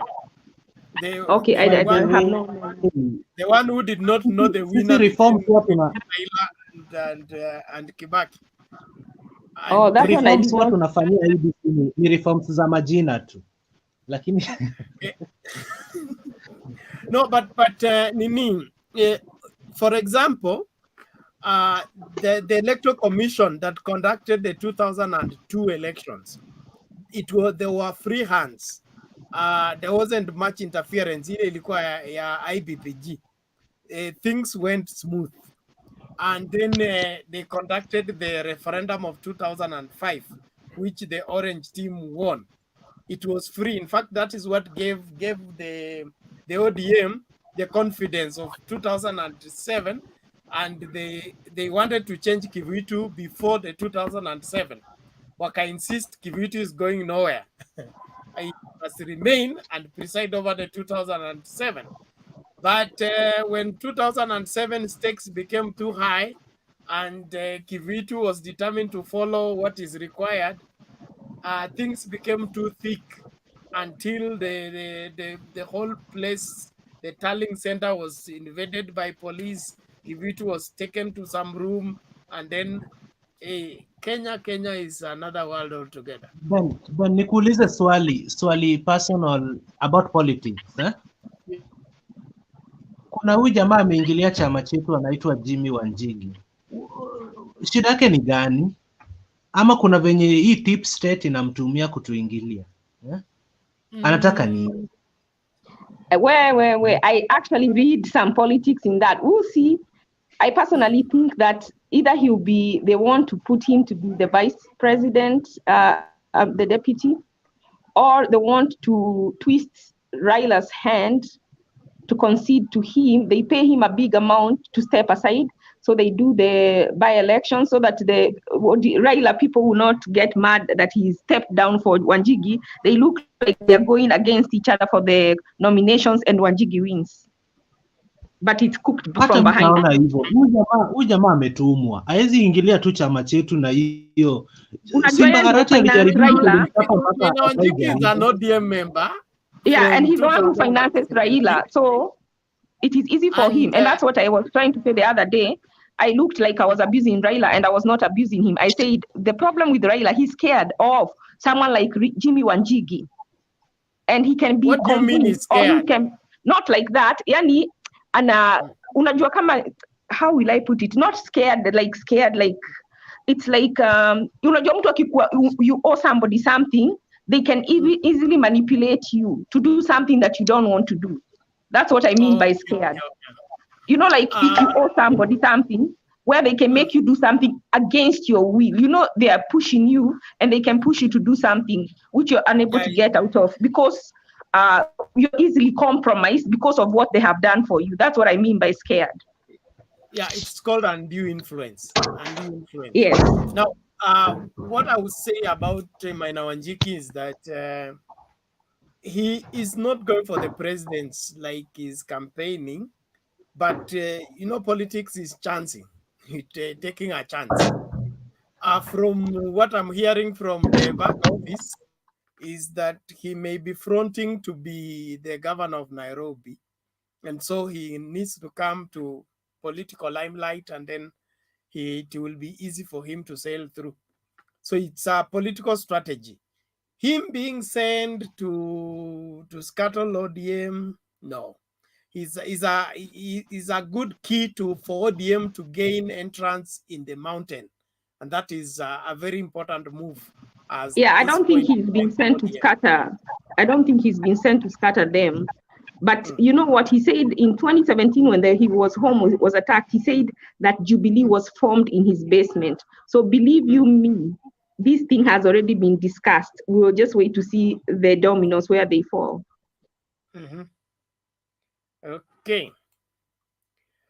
Sawa, ancestor, what do you think? Is So mi naona jamaa achane na chama chetu. Otherwise men in black will have to work on him. Jamaa hizi ingilia chama chetu na hiyo energy yote, mara ako na ofisi wapi. Simbarati alijaribu, hajaitamani kurudia kitu kama hicho. Don't worry, men in black bado tuko, Aladwas ndio chairman wetu. Magerer Lang'ata alishughulikiwa, sijui Magerer alienda wapi. Hata hii COVID hajaongelea COVID. Ndio hii COVID inaisha. So Wanjigi should come slow, man. But guys, we are really in trouble. When you think about people like Wanjigi, they have no clue what is happening to the ordinary man. I wish we would just send those people home and let them know that we are not fools. Because today he was saying that that it is the people who decide if the things are not done in the boardroom. Yani ni kama mockery. Because I heard him say that Jubilee was formed in his basement. So leo anaongea ni kama anamoku watu. They've already decided in the boardroom, and then he's coming to pretend that it is the people who will decide. Well, they have formed a plan on how whatever they are planning to do, they will do. What I am praying is that if there is a God in heaven, he will scatter them. God, they are already scattered. Hii maombi naombaga. Now, Jacoredo, I think we should close shop. Yeah, I absolutely have no problem with that, man. Yeah. So, community ancestor, neno la mwisho kabla tuombe. Tupe tu dakika kama mbili final remarks bana. Huwezi tuwaambia tu hivyo na ishi. Yo nasema community kiongoza na community. Final remarks. Yeah. So by the way, mimi ningalipenda kusema namna hii kuhusu mambo ya Jimmy Wanjigi. Jimmy Wanjigi nadhani is a gateway to the mountain because nimesikia ameanza kufungua maofisi pale, ndio wakati sasa baba atakuwa analetwa na Uhuru Muigai Kenyatta, at least atapata kuwa already ODM mizizi imeanza kuota kidogo because by the way from the mountain, mimi ile kitu najua tu Jubilee pande ya kupiga support baba watapeana what we call running mate kutoka the mountain. Ndiposa by the way the likes of Ashley najua hawataachwa kwa baridi sana. So alafu na jambo la mwisho ni ile tu, in fact tuendelee kuombea Kenya yetu kuwa come 2022 uchaguzi iwe mzuri na iwe free, credible, just and fair. Ndio at least tuone kana kwamba mazee uchumi yetu kama itafanya nini, itarudi back on the right track, ndiposa hata sisi wenye tumetoroka tuko nchi za nje tupate kurudi kama industries zitakuwa zimekuwa created pale. Kama sitapata kazi kwa industry, naweza look for raw materials ni feed hiyo industry, then Kenya goes on, tukiwa tunamngoja Kristo Yesu aje kutuchukua tuende mbinguni. Have a very good night. Okay, thank you, Jack. Ashley, you're still there? Yes, I'm here. Yes, your closing remarks. My closing remarks are, I know the guy just left community. what I hate that Raila is with Uhuru. Maybe I would give him a chance if he would step away, because Uhuru is the most corrupt person. So if Raila has been with him and he's seen him get away with that corruption, I don't know how he would come himself and be able to be straight. Amekuwa corrupted by Uhuru. So I believe he will continue with what he has seen Uhuru doing, or even more if he becomes the president. Raila, Ruto is no better. I wish Kenyans would come together and wish best for their country and look for a leader who is a promising leader like Isaac Alochia, or someone in like David D, or someone else, someone new, and we support him whether he has money or not, and we give him a chance and keep these two to the curb. And those 5 years, let's see what can be done, because there is nothing that will change. I am sure of that. If they put Ruto or if they put Raila, nothing will change. It will be more of the same or even worse. So I cry for my country because of that. And because we talk politics here, we talk tribe here, but when you go to the store, you buy food, you don't get a special price because you support Uhuru, you don't get a special price because you support Raila. It is only their beneficiaries, their friends, and their family and associates who get to gain. Someone said here that people of Akina Ashley Watacho in the cold. Today, Uhuru is president. I am in the cold. So I don't know how a vice president will not leave me in the cold. So we need to open our eyes seriously. Hakuna si kuhate mtu. It is just that these people are taking advantage of us too much. And they are taking advantage of us and amassing wealth. Look at someone like Bill Gates, Melinda, they give back to the community. Uhuru is a person who can give milk to everybody for a month to alleviate these COVID problems. I mean, they can do things. Mtu kama Wajigi, ameshawaitwa anything na kina vile watu wako na problems huku Kenya. They don't do these things. Yet we want to come here and abuse each other because of them, and we are the same level. Instead of ganging up against, not really against them, but resisting them and putting someone who will worry about the welfare of Kenyans so we can move somewhere, or at least get to the middle class, if not the first class. That is my challenge. Thank you. Okay, thank you, Ashley. We appreciate your contribution, and we look forward to having a great time again as we make our submission. As much as we are fighting for better Kenya, there is a process to which we must go through to arrive to that best place. And step forward is better than 3 backward. So we pray that our country will finally move a few inches ahead if they don't make kilometers ahead. Jacoredo. Yes, man. Yes, semako neno tuone. Sasa mimi Kwanza nyi siku hizi watu wa diaspora mtanilipia mimi wifi ndio niendelee kukuja kwa nyumba yenu saa hii. Hizo ni vitu ndoko. Waluya walisema ni vitu ndoko. So vitu ndoko nitaenda Orange House. Baba anapeanaga kweli. Nime-withdraw hiyo statement ndio Pemba asinimeze. Pemba. Maybe anapeana, mimi sijaiona. Na ninaishi tu hapa Mabei. So Ben, back to business. Back to business. Ben, mimi mwenyewe I'm not a happy man. Kwa sababu ya the type of politics we do play in Kenya.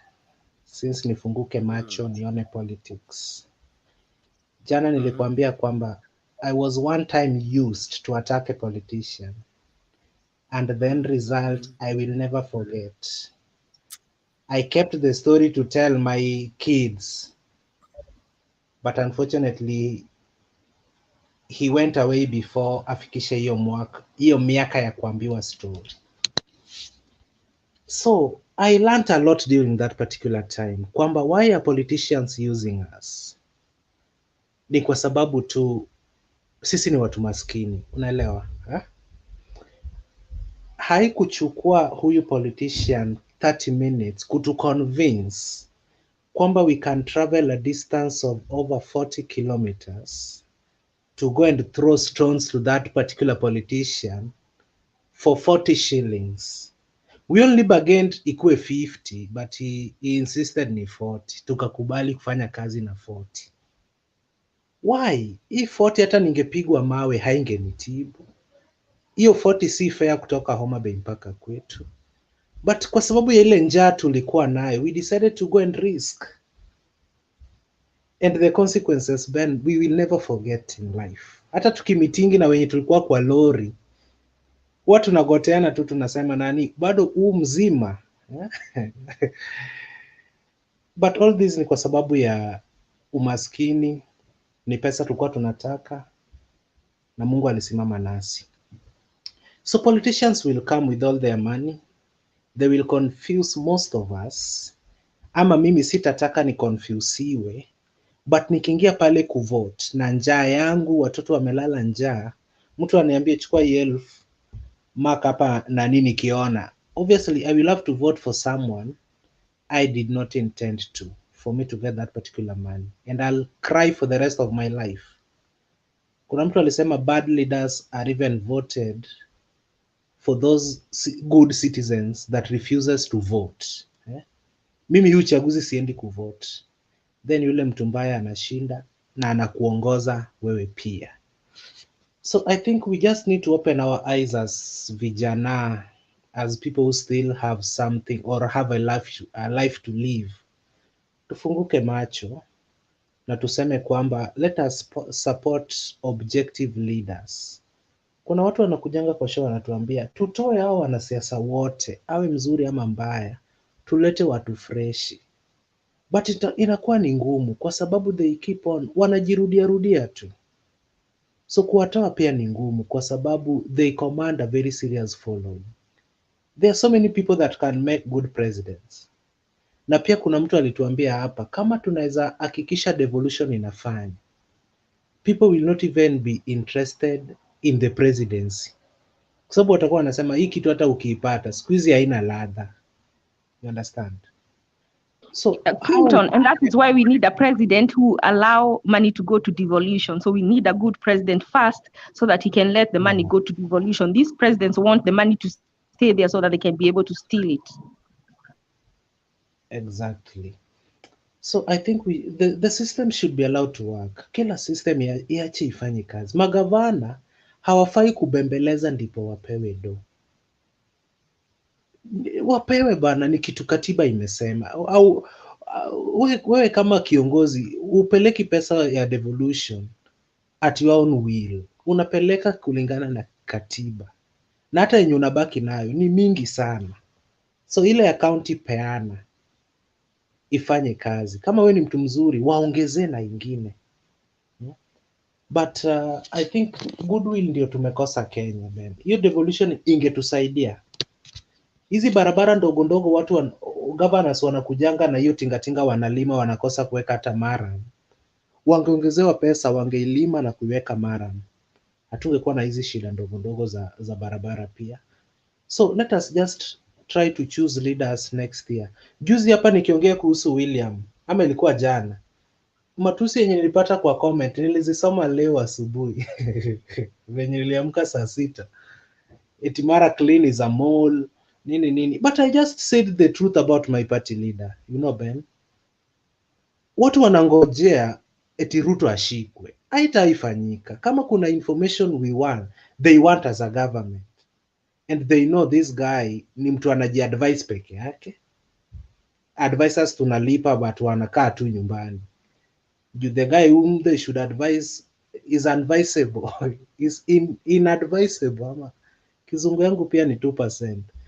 As in, mtu unafaa kumshauri, hashauriki. Yeah.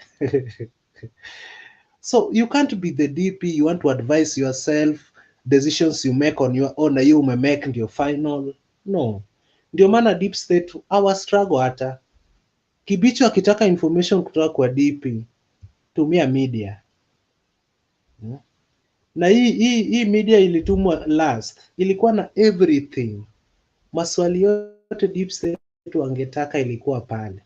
Na kwa bahati nzuri party leader wangu pia alifunguka, kama mtu mwenye pasta ashamuhubiria akasema natoboka, nasema kosa yangu yote, Mungu anisamee niende mbinguni. Alitoboa kila kitu. Then inafika siku mbili, Kibicho sasa anasema let me go and answer him, anaenda kwa TV. Unaona, so hakuna siku atashikwa ama asamoniwe na DCI, but all in all 2023 itakuja, tushajua Ruto ni nani, but kuna wenye watasema this is the type of president I want, watampigia. Tushaona Raila ni nani, tushaona hao wengine wote wenye watataka kuwa rais ni kina nani, but supporters will always elect them. But mimi mtu naona anafaa kuwa president Ben, hayuko kwa hawa watu wote maybe, but due to unavoidable circumstances we will either have Raila ama Ruto as our president. Sisi ni kuwaombea eti wakichukua. Who is your preferred candidate? Actually, acha nimseme kesho. Nitamsema, sita nyamaza, but kwa sahi I don't want to say it maybe. So Ben, that's my submission, man. Mimi naona kuna shida and we are the problem. We need to solve ourselves the problem in us, then we tell our leaders face to face that we don't want this. Unaelewa? Lakini onyo ya mwisho ni kwa huyo jamaa wangu Wanjigi. Amekuja na mioto sana Ben. Kusema ukweli, mimi siku hizi hata nimeacha kufuatilia chama chetu ODM juu naona tu Wanjigi ndiye amevaa orange. Eti we are going for a free and fair nomination. Itakuwaje baba seme Wanjigi tosha from nowhere jameni? Ruto anaulizanga kwa mamilioni ya watu, milioni 6 tulipigia ODM. Hakuna mwenye anaweza hakuna mwenye anaweza ongoza barani Wanjigi tu. But men in black I'm sure. Kwa nini si Wanjigi? Now there you cross the line. You have the same problem. Hapana, Ruto anaulizanga kwa watu milioni 8 walipigia Jubilee.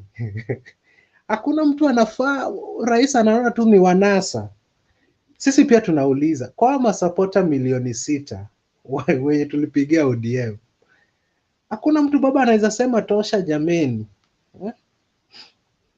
Anyway, even Wanjigi is not my preferred candidate, so I cannot support him any time of the day. It's still in the pipeline, don't worry. And it's not. But Baba must be on the ballot. Baba must just try the last time. Hii story na kina Wanjigi kusema mzee amechoka, hatutakubali. Wait, I know Pemba needs to speak, but I want to say something. If I was Raila, I think the greatest honor would give him is to give him an honorable People's President title. And he'll become like Martin Luther King, who never became president, but is above every president in America. He's not counted with them. He's counted as a civil rights leader. And each year, there is a day that we commemorate him.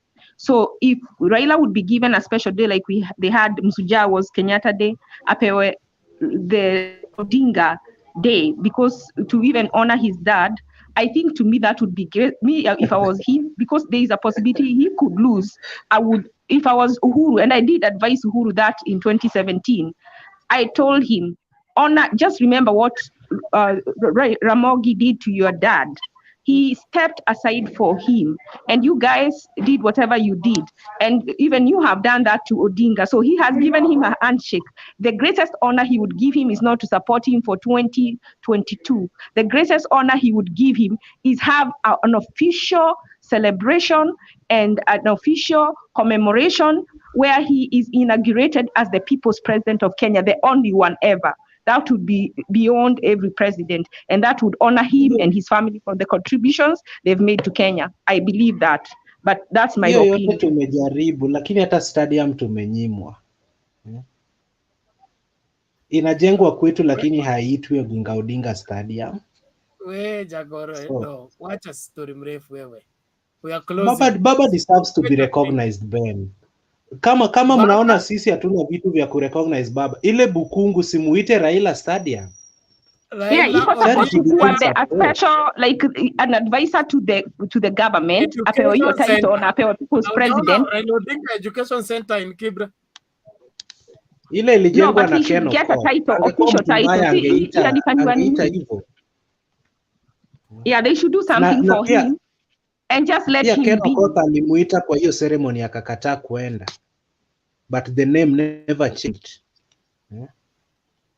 Nyinyi mna siasa. Sawa sawa. Let's hear from Themba. Tufunge station tafadhali. Yeah, thanks, Bernard. I think we are Excuse coming. me, Themba. Yes, sir. Ben, unaona huyu Themba Ben anakuanga mtu wetu, akiongea anataka kuslide kwa hii box yetu, lakini pia akigundua ashaingiza mguu moja anasikia ni moto, anatoa mara moja, anaturukanga ile place, una feel sasa jamaa amekuja nyumbani but unarukwa at the last minute. Mnataka kae huwa akifanya nini? But mbona kule fare yetu eti anakuja na akuji? Anyway, huyu amekula fare yetu siku nyingi bana. Sometimes anaongeanga mpaka anasema bas tumepata new partner. Huoni vile iko healthy? Hiyo ni fare yetu anakula kila siku. Mata anaturukanga. Mmengoja asifiki tena. Okay, Jacoredo. Thanks, Ashley, Bernard. Thanks for that. As you're coming to the end of the show, I think it's there's some pointers that I need just to highlight. One, that yes, politicians will constantly take advantage of probably the lack of information in the masses to support them. That has always been historical. It has been. It's not unique to Kenya. Politicians will want as much as possible the populace not to have the empowerment that they need, so that they can run away with the emotional little information that they have to keep on supporting them. It is the empowered population that can make a change. And I think as much as possible, when we refuse to be so, so embedded with our politicians, then we'll start being more rational with our decisions. Our political terrain can change if we try as much as possible to run away. There's nothing wrong with our tribes. There's nothing wrong with you being a Kikuyu, a Luo, whatever tribe. And there's nothing wrong in holding a particular political persuasion.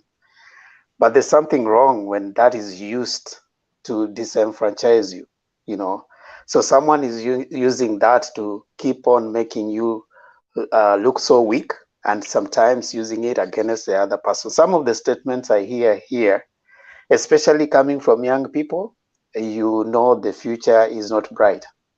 Because young people are supposed to, emancipate themselves, emancipate their mind, break themselves free from the previous political narrative. But now when you find the same young people having a particular kind of a narrative, then you're worried for the future. I personally don't mind differences in opinions, but I find I struggle when some of the facts that we need to interrogate, we don't do it. We just pick some of the information. I am struggling with even what Ashley is saying, that Uhuru should create some position for Raila. I mean, some of those things are the politics we need to get away from. We need to get away from politics of rewarding people. You create a day for people. I mean, those are things that we have left out. We don't need to appease people's ego. Moving forward, we need to decide, okay, fine, how do we want our politics to be? Raila, just like any other person, has democratic right to vie as many times as he wants. You know, we shouldn't try to imagine that, you know, sitting down and saying that we'll create. Why don't we then create? I mean, for all those politicians, you have Ruto, Mudavadi, Kalonzo. They have been in politics for a I long can give you time. the reason. I can give you more than 1,000 reasons why Let I me say finish. Raila. Okay. All of them have been in politics for a long time, you know. So if indeed we want them out, then we can tell them we'll create for you a day for all of you, you know. But I think we need to reach a point, a position whereby we have sanitized our politics.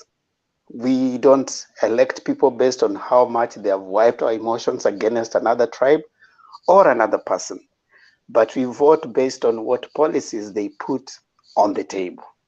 So I think when we start discussing ideas and ideologies other than individuals and positions, I think we will be moving slowly and incrementally. Maybe not in our generation, but probably in 2 or 3 generations from now, we'll have clean politics playing around in Kenya.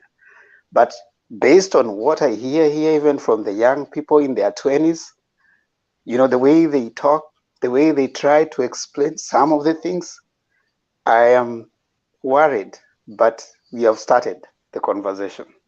Thank you. Bernard, I would like to say something on what to explain a little bit, just maybe in 2 minutes, maybe another day I'll explain.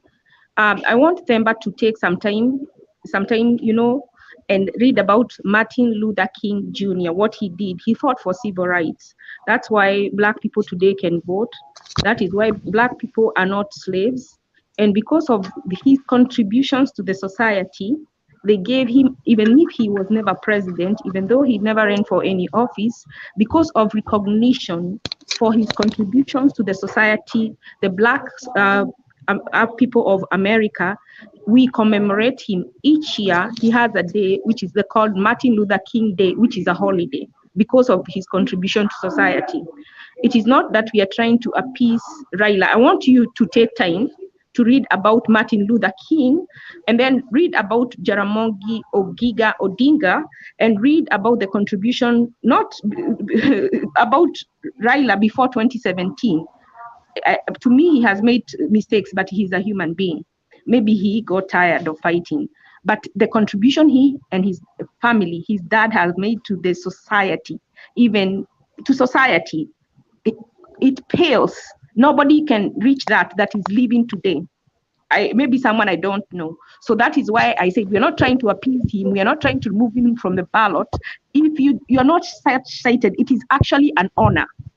Because to put him as the people's president is like to make him the Queen of England, where he becomes a representative of Kenya, where we correct the injustices done to his family, who have contributed so much to Kenya. We reward them by acknowledging them, and that's why I didn't say Raila Day. I said Odinga Day. That it is for him and his dad, the contributions they collectively have made to the country of Kenya, politically, for us to be where we are. Please don't answer me today. I want you to go and do some research, and then another day come and tell me whether it still makes sense. Ashley, please, I say don't answer me today. No, wait, Ashley. I think suggesting that I haven't read about Martin. I mean, I've spent my lifetime doing that, so I want to agree with you as per the contribution of Martin Luther King. Definitely, there's that civil rights movement and how he contributed and all that. I mean, those are things we have. As someone who has political conscience and is interested, has read that. I was just trying to, you're right, to the extent that there's no doubt about the contribution of Martin Luther King. I mean, that one is no doubt. I'm just trying to also say, in the same note as we argue, we need to appreciate the legal and constitutional democratic society that we want Kenya to move to, you see. It's just a while ago, I think, is it Kenyatta Day was changed to Mashujaa Day? You know, the other time people were trying to name some street at Woli, and it caused some furore back in Kenya. You don't want to create another. The people you're mentioning, I say. Let me finish, Ashley. I'm interjecting, and respectively, if you allow me. I say you're not allowing me to finish, and I'm allowing you to finish. I said interject means, like the way they do in parliament, where they come in between. I will take 30 seconds or less. What I'm saying is, Raila, it's not everybody that we start naming. I'm saying for the special, they have had historical injustices, him and his dad, for the contribution. For that, let us honor them, but it's like an executive order for that reason. That's what I mean. That's a suggestion. It's not like I'm saying, but I think that would be the honorable thing for us to do. Ben, kabla hujamaliza, cause niko sure kesho unaenda church na ni saa 9. So kabla hujamaliza, Ben, mi niko tu na 2 cries and 1 ask. Niko na vilio 2 na kiulizo moja. Jacoredo, vilio zangu Ben, kuna vifo naona bana. Kuna vifo naona vinanitatiza. Hold on, before you begin the cry and the kiulizio, let Demba finish the point he was saying, then you speak, we close. So sawa, tuwe na order kiasi. Aya. Where is Jacoredo being disrespectful to the speaker? The moment should appreciate that he thinks that whatever discussion we're having with Ashley is of less importance. I think, Jacoredo, you're being unfair. So, my point is, we need to create a country that is ruled by constitution, not by someone waking up and deciding. We have so many honors that can be given, OBC, whatever, all those. But we don't want to in my view, I don't think it's about creating a day to appreciate Raila. I think it's about us creating a country that is ruled by the constitution, and that everything that has to come in is derived from constitution. It's not about the feeling, it's not about everything. Everything has to be within constitution. And I think that way we will have created a system that can outlive us. 50 years from now, people will be having constitutional reference. We don't want, like when Kenyatta Day was created, it was okay, but several years later, we came and said, everybody else contributed, so we need to have Mashujaa Day. So you'll create Odinga Day, 50 years, people say, but the others who also contributed, then we should have another day. So I think we don't need to go that direction, in my view. That is my honest view. As a working democracy and a growing one, we need as much as possible refer everything to the constitution. Allow it to be alive, allow it to work within any system that will outlive us. That's my submission. Thank you. I support the same. And before we hear from Jacoredo, I would also want to, in response to Ashley's submission, it is okay for honor to be given to whom honor is due. The Bible demands that. And but this honor should not be given in exchange of somebody's not being on the ballot or not contesting. When it's made conditional that way, it ceases to be honor. It becomes a pay, and that will not go down well with everybody. And like we all know, Raila is not his own property anymore. He became a Kenyan property, and there are many of us who have stake in his company. So giving him a day to deny us from going to Canaan will not go well with us. Oh, Bernard, I didn't mean it that way. Then after 2022, if he doesn't become, let's say he vice and he doesn't become, let us do. What I'm saying, they deserve, because they were talking about historical injustices. I think that would be an honorable honor. That is a one-time exception. I know you are talking about constitution, but constitution is a guide. It shouldn't be like we are stooges or robots to follow it like we are human, so we can. It's like Sabbath was not made for man. Man was made for Sabbath, something like that. So it is our guide to guide us, but it doesn't mean we have to follow it to the letter. That we cannot, we cannot go a little away from it to honor somebody. But I'm not saying that it should be done to convince him not to run. If he thinks that would be the reason, then he can run. If he becomes president, that's fine. But if he doesn't become president, I think that would be an honorable thing for Kenya to do. That's a good one. That's a good one. And lastly, referring to Mutua's confession in Kiambu the other day with Baba, he said that when he was government spokesman, he did a lot of harm to Baba by spinning propaganda, and he confessed it was just propaganda. Baba is a good man. I suppose that if it goes the direction of honoring him, we need in between the Truth and Justice Commission, whereby let people who have rigged these elections come out clearly and say we stole. No, Bernard. This one is supposed to cure those. Yes, just to cure. No, the handshake is supposed to cover all. To cover those.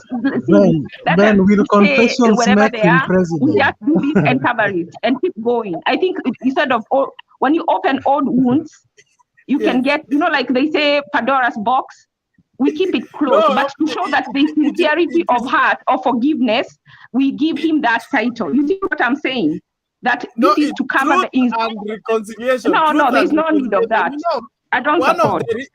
Actually, just hold on. One of the reasons why Kenya doesn't move forward is because we always cover up those sensitive issues.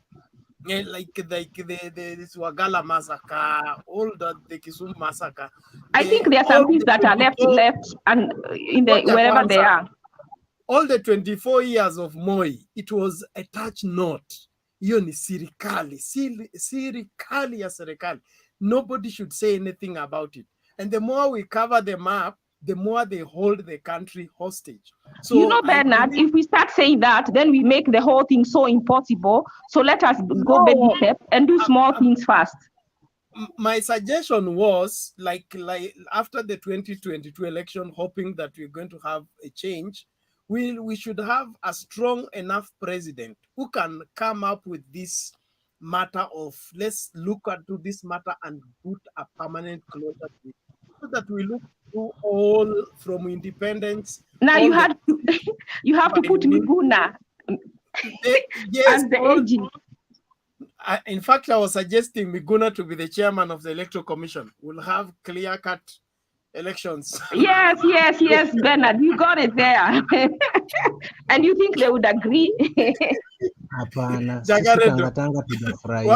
What do you think Miguna to be the chairman? Why do you want foreigners to lead our independent election? I knew you will start there. Hii kitu ni either Chebukati ama kuna Kiplagat mahali. Wewe Jacaranda, tutakuwekelea mikono leo. Hao wengine wote hawafai bana. Kama si Chebukati ni Kiplagat, Moi, somebody, Chemtai. Ben, mimi kiulizo yangu na vilio vyangu. Sasa vilio vyangu ni hivi. Ben, kuna vitu naona kwa internet vikitrend. Kuna vifo si. Kama niliwatch news Nairobi eti kuna shimo, majamaa waliingia kwa shimo wakakufa, shimo iko na maji. Na ni watu wengi. Sijui huyo mama ana explain wako watatu hapo ndani. Sijui wa kwanza ametolewa. Alafu kuna vijana pia eti wamenaswa na polisi wakapatwa mochari na walizikwa. Sasa unaona vitu kaa hizo bana. Kwani hatuna security Kenya ama kuna nini? Shwari. Mimi najiuliza maswali mengi.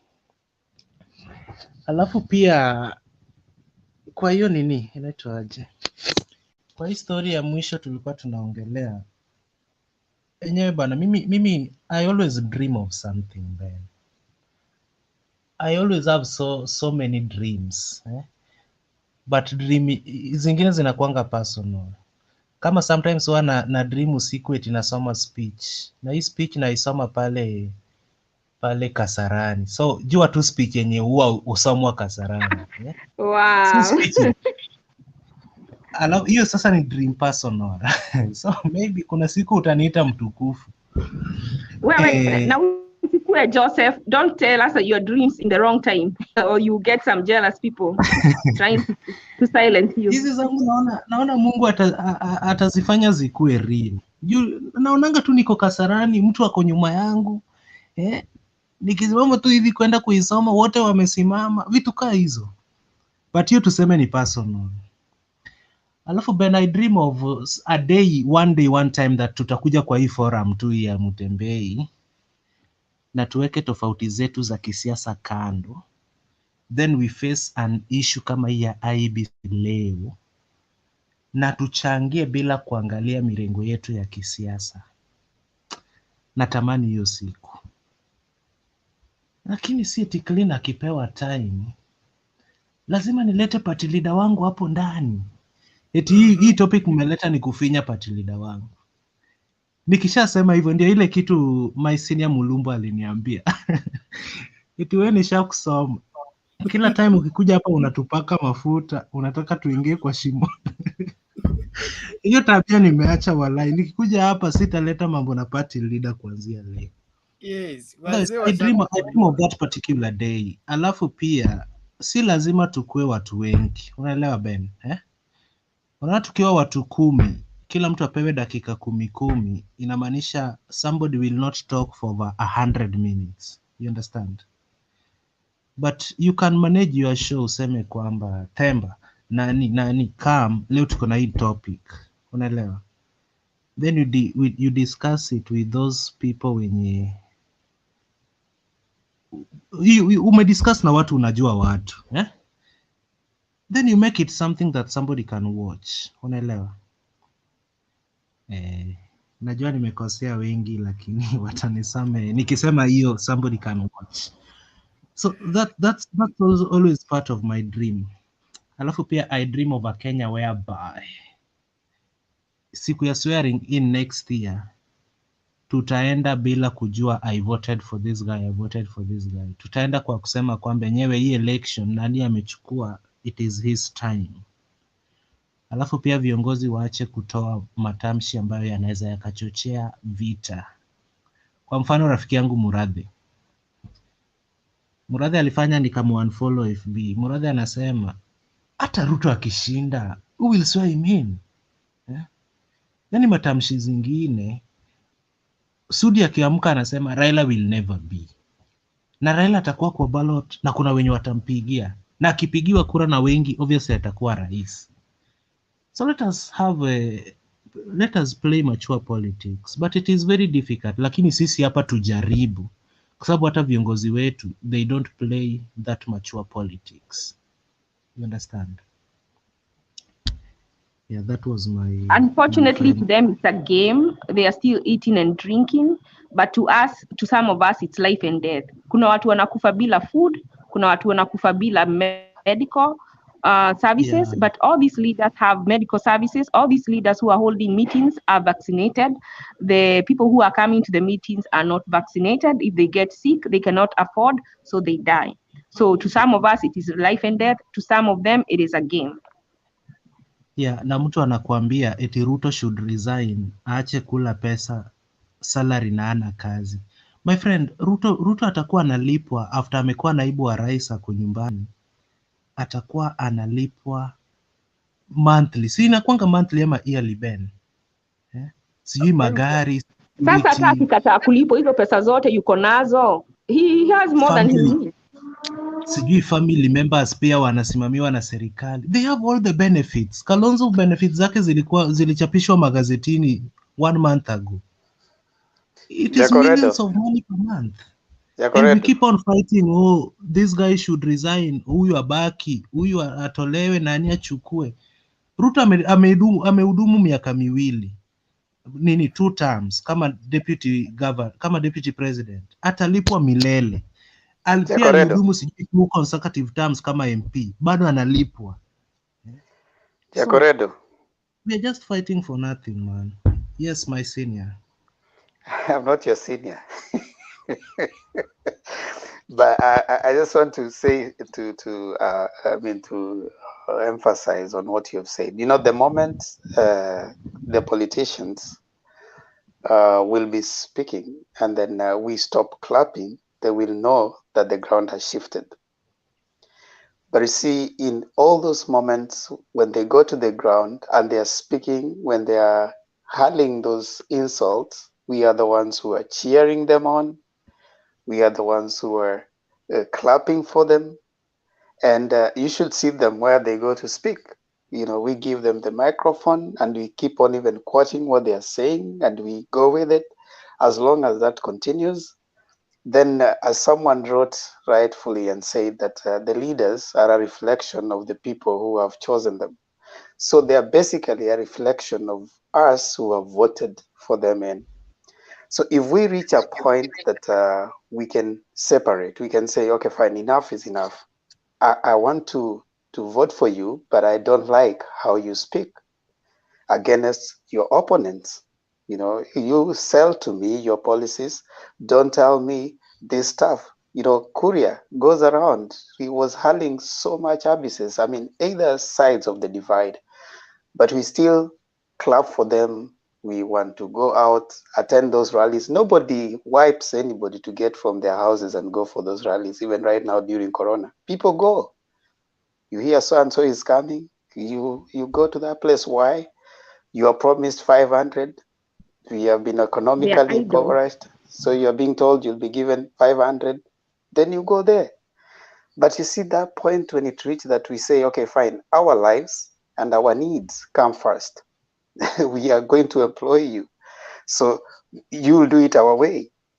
When we will get that point, maybe things will start changing. So the leadership is a reflection of the people who are voting for them. So we don't want to blame them. We probably are the ones who are making certain choices as we go to the ballot. That will be very valid if our choices really count. At times, we make our choices and somebody else continues to have their way, regardless of what we prefer. But all in all, we have a country to take care of, and this country is in a place whereby we feel that we've been overtaken by events. And so we may need to work both backward and forward at the same time. The meaning that there is what we need to prevent from recurring, prevent it from being passed to the next generation, and be able to correct what has happened in our past. And so us being the in-between generation, we have a very huge responsibility. Because if we are going to change our politics, we must set the pace now. But we may not cut off the old politics completely. We must give them a period when they will pass.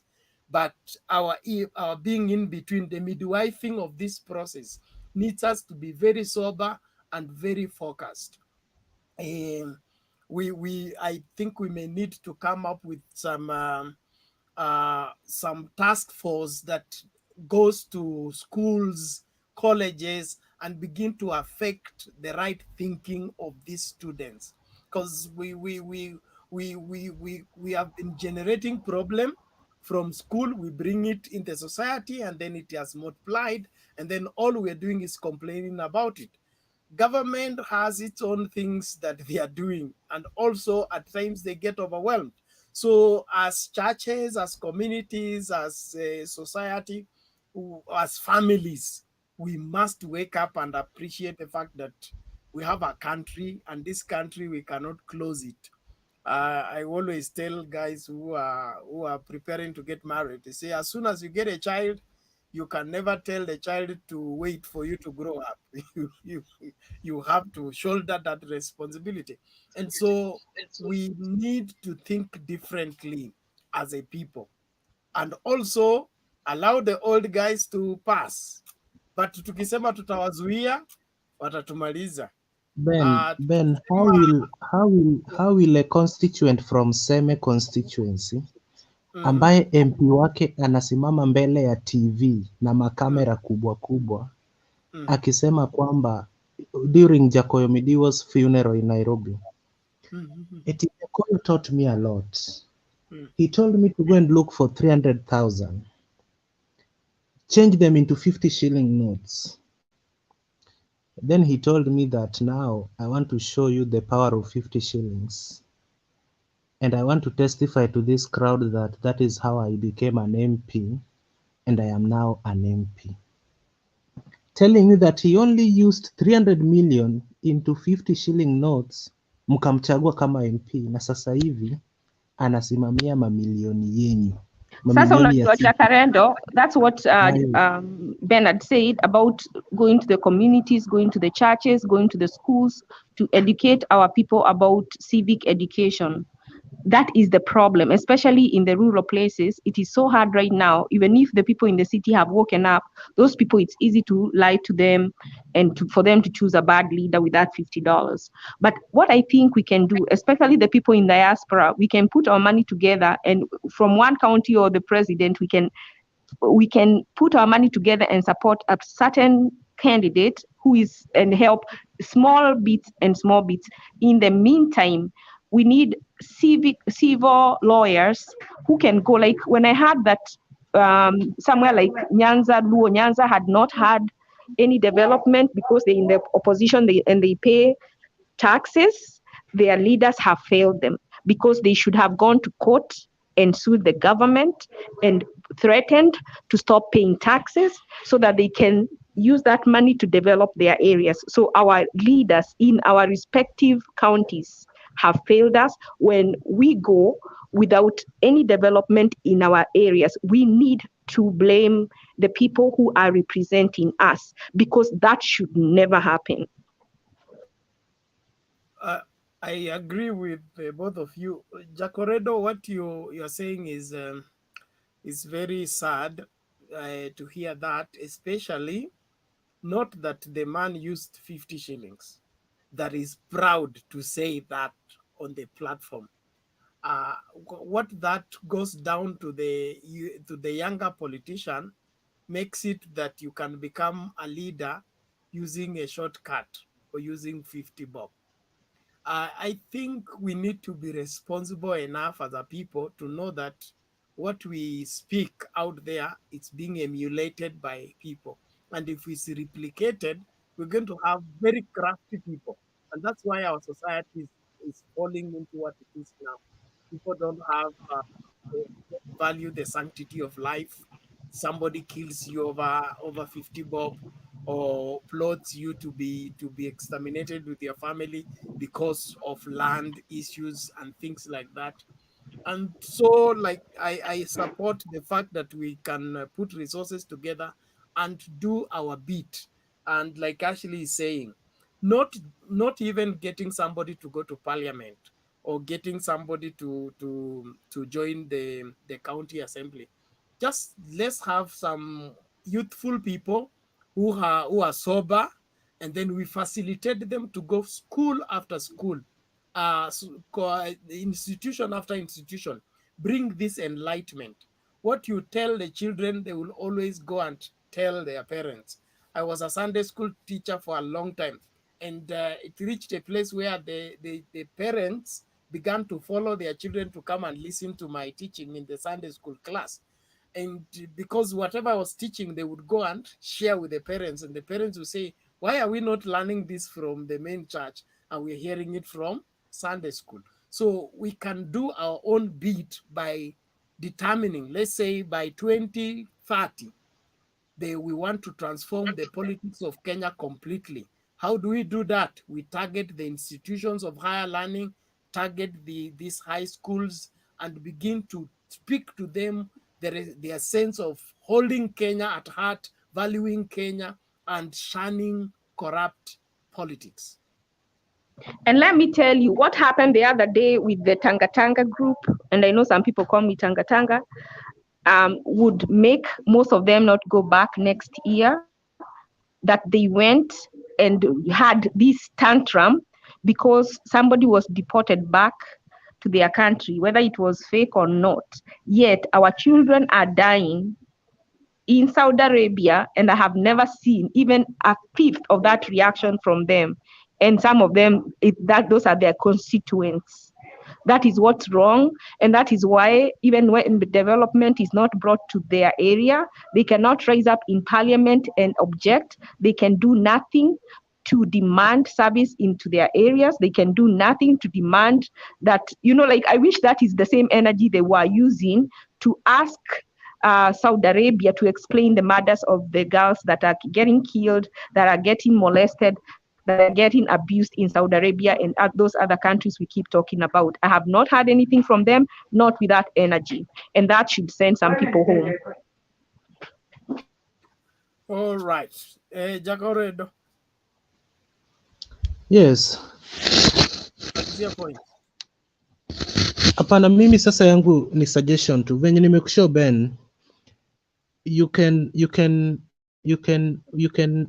wewe na Wekesa juu mimi naenda kazi bana, so sitakuanga kwa platform sana, unaelewa.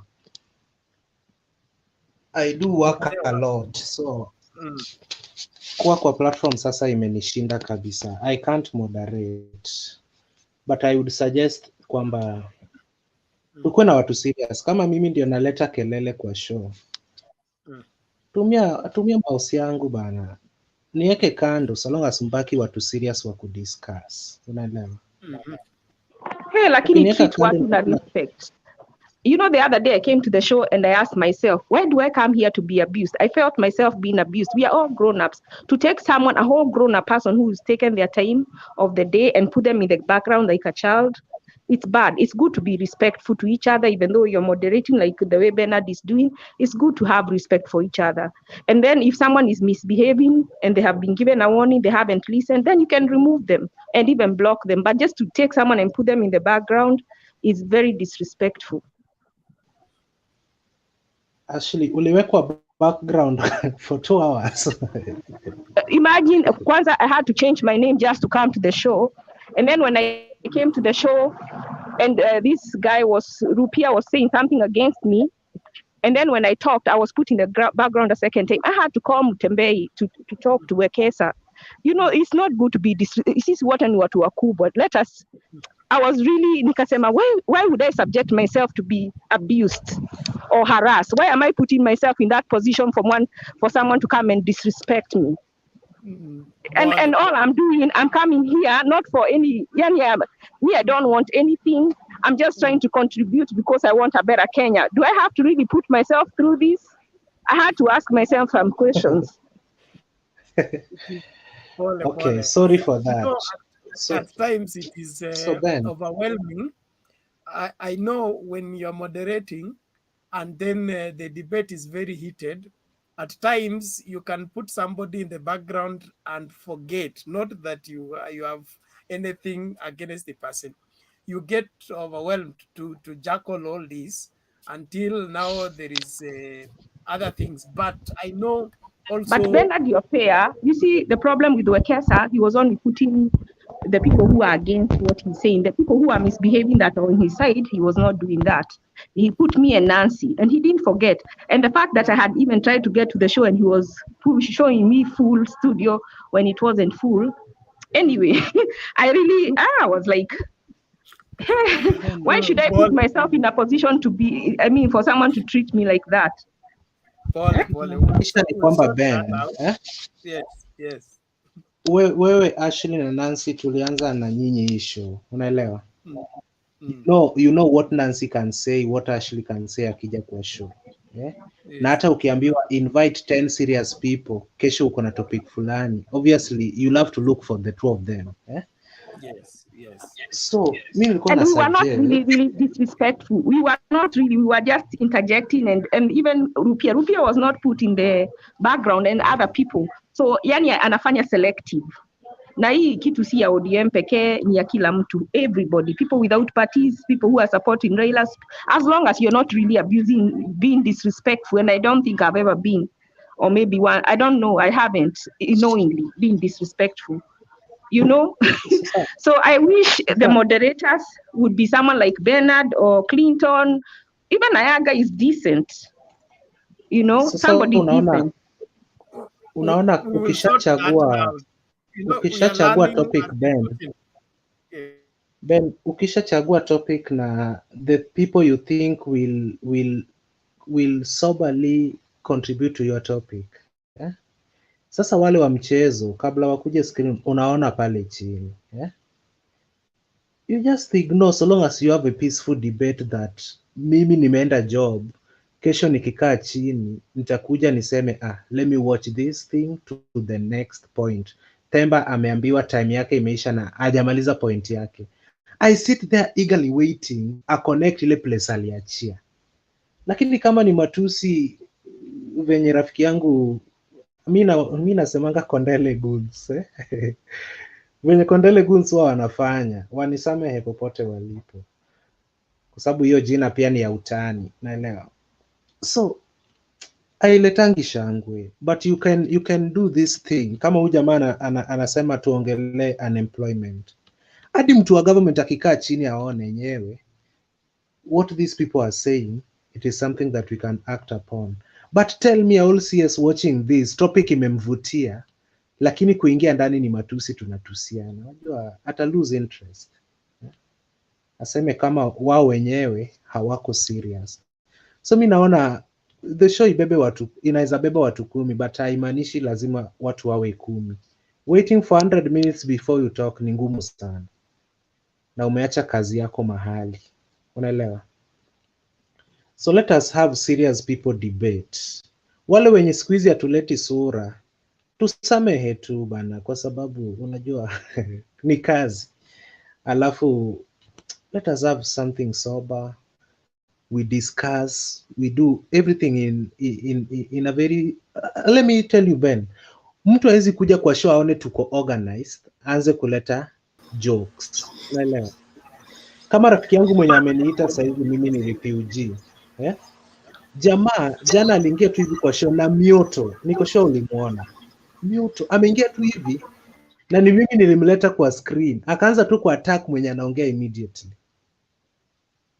So mimi cool down, hapo ndio adui ulianzia. So angekuja aone screen iko serious, angejoin akawa serious at the same time.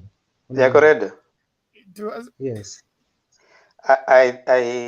I think so far, other than a few people who have misbehaved, in a group, you expect any reaction. Some people will follow the rules, some people will not, and that's why you have a moderator. So I think making it just specifically to a certain number of people to talk, then we'll miss out on certain ideas. Some of those people who come in and probably they may sound out of the way. They may have some things that you may need also. So I think for purposes of this is the moderator to know, okay, at what point do I want to allow certain things to go? If he realizes it's going overboard, then they might choose to get people off. But again, also, I mean, we need to appreciate. Not everyone will be thinking like us. Not everyone has the level of awareness that we do have. We just need to see the world from their perspective, then interpret it from what we think they mean. That I think will allow us so that we don't respond in similar manner if someone probably comes and is heckling and is talking in a certain way. You don't necessarily have to go there. You can go low when they go high. You know, when they try to hit you, you just know that, okay, fine, I don't play in that kind of league. You take the debate in a different tangent. But I think we need that mix. We don't have to gag people. In my view, I don't think we need to. But Temba, how will you feel? Can I have a right of reply? I know actually thought Temba, how will you feel? I'm here and I'm kwa 100 minutes. Jacodero. I have a right of reply. My name has been mentioned 20 times. I think it's just good to be sober. Yes. Hold on, yes. hold on, sir. You will get right to reply. but let Jacoredo execute his. Pana, mimi hata sina point. Temba, nilikuwa nakuuliza tu, unaweza feel aje juu mimi nimekuwa moderator hapa, najua matusi niko nayo hapa kwa inbox zenye sija reply, unaelewa? Watu wakiheckle watu 10 for each person 10 minutes for 100 minutes, na uko na point uja execute, na pia hauna moyo wa Duke wa kuongoja 2 hours ndipo uongee. Unajua Duke ako na moyo ingine. Duke hana moyo, ako na mioyo.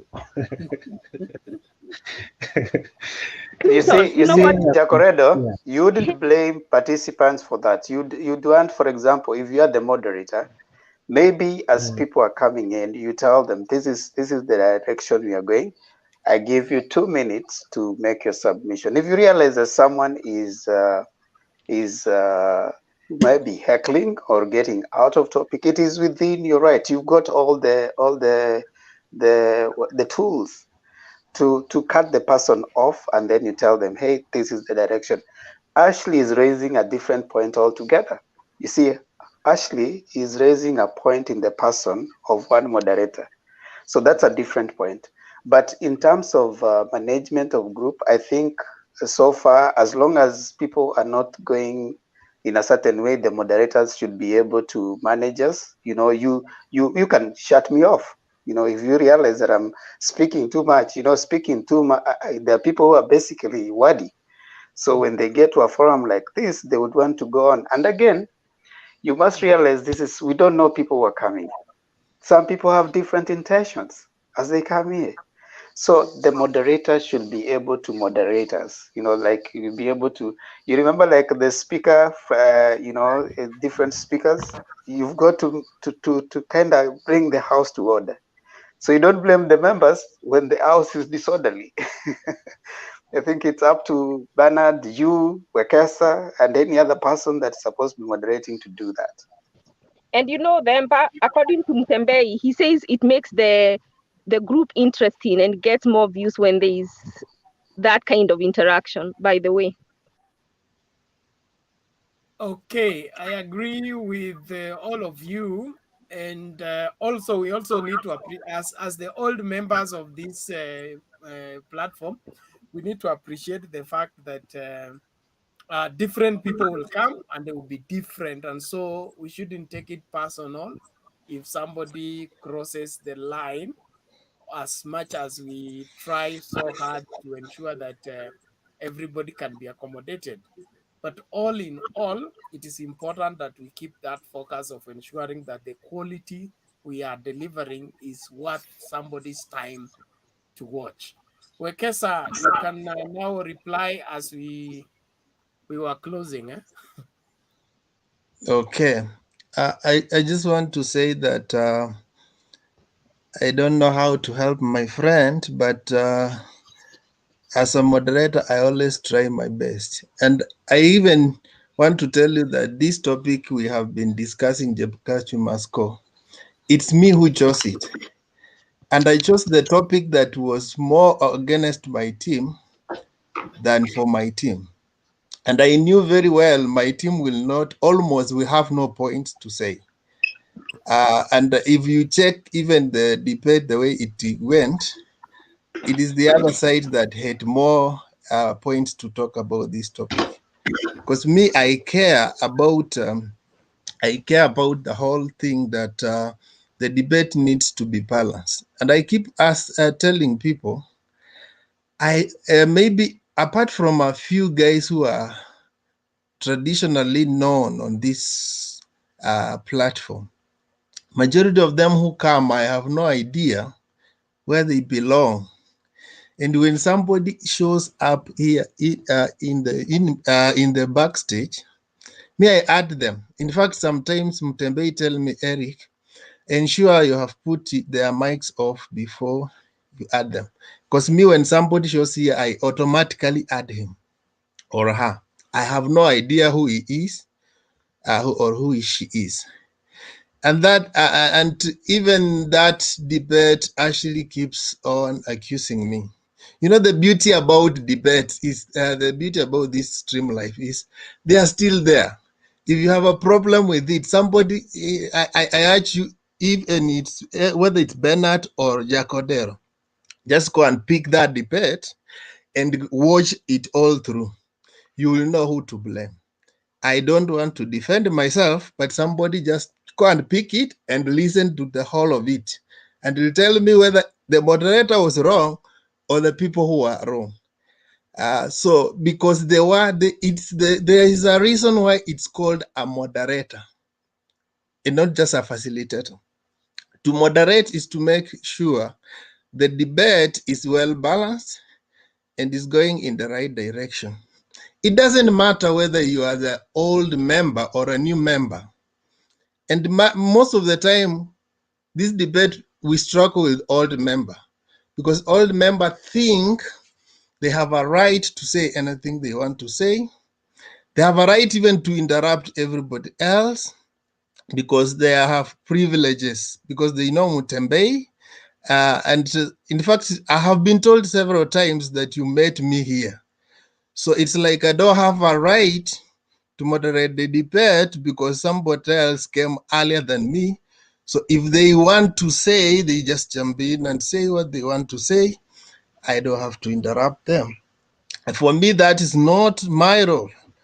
And I will say, if that makes me a bad moderator, so be it. And for me, I don't even enjoy a debate that faces one direction. I enjoy even when the other sides have more points than my side. I don't want echo chambers. I also even sometimes want to realign the people who are talking so that we have like, in fact, nowadays I ask this question: if it is Bernard who has talked, ask, do we have a question from the other side so that we don't have Bernard has talked and another person like Dembo to talk, and I know he will just echo what Bernard has said. I want somebody to rebuttal from the other side so that there's quality. But the problem is there are people who don't want to balance a debate, or maybe even they short circuit the debate. They bring other issues that were not part of the debate. When you try to keep them to the topic, they think like you are shutting them down. No, me I normally say, and I listen to them because they are the ones who have been arguing that why is it that every day we start or we come to this debate, it's like we are shouting and bashing one person, one in the name of William Ruto. Can we have to diversify our debate? And we try to bring in other debates that shows there is a balance even unto our viewers and those people who follow us. But when you realize people have made it look like this is a channel that only bashes someone called William Ruto, then you try to bring in diversification. So people will not understand you. But for me, who is moderating, I want to see that I'm bringing a balance in that discussion. So if I realize there are 5 or 4 people ganging up just for one thing, I try to maybe regulate so that we have also point from a different view. If that made me a bad moderator, I don't know, but that's okay. I have to live with that. Thank you. Okay, thank you, Ekesa. And I would say that there is no bad and good moderator here. We are all learning. And then number 2 is the hardest thing for you to do as a moderator is to be put on your defense. It's a very difficult, it's a very awkward place to find yourself. But also the scale of being judged is that the matter here is if you stop somebody from talking because he's giving propaganda, they say you are favoring ODM and you are against UDA. If those are the scales of judgment, then we are all wrong to some degree, because there is a difference between propaganda and facts, and there's a difference between what is factual and what you just heard somebody say. And so if we seem to have guys on this platform who come here purposefully to push their agenda and interrupt everyone else because they have been sent to cause that to happen. Now, when we realize that, we will have no choice but to put you behind the curtain or kick you out of the studio, because Yeah, and Bernard, that is what I do. In fact, nowadays when I see Bernard or Jagodero, or I normally take my leave so that I want to have a different moderator. So there are those who are purely, maybe they have a beef with Bernard. So when they see Jacodero, they will contribute. So me, when I'm moderating, the moment I see Bernard, I take my leave and allow Bernard to moderate, so that those who have a problem with Wekesa will enjoy the moderation of another person. That's why we have but mimi 2, 3, 4, usiniachie. 5 moderators a day. And I know naturally people will become your enemies. But me, I enjoy even debating with Ashley. And sometimes even I provoke her when she's silent. I want her to come and we debate. I don't have a problem. I don't hate Sasa her. I don't Wekesa, have a problem. I will Wekesa, always. mimi usiniachie ni moderate. Mi naingianga kudeal na nyinyi. Ndio. I want to defend my party leader, man. And I've never silenced you. I normally allow you to take all your questions until you yourself leave. Our Condele group will be sent on you. Lazima tu ni defend party leader, man. Nikimoderate siwezi mdefend. Party leader. Sawa sawa, Franco. Yes, sir. How are you? Bwana, huyu ni yule jamaa wa Uganda amejileta yenyewe. But you have come very late and you have a lot of echo from your end. What is it? Nachafungulia internet. Huyu ukitaja Museveni anakumeza tu roho safi. Ananijua mimi na Museveni sio marafiki. No. Okay. Now, Yes, Franco. I've been following. Yes.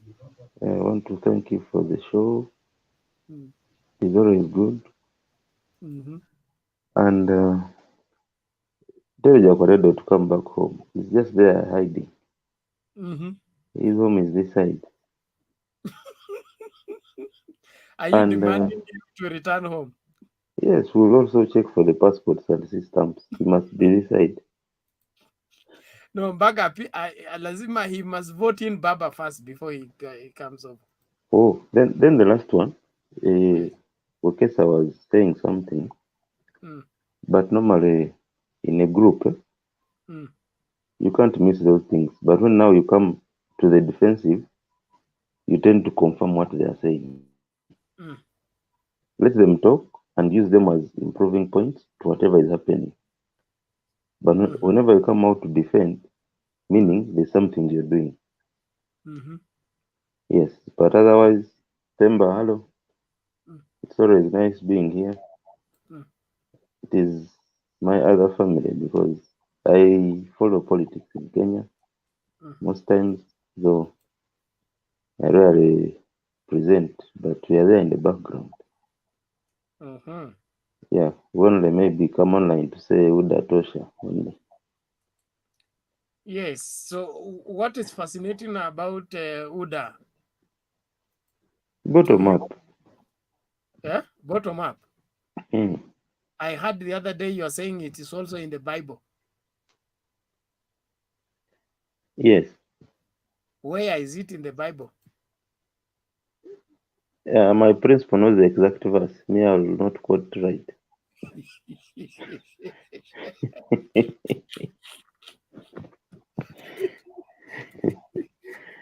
You and your principal, we are going to put you to defense. I saw something. I think he was talking about, he says Psalms 113, verse 7 and 8. So, why I came on late was just to thank you guys. We're always there, and it's educative. Some of us will feel close because I've gone to school with people from that side, so normally I want to follow and see. Okay. Ben, na niko na swali kwa Frank. Jakaredo, what again? Uliza Frank. Frank, my party leader Bobi Wine alienda wapi? Hata kuaddress press bana. Frank, Bobi Wine ako wapi? You see, the problem, actually, there's a time community leader was asking about Lumbi. You remember when he talked about the guy in Turkey? He's been let down by his party members, the enough people. He was arrested here, they came here, deceived the people. We have seen a lawyer, the lawyer has not seen the inmate, and the lawyer is asking for $70,000 US, things like that. The party is very confused. Babu Wine is back in Uganda eating his money. They come to politics for a show, not to serve. So Bobi Wine doesn't have the majority of the seats in parliament? He just have 51.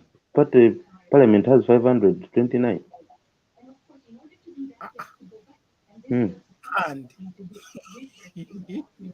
What do you mean, man? How many MPs does Bobi Wine have? Na ako parliament yeye ama ni opposition leader anatangatanga kama Ruto wangu nje? Ugandan parliament has 529 MPs. What? And yes. You have more MPs than we have in Kenya? Yes. Na nchi yao pia ni kubwa kutuliko, Ben. We ni Mluya jirani wa Uganda is Uganda smaller than Kenya. We have more MPs, I'm telling you. We're planning to add more 20. Mko na BBI yenyu. Sasa So, kwa hao 500 Bobi Wine ako na wangapi? Who is leading? Okay. His party has 61. The Bobi Wine party has 61 members. Then when you add on the other opposition party, they're around 110, 112 out of 500. What? So NRM has 400. Mass party, obvious. You see. Hey. Me, I thought we were closer, but No, we are now removing every hope. They are very Come far. there and champion the revolution. No, that revolution is headless. Na tukienda benchmarking Uganda, mnatukataza kwa airport. So that's now I'm wondering, this benchmarking, what are we going to benchmark? So why do you benchmark on dynasties and not benchmarking on hustlers like Kina Bobi Wine? I don't understand. We want to benchmark on how a party can have 400 members. Na mnatukataza kwa airport. And how a dynasty party can have 400 members. And do you forget your fellow hustlers? Nini bure kabisa. So bana huyu Bobi Wine hayuko rada kabisa, ameishiwa. No, you see, now the issue is he was an MP. Then because first time just like Ruto. So they overrated themselves. When in Kenya mwenye anafuata Raila, relax. Okay, the issue is he came through a re-election, and that was just for 2 years. After 2 years, parliament ended. So after that, he felt he could run for president. So he left the MP seat. He's now there. He's not an MP. He's not in State House. So if you run for presidency, you don't run for MPship? No. God have mercy. What is na your kuna, na kuna uwezekano apewe handshake. Now, which handshake? We are shafinywa. Now, Wekesa, confirm this. What is this happening in Zambia? that Tanga are celebrating? Right now? No, Lungu has gone. Lungu, the deep state. Yes. What happened to him? He's crying, oh, elections are not fair, free and fair. President, elections are not free and fair. No, he's not serious. Shida za kutoenda benchmarking Uganda ndio hizo sasa. No, if he lost the election, he lost the election. What is wrong with that? Kutoenda benchmarking, kujiamini sana. Bernard, as a head of state, you don't cry of what? Free and fair election. Do whatever it takes to be there. Franco. Huyu Mbwembezi anaongea kama deep state wa NRM kabisa. Cause vitu serious anachukulia kama mchezo. No, we are serious. We are talking about serious president crying.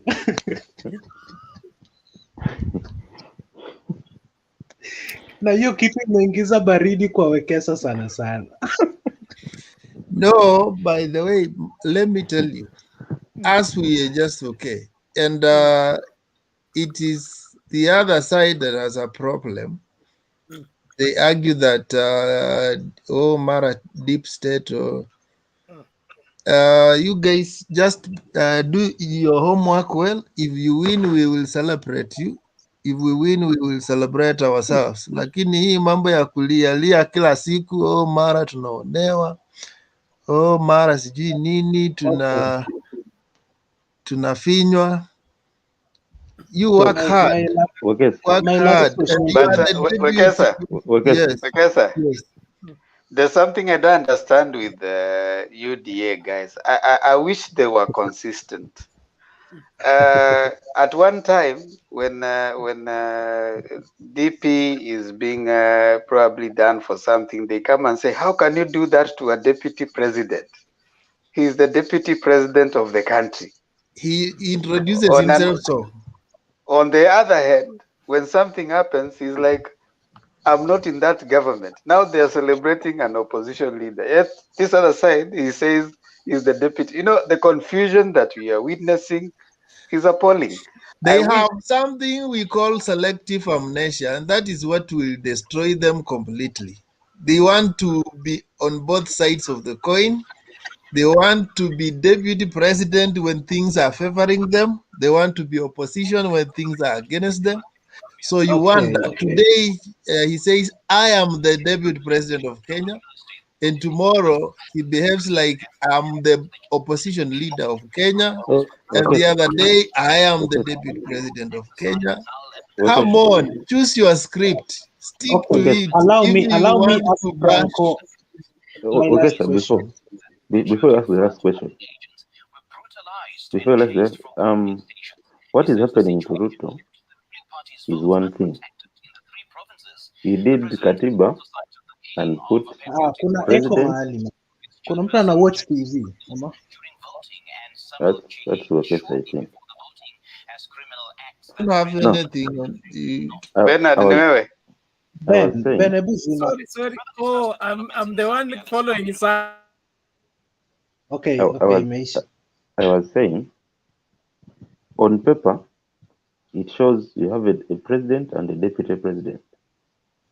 But in principle, you're acting like Uganda. He acts more as a vice. So he can't do anything before the president wills. Because ours here, normally, we are used to it. People keep on reminding us in paper, don't forget so-and-so is still the vice president. Because there's nothing to do. So on paper, it shows deputy, but in principle, you have a vice. You see, like when this thing came up, when this Arun, whatever came up, he came and said, "I'm the deputy president of the country. I cannot be mad." You see, and then the next day, you see those people, they are just doing their things. You know, sisi tutakuwa na nyinyi, hawa watakuwa hao. You see, you're not consistent. And for me, If there's anything I don't like about a leader is when you're not consistent. You better be consistent. If you don't like it, you don't like it. If you like it, you like it. Let's know you from one face. Yes, so that we Temba. know who is talking to us. Yes, Temba. What happened was he was told of something, but you see, there's when you're called into something. When you reach, you find you have been duped. Now you have to be fighting for your space. That's what he's doing all along. Frank, swali langu la Yes. wako. Yes. Was Bobby Wine overrated? Ama alikuwa nao supporters tulikuwa tunaona. Was he overrated? Museveni alishinda tu kwa kipole kama pasta wa party leader. Now, what happened was, actually, the election. What happened is Bobby Wine centered more in the region he comes from, that is Central. So there was more noise in Central than the rest of the country. Even that's why he got most of the MPs.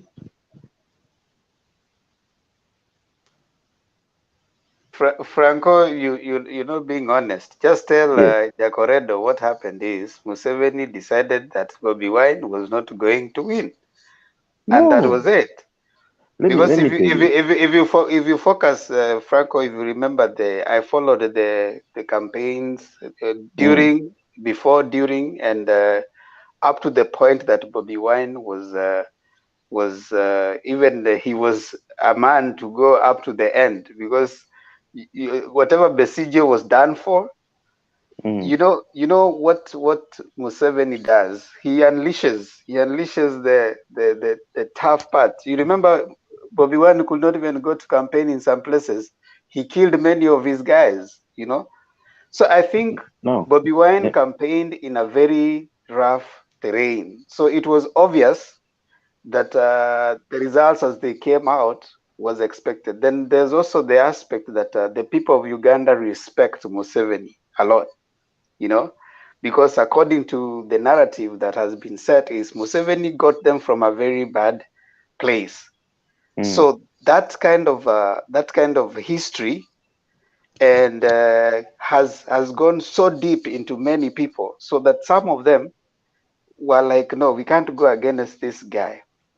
And then the other thing, NRM and what is the party? The party is called NRM, and the army party is called what? Which one? The army wing. The army. Uh-huh. UPDF or NRA? UPDF, isn't it? Now, UPDF is actually made up of most of the people who owe their allegiance to Museveni. You know, so it is in such a terrain that you cannot. The political democratic space was not favorable for this guy, for Bobby Wine. Okay. So I don't think it's the other thing that are coming. He didn't campaign in the whatever. They never campaigned. You followed it, Franco? Yes, I was there on ground. They were coming to a place. They are being blocked. You know, they're taken to a place. They start shooting. Demba, let me tell you something. Let me tell you this. Yes, sir. Franco, let me also support you.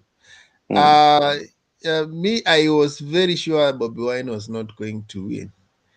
And I was even watching one of the interviews on in Uganda. I normally follow up on NTV of Uganda. And they said, yes, Bobby Wine has created a euphoria, but he's still new in the system. He doesn't have the system. So they say they would have blended the system of Besigye and Bobby Wine, it would have worked for him. You don't just come up as a new person. Yes, you have created a likability in the public, but for you to win the election, you need to have the systems on the ground, and that is what he lacked. Do we normally say the new parties, that is the new starters, that is where they have a problem.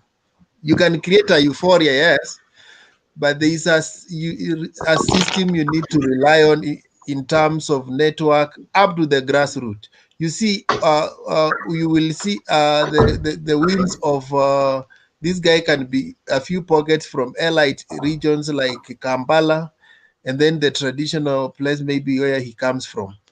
But to create a penetration to most rural areas where Museveni has traditionally been voted for, it goes beyond that drama and euphoria he was creating in the public. You see, not everybody is glued on social media. Not everybody is glued on TV to see all those things.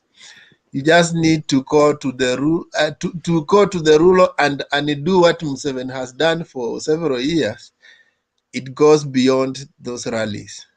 Yeah, even to add on that, normally a president has been set here. Whenever you contest, people ask you, "Are you a soldier?" Now, if you're not a soldier, my friend, no one will listen to you. Because very true. I agree with you, Franco. That's true. They're avoiding the past history. Because they know with the soldier, security is there and they are calm. People no longer want to go back to the bushes. So that is where the thing is. When you're a soldier, well and good. That's why you see for BSJ it was a bit tense because they knew he's there and he was pushing too. But this one who could not even define fiscal policy. No.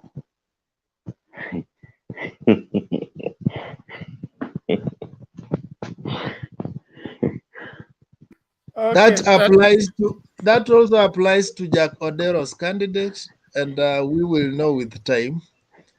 By-elections showed them something, but they did not want to believe. By-elections shows you guys something, but you do not want to believe that your euphoria is just 1 inch deep. It hasn't really converted followers as you think, but they will use they will just use an excuse that, oh, my friends, we are only 3 months old, we're only 5 months old. It takes time to convert the old traditional voters, my friend. To understand this better, let me ask this. Frank, Uganda mko na population ngapi na voters wangapi? No, our population currently is around 45 million. Na provinces ngapi?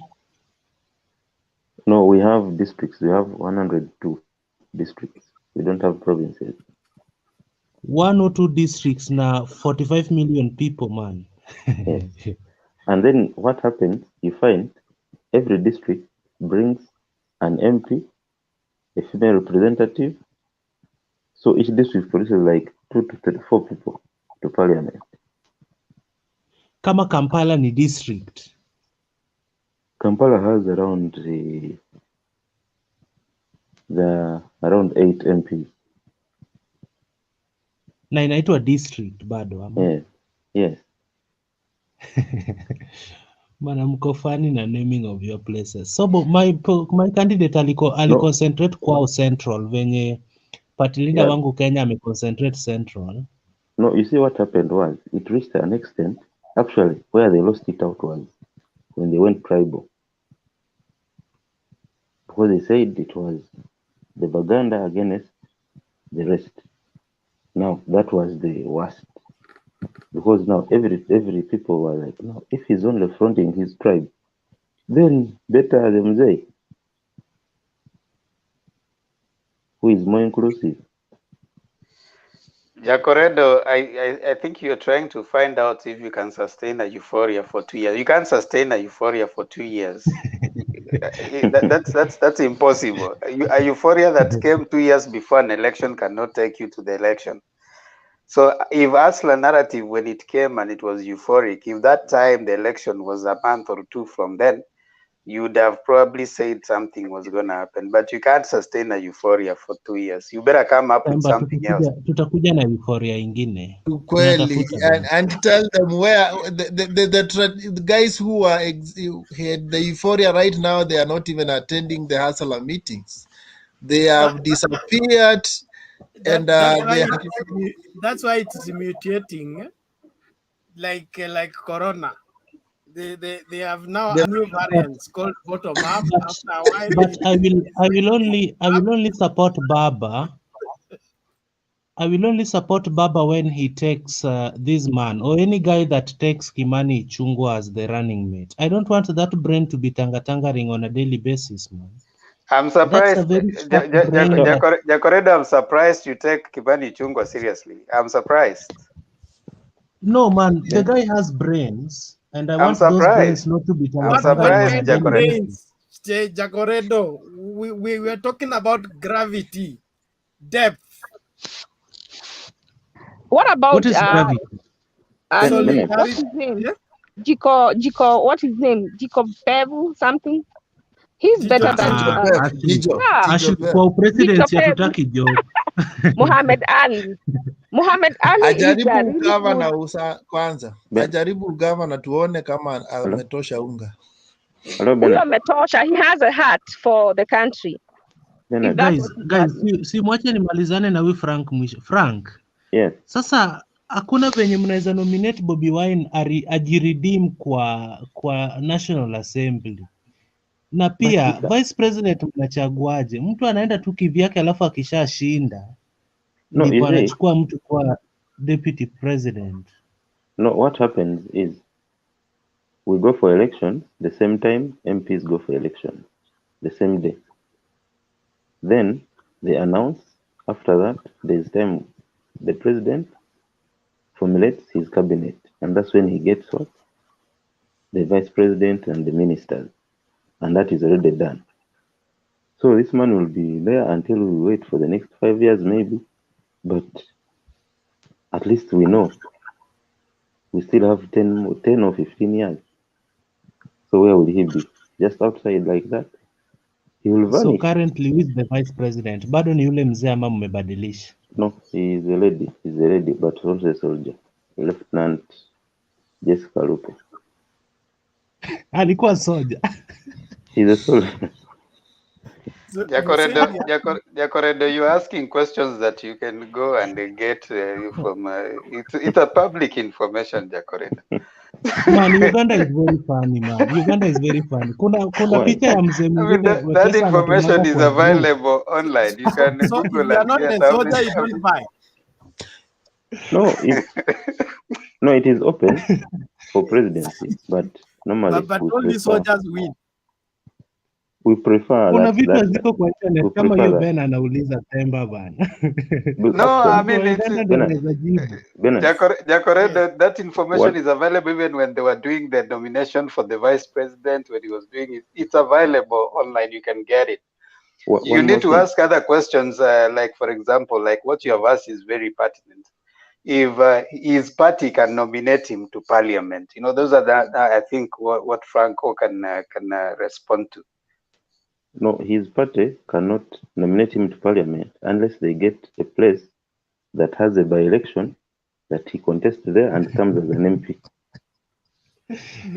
Meaning that the numbers he has in parliament are not enough to warrant a nomination, or you don't have nomination provision in your constitution? No, we don't have that provision. Hey. Na And una then- plan kuchange constitution kweli? Mnataka and BBI? then some other things like parliament. We have 10 MPs that represent the army. They come in as a special interest group. The army is a special interest group. Yes, they have 10 members of parliament. Then he is also a Hey, special yawa. interest. Temba anaona Why can eti. he be considered into special interest group? No. Hey, the army is the special interest group. Why do you want others? My friend, ni kubaya. Na hao wanafanyia mzee kazi. I was, that's how we I move was on. considering to move to Uganda, but now you are making me afraid. Ben, Why? huko tukae tu Kenya And jamani. Franco, maybe you can confirm this. He nominates even police chiefs from the army, isn't it? Yes, as long as they say it's go to police, because we have had like 3-4 IGPs who are army men. So Even like basically, Frank, na mna plan kupea term ingine hii yenye imeanza juzi ikiisha. si kumpea. No, he's there up to Anachukua. I think 32. He's there up to like 32, I think. Then Na I alikuwa think sworn in kweli, sijaona party ama siku hizi ni kuendeleza tu na place uchaguzi imeishia. we finished. We voted and finished. Swearing in siku hizi. So, Franco, you're saying you still have got 10, 15 years. What do you mean? For him, then we can decide to see if his son measures up to what we need. But he's what, 75?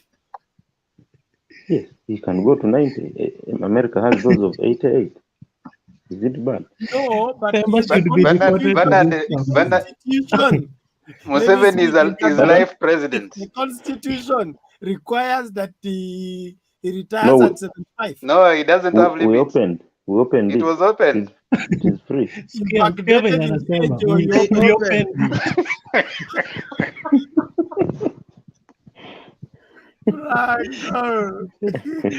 It was closed and they opened it. It was real trouble. You remember that time, Bernard, when they were opening the Constitution, but when the bodyguard to this guy, to Bobby Wine, was shot dead.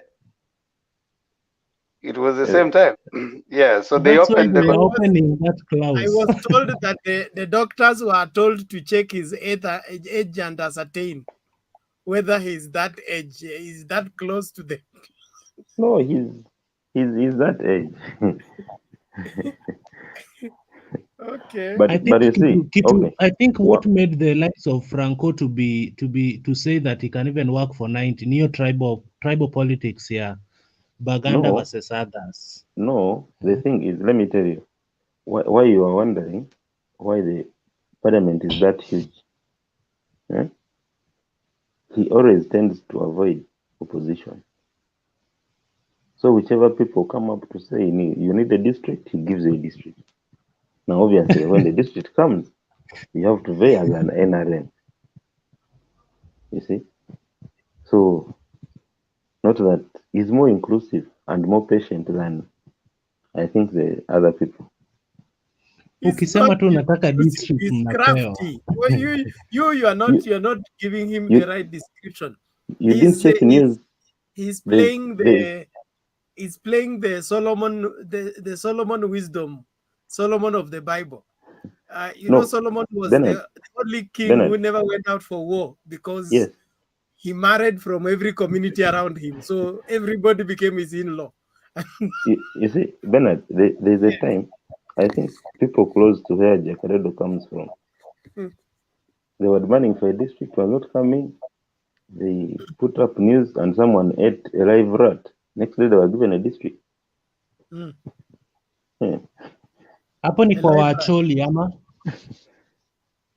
He caught a live rat and ate it on TV, on screen.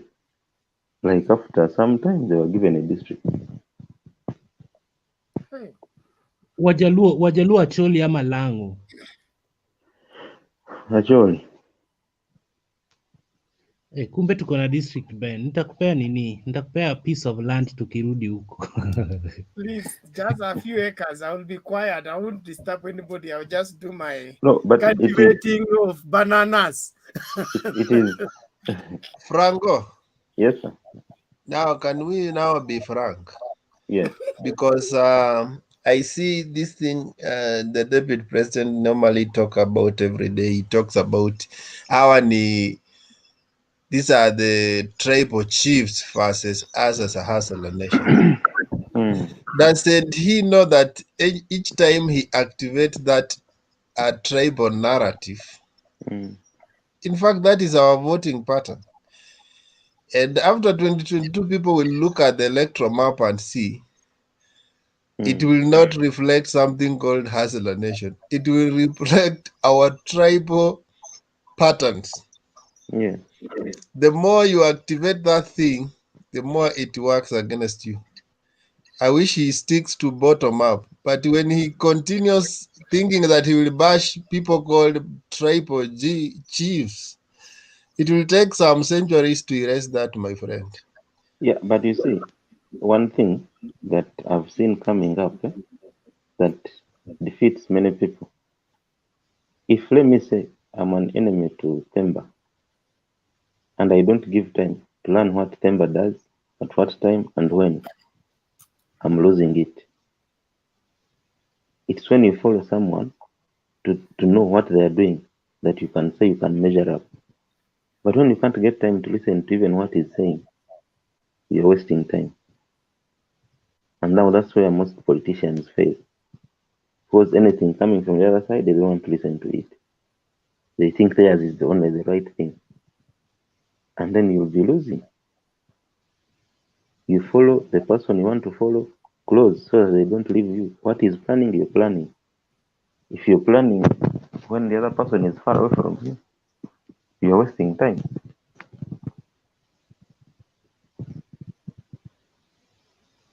I also think that the inconsistencies, and I keep saying, one of the reasons why I think Ruto is banking on our ignorance.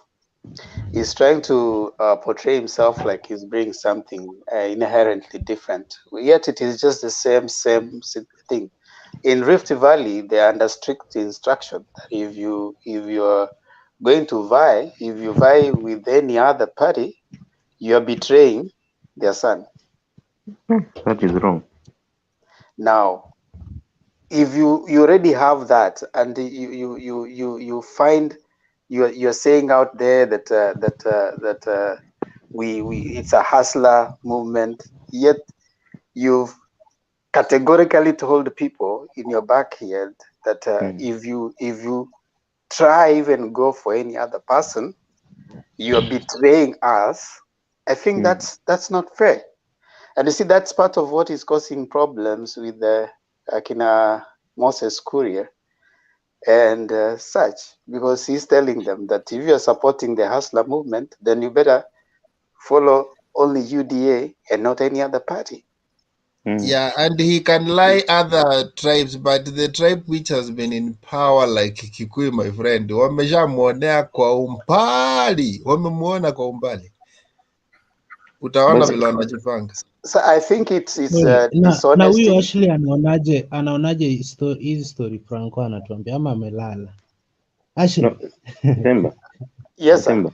Yeah. Do you know that before this last elections here, here we have caucuses from different regions. Now there's the popular Buganda region that has over 80 districts. Strictly, that is like one what? But you'd find out of the 80 districts, when they sit in their Buganda caucus, they even started complaining. You'd find either 45 or 50 speak Lunyankole, because they came into those regions and they evade as MPs. So when you call a Buganda caucus, you're going to discuss. Now they take back to their master. These people planning this. I don't know if you get And me. what is the role of sijui Kabaka, Mutesa? Hizo vitu zinawasaidiaje? No, those are kingdoms that people believe in. They are like kingdoms of different tribes. Each has their like ancestors, and they teach them culture. Themba, are you in US? Yes, actually.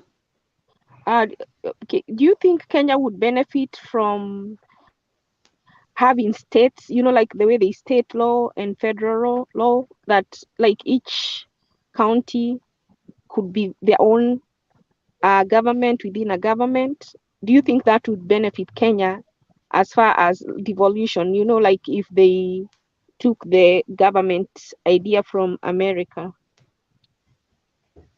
No, okay. As Themba comes up, I think such a system,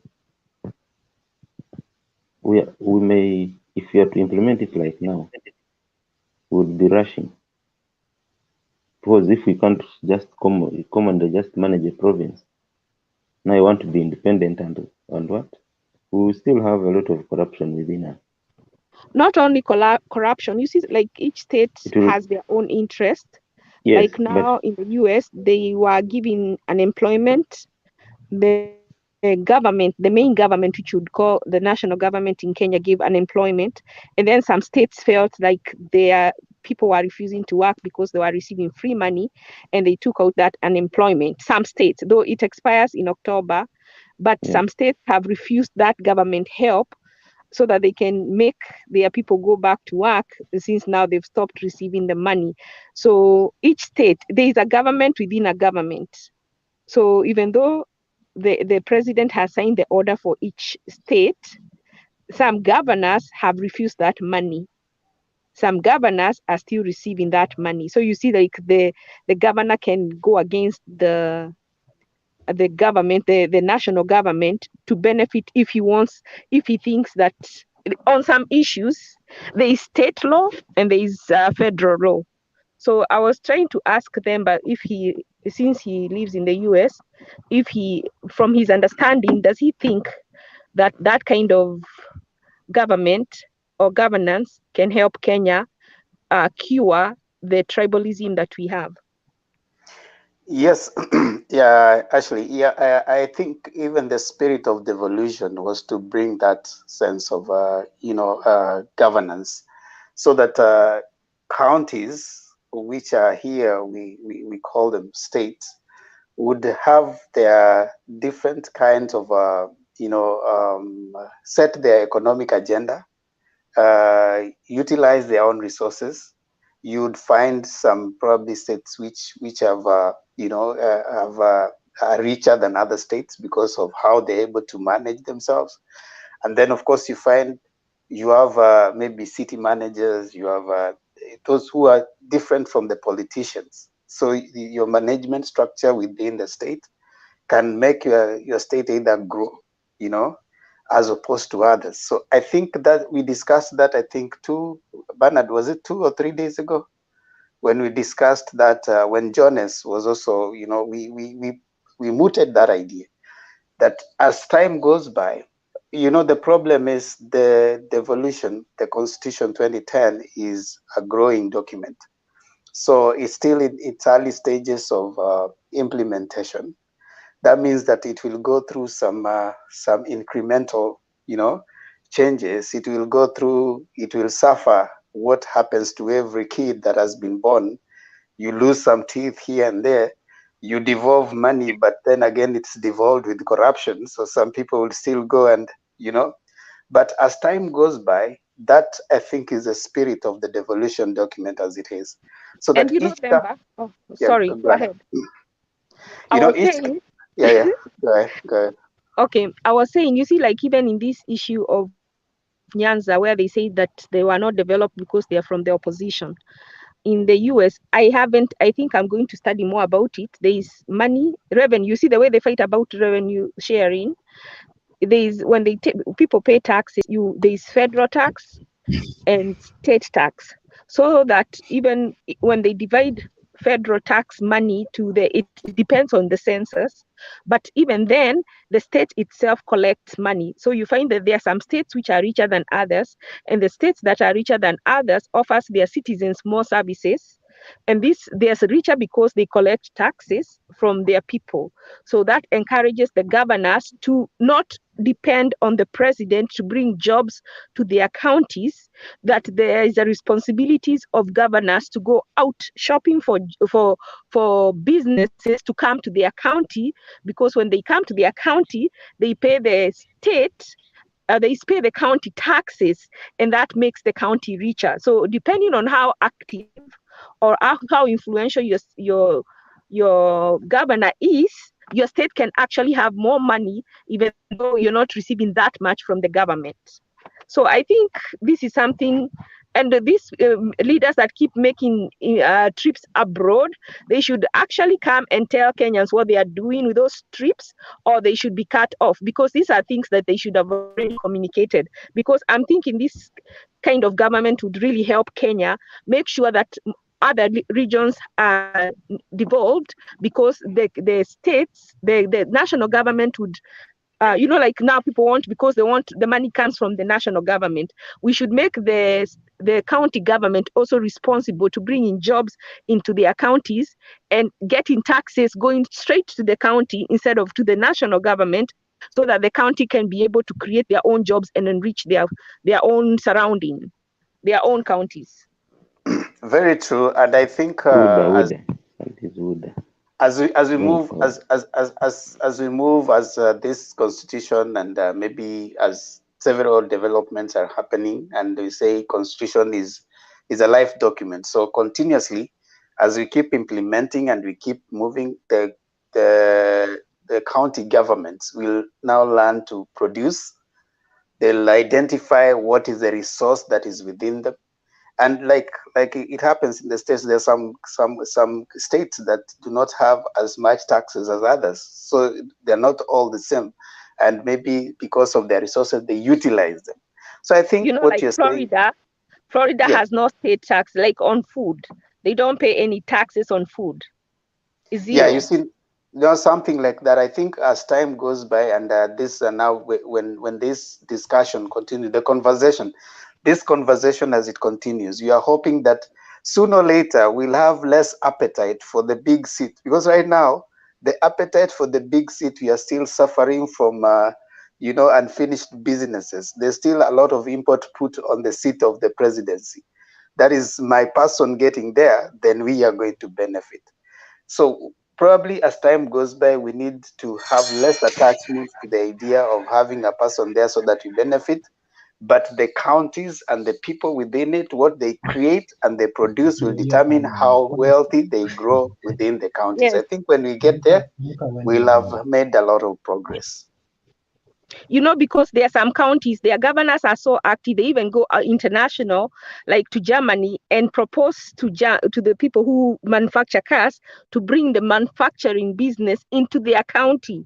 Because once it comes into their counties, that is bringing tax dollars to them and employment to their citizens.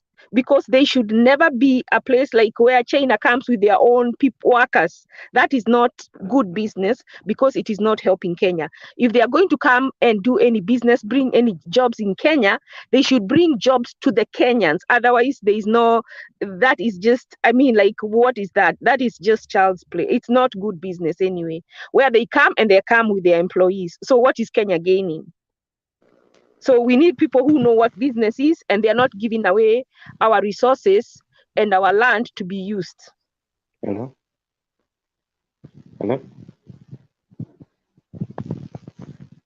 Ben? Yes, who is that? Franco talk. Yes, Franco. Yeah, Ashley is bringing good ideas, but normally, like Temba said, since we are still growing up in democracy, most of these discussions come at every stage, because you reach at a certain stage and you feel you need something, you keep incorporating it until we reach that stage where you find every state can stand on its own. But currently, it may be hard. But as we go forward, yeah, it is the way to go, because it's manageable, and also services are more clear to people, like we do here. We give districts everywhere. Just give. Very soon, we want our Miging also. Maybe we'll give a district. And we also need to talk, the people in the diaspora need to talk about this issue of passports. I've been told about how hard it is to now get a passport, and I haven't had anybody on this channel bring that issue. When you're out of the country and you have to look for 3 references and all that nonsense, I think they should do something that is workable, and not make people to have to make the trip to Washington, D.C. Just think how many Kenyans there are in America who are working, and they have to take leave to go to DC to renew their passport before December. I think they should come up with something that is workable. Oh, actually, I think that depends on where your embassy is. to renew your passport. You don't move to any shop and renew your passport. You go to the embassy if you're not in your country. There is a new law where you have to get a digital passport, and it's all being done in Kenya. All the people in DC, the embassy is telling people that all that work is being done in Kenya. So you have to contact people in Kenya in order for them to be able to facilitate that digital passport issue. So I think that is giving too much unnecessary work that can be simplified. With time, with the consciousness that there is time to be wasted going all the way to Washington DC. Oh, but since Bernard is more close to power, very soon maybe he will deliver the message. Now, even now we can do it. I think we are not pushing it because I've not had anybody. Actually, someone was telling me about it the other day, and I was surprised that all that, and I've not had anyone complaining. I think we need to raise our voice and tell them to give us something that is workable, and they were doing we actually even need to get a Huduma number. I'm saying even Kenyans who have Huduma number haven't used it. Why do they have to make you get a Huduma number for you to get a passport? These are things we can raise, but if we keep quiet, they're going to keep making laws very hard and very unmanageable. I mean, like putting so many rules that are necessary in there. But if we don't say anything, that's what's going to happen, and that's what's going to stay. I don't know, Themba, have you had any? Do you have any comment on that, or have you had any problem with that issue on passport? No, your sentiments are very valid because I've had them in other forums where they raise concern. There definitely there's an inconvenience with that, and I've had it in quite a number of forums that I attend. I'm imagining that if I don't know what priorities are there right now, if that is something they will want to I mean, they are aware. They are aware, and they have. There was a time. There was another forum we were having with, I think, the ambassador in one of the forums, and those issues were raised. So I'm aware they could be doing something. If they're not, they are aware. Yeah, they are aware. Themba. Yes, Franco. What if? Okay, the process may delay, but now this concerns national security. Don't you think that is also put in mind, like to minimize on the hackings and what? Since this is a document that talks about a country, and there are certain things they have to stick to. I'm just okay. asking. Okay. There's other than that, there's just generally a lot that has been forwarded to the Kenyan government and even the embassy about the general processing of a passport. There's so many. Ashley will tell you there are people who have had different experiences of when they're trying to renew their passport abroad. So there's a lot that has been said. So I think what she's raising is valid, and it has been raised in other forums. There's something definitely they can do, because what happens is you look at the best practice across other countries. How are they making it easy for you to get your passport? And I mean, how are they serving you when you need a service from government? So if you look at best practice across, you want to benchmark and say, should it inconvenience me to get a government document? So those have been raised. I don't want to explain for them. And it's not like there's been any security issues in the past that then they are making the process a harder one. That has not been an issue. So where you're in the US and you have to look for 3 people in Kenya, that these documents are being processed in Kenya. I think we are more modern than that they can bring it here, and they can even facilitate where they go to each state and people meet, like they go each state facilitating that Kenyans renew their passport. For them to require all the Kenyans in America to contact people in Kenya to be able to facilitate that, is a little too much. I think they can be able to simplify that process, like they did during Huduma number. Oh, because Bernard, on a light, Valid. That's valid. It's only, yes. Bernard, on a Yes, light sir. note, Yes. why is Wekesa changing his photo 10 times? Any reason? I don't know. I'm even trying to reach him. Marketing. But he's on duty. We But chama kukua. my But all the, my profession is marketing, sales and marketing. So no actually, wonder. who's a barber? So, sir, I wanted to say something on the passport. The passport is the government project is on what they are calling new generation passport that is geared towards meeting the international requirement. So they're moving from analog to digital, and now we're going to smart.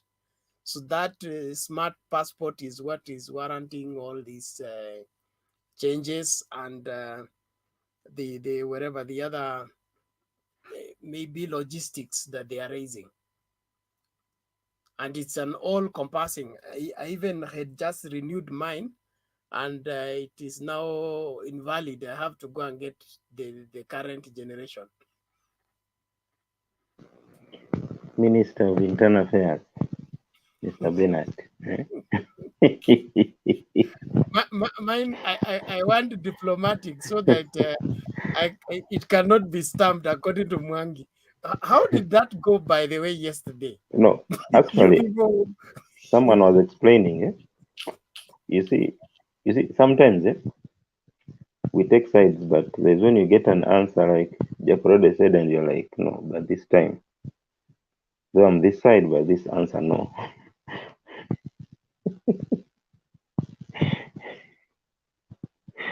Bernard Mwangi's assertion was very telling. I think if indeed that happens, then that's a serious indictment on maybe his people. That there's some statements you'd want to say and then you bring out, because if passports are not being stamped, then you don't need them. There's a reason as to why you have the different categories of passport, diplomatic, anybody. You need to be given a passport to show your travel. So if indeed it could be right that there are some that are not, that then it tells us something about the systems and the processes which should be questioned. It's not like it's a norm, it's a practice. Probably it's an exception, but then why did it happen? Because in any country, especially in this era of terrorism and what is happening, you would want to know the people that are getting inside the country. So whether you are who or who, as long as you have a passport, it gets a stamp. But when he says there are people who are not stamped, then that's an indictment on some people, which I think if indeed he says he works where he works, he says he works for those people, then there are people who need to be investigated. Are they are they collaborators?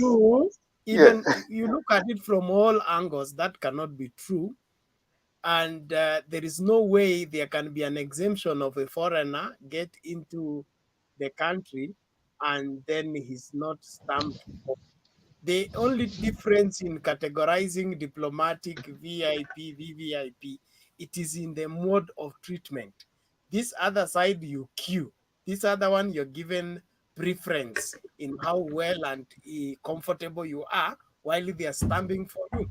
But the aspect that you are exempted from being stamped for, I had that for the first time from Wangi, and I couldn't finish. And how bold he is in stating that, and then he reports that he works at the port in Mombasa. Then this is the reason why we are having the kind of people coming and blowing us up. Jesus. I hope he is. There are times you can come into these forums and you speak, and then you spill some beans that could be a case for further investigation, because someone would want to Wait, say, okay, Frank. fine. Frank, unasema nilisema nini kuhusu passport? Si Si passport. wewe ni nini Jacoredo? Tulie. Hapana, Frank alisema eti kuna kitu Jacoredo alisema jana kuhusiana na passport.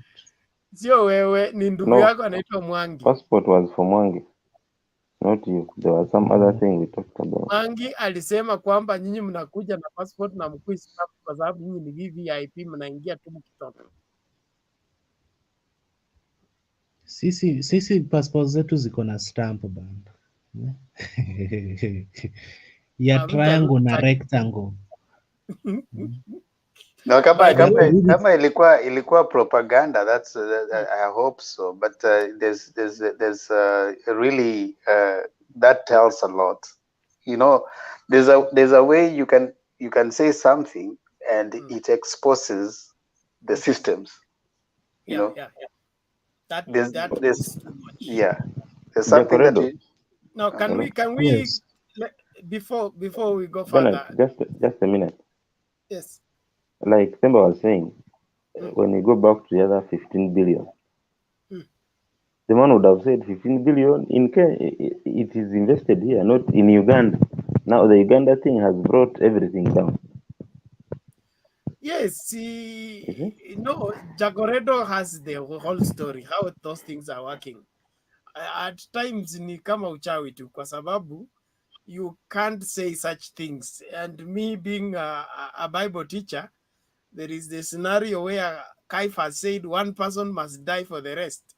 And the Bible explains, he spoke that prophetically, not knowing that Jesus was meant to die for men. So there are times when you are meant to speak what you are not supposed to speak. But Hiyo kitu angels of sijaiamini. God Maybe take over. ilikuwa million, mkasikia ni billion. No, Tulimaanisha because M. No, it actually, was 15 billion. actually B for everything, boy ama M bana. B What do you for mean? boy. But either everything was moving way, Jacoredo, do you think it was appropriate for him in his stature and his position to admit that he called someone to take the money to another country? Do you think, in your own view, that was for me? I think he spoke rather fast, quickly. He ought to have just, when he realized that there was controversy around that person, the appropriate thing, in my view, for him to could have done was to just be silent about it. Let his dogs like Akina Sudi and others speak. But to come to a national TV and then start saying, even giving certain, in the first place, this is someone you are seeing there's controversy around him. So in your position as a person seeking to lead this country, I don't think it's right to start saying, he called me, I called these people to give him this money to take to another country. But maybe it's the norm. Maybe even Uhuru does that. That's why he does not know that it is wrong. So maybe within his circles, that is something that they do. Only that it exposed him, but he didn't think it was bad because they do it. That's what I think. One thing. From the word go, Yes, Frank. that was a blunder. We should all agree. It was a blunder that has cost him. And even in a serious struggle, when you have a person like Sudwaz in an MP and there's nothing to show for his constituency and he's a spokesperson for a party, a new party, that is way too long to climb. That hill is too high to climb. You need a lot of force to push. So you see, there's certain, not everyone talks for the party.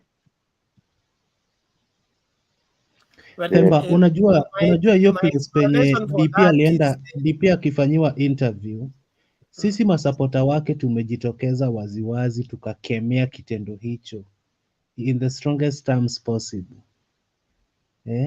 Na hata 15 million hakuna pesa jamaa alitoa, ni venye tu alikuwa anataka kureact ndio wananchi waone ye ni mtu mzuri. But I also said hata kama alikuwa anaongelea hii pesa, kuna vitu unaweza ongelea na uache in suspense. I made a call to the Equity Bank, wakamgrant pesa ya kwenda kuinvest. angekosa kureveal pesa, tungebaki tunajiuliza ilikuwa pesa ngapi, ama angekosa kureveal where the investment was to take place, aseme tu investment full stop. Na kitendo ambacho pia tunakemea in the strongest terms possible ni ile Ruto kufanya interviews after every 2 weeks. Kwani TV stations alijengewa? Nilisema jana, the deep state wanatumia hizi interviews kumpin down.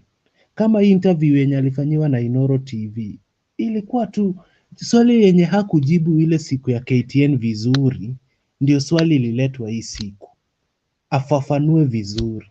Alafu after amefafanua tukapata kila kitu, deep state wanaenda meeting yao, kama sasa niko show wako meeting, wanasema bwana Gibicho kesho sasa enda ukajibu propaganda. So unaona jamaa amepigwa 10-0 bana.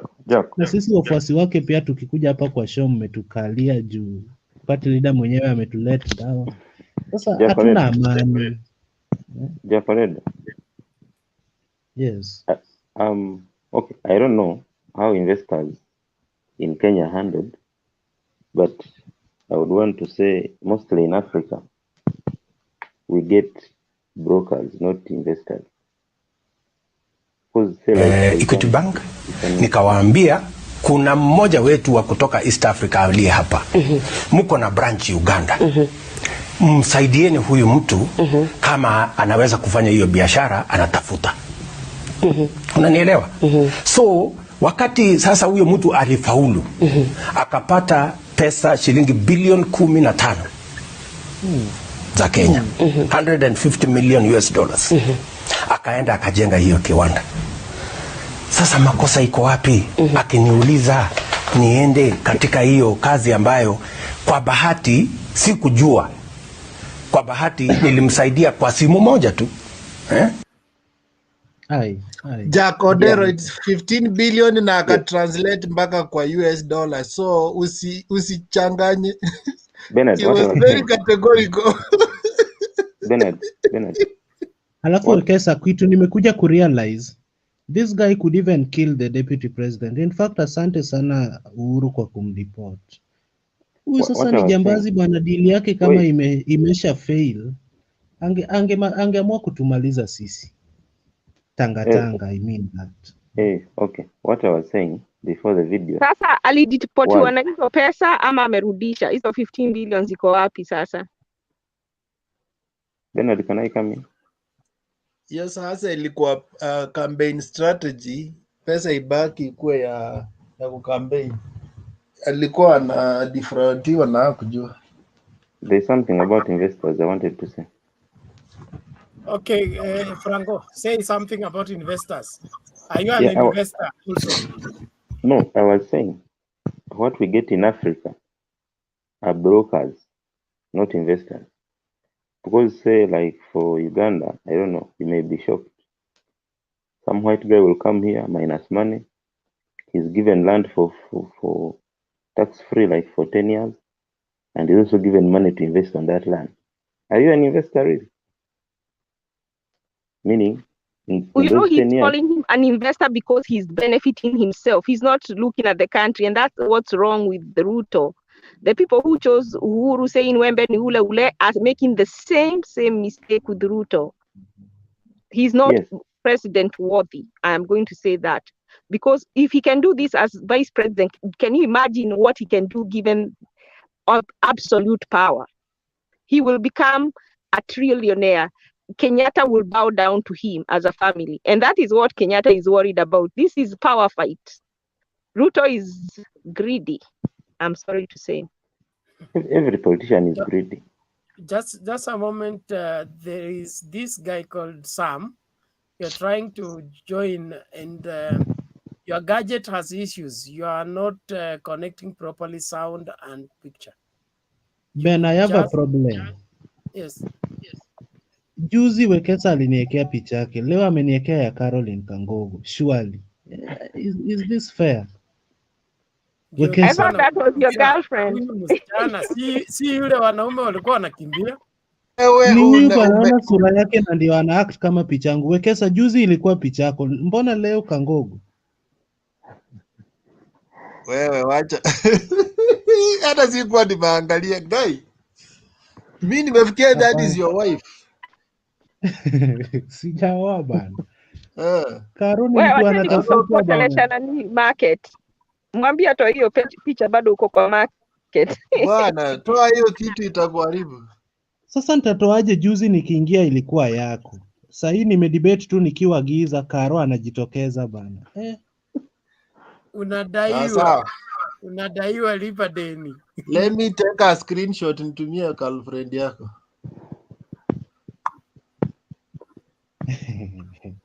Wow. Anyway, So, Frank, mimi naomba nilale, but thank you for the insight. Nilikuwa nafikiria Bobi Wine ni bado ako na nguvu kama William Ruto. no. Ruto watuachili. No. Watu huko bodi kumbe mmemfinya. We didn't. It was his making.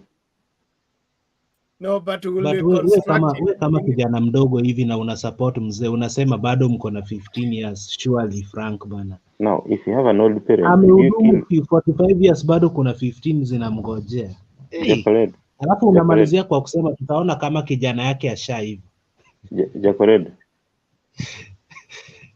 Let me ask. If you have a parent and they grow old, do you kill them?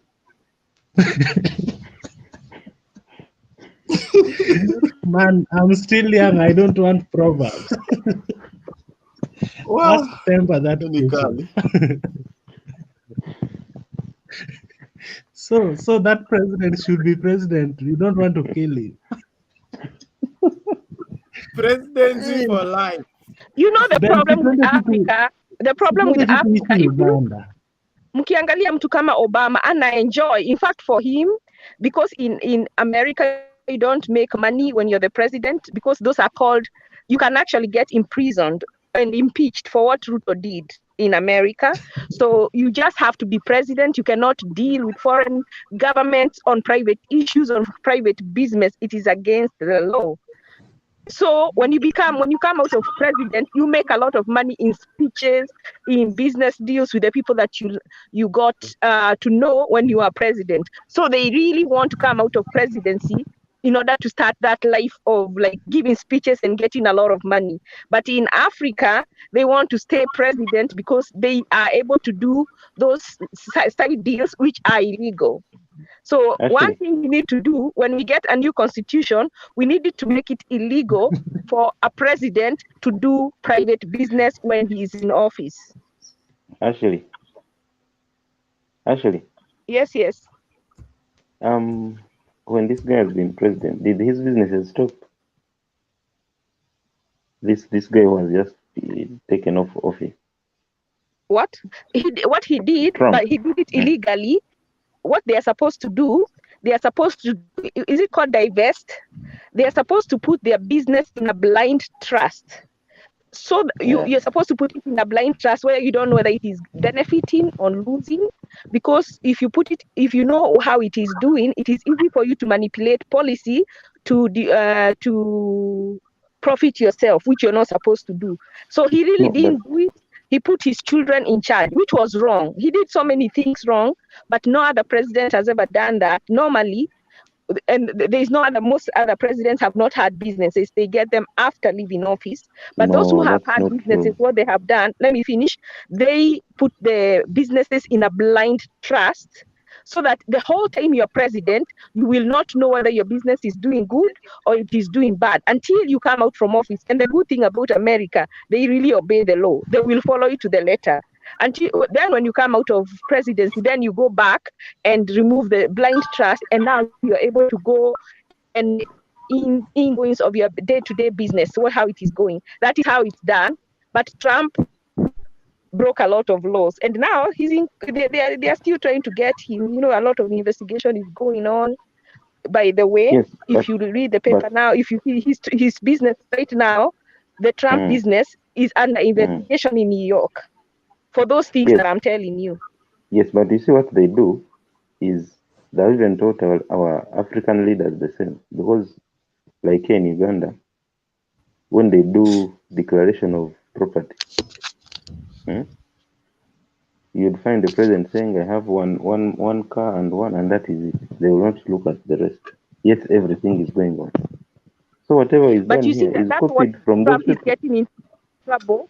He tried to manipulate those things, and that is why currently the Trump, and I don't like to talk about this, the Trump organization is under investigation for those reasons right now. So if we want our democracy in Africa to work, the people who are in those different institutions have to do their job. We all know that they will pretend and say this is what they own, but we have trained and professional auditors who can do the work, just like DCI is able to investigate and know this guy is a terrorist or get information. I know even accountants are able to know when someone is lying and bring them to book.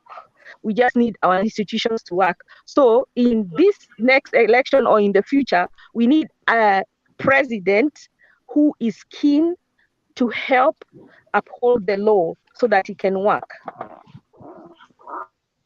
Yeah, that's true. But then this man is still young. When will he make this CEO? What is the name? Kitui governor. What is the name? Are you talking about Machakos? Mutua? Hey, system is still very far from the system. He would do something, but he still has some years to. You see the problem with these people, they start to learn how to be dirty. Like now, the way he was interacting the other day, they start learning how to be dirty, so they get corrupt. But there are people, I think consistently they have proved that they are patriots. Someone like Muhammad Ali, Yali Beach MP, would be a very good candidate for a bigger Those are position looking than for he has. money. No one should deceive you. Don't believe African politicians. I've followed that guy personally, and I think he has a heart for Kenya. Given the chance, He's up to something. He's up to something. Actually, me, I stay in Machakos. If you ask me to vote for Mutua, I will vote him twice without thinking. I think Mutua is a right guy. Mutua is doing the right things. No, he was he's not talking of this these leaders who Jikopevu. just... We're reacting to the Jikopevu guy. Mutua is okay. Well, me also know Mutua is okay. So what about actually, why don't you ask yourself what happened to Chichopefu? Because you normally say Raila has changed. What changed Chichopefu? He doesn't follow up the things he stood for. The things he stood for, the things he used to. He has never. Right now, he should corrupt people. He should be the one revealing to us what is happening.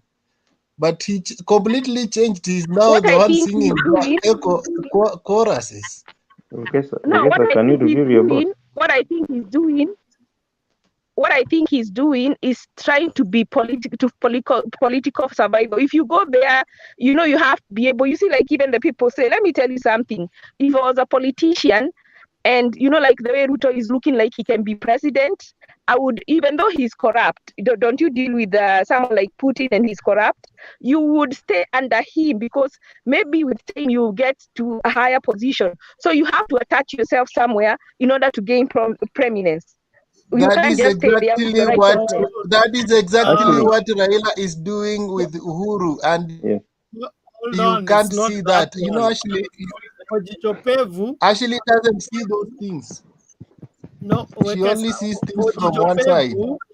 Is a man under siege. Is a conflict between what he stood for and where he finds himself.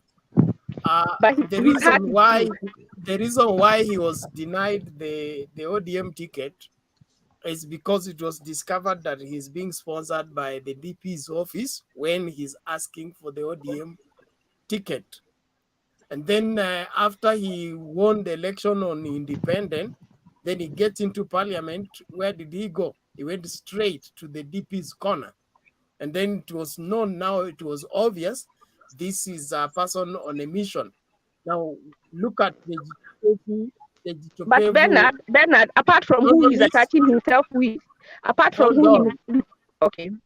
The Jijopevu, the journalist, the one who used to expose the ills of the government, and now the current Jijopevu, the member of parliament and the friend of the DP. It is like day and night. Let me tell you what I think. If you look at the things he says, I have never had him lying. every time he has talked, he has defended the people, he has defended the truth. Whether he's with Ruto, you will not hear him like just go and listen to him. He's always he may attach there because he feels like he will gain mileage there, but it doesn't mean in his heart he believes what they believe. Actually, Given the right in the Do you right mean that he let me didn't tell have you, an option? Do you mean he didn't have an option? No, Actually, he in the stopped right Because he's an given the right, independent let me tell candidate. you, He's an given the right, independent candidate. If we no, but went through the party of Nini, we could understand. But he's an independent candidate. he can't Why stay by should himself. He has to attach himself somewhere. now an independent candidate can He attach can't to say the right side than to the wrong side? which Honestly, one if you are in given an Kenya. option and you choose the wrong side, if you're given an option and you choose the wrong side, then you can't even But convince in us what Kenya, you're saying. which is a right side, there's none. They're all not good. So he But then attaches why do himself. you keep on now, why guys. do you keep It's okay. What It's I'm okay. saying, Wekesa and even Ashley, in Jubilee, Ashley, hold personally, on. Hold on, please. Sam has been trying to join for long. Is finally here. Let him say something. And Wekesa, I am out of here. You are in charge. Thank you. Bernard, let me before you finish go. this before I lose my thought. It's just one sentence. Even in Jubilee, there are those people given a good chance, they would be very good leaders. And one of them, Muhammad Ali, given the right atmosphere, he would do right. Bernard, He as was you go. very good wakati alikuwa jicho la baba, lakini wakati alianza kujiingiza kwa masuala ya ya timu mbaya. Bernard, as you go. I wish Ashley should use the same argument on all leaders, but he's selective. Anyway, let's move to Sam. Wekesa and Ashley, ninyi mko na ligi yenu, tutawacha hapo. Let me hear the question from Franco. Mimi naenda. Okay, Bernard, as you go. Yes. You would have sent that man as a mole there, but you just chased him away. You'd have given him the Sam ticket. is here. You'd have given him a ticket. But ticket to who? No. For DM, in so our that he goes to party, you remember the late Kajuang? Yes. Fidelity, loyalty, faithfulness to the party is top priority. If we smell, suspect, or think that you're going out with the opposition, we will stop you. Wakifikiri ni uongo waulize Magerer, Langat na Babu na Mwa. Okay. Good night. Babu na Mwamba, Otuoma, all of those guys. Alafu Frank, unamaanisha nini eti if you have sijui a new home, do you kill your old parents? How does it apply to my current party leader? No, when you have a party leader, you deal with him the way he is. You will not. Where will you go? You're going to another party. You take his ills and his rights.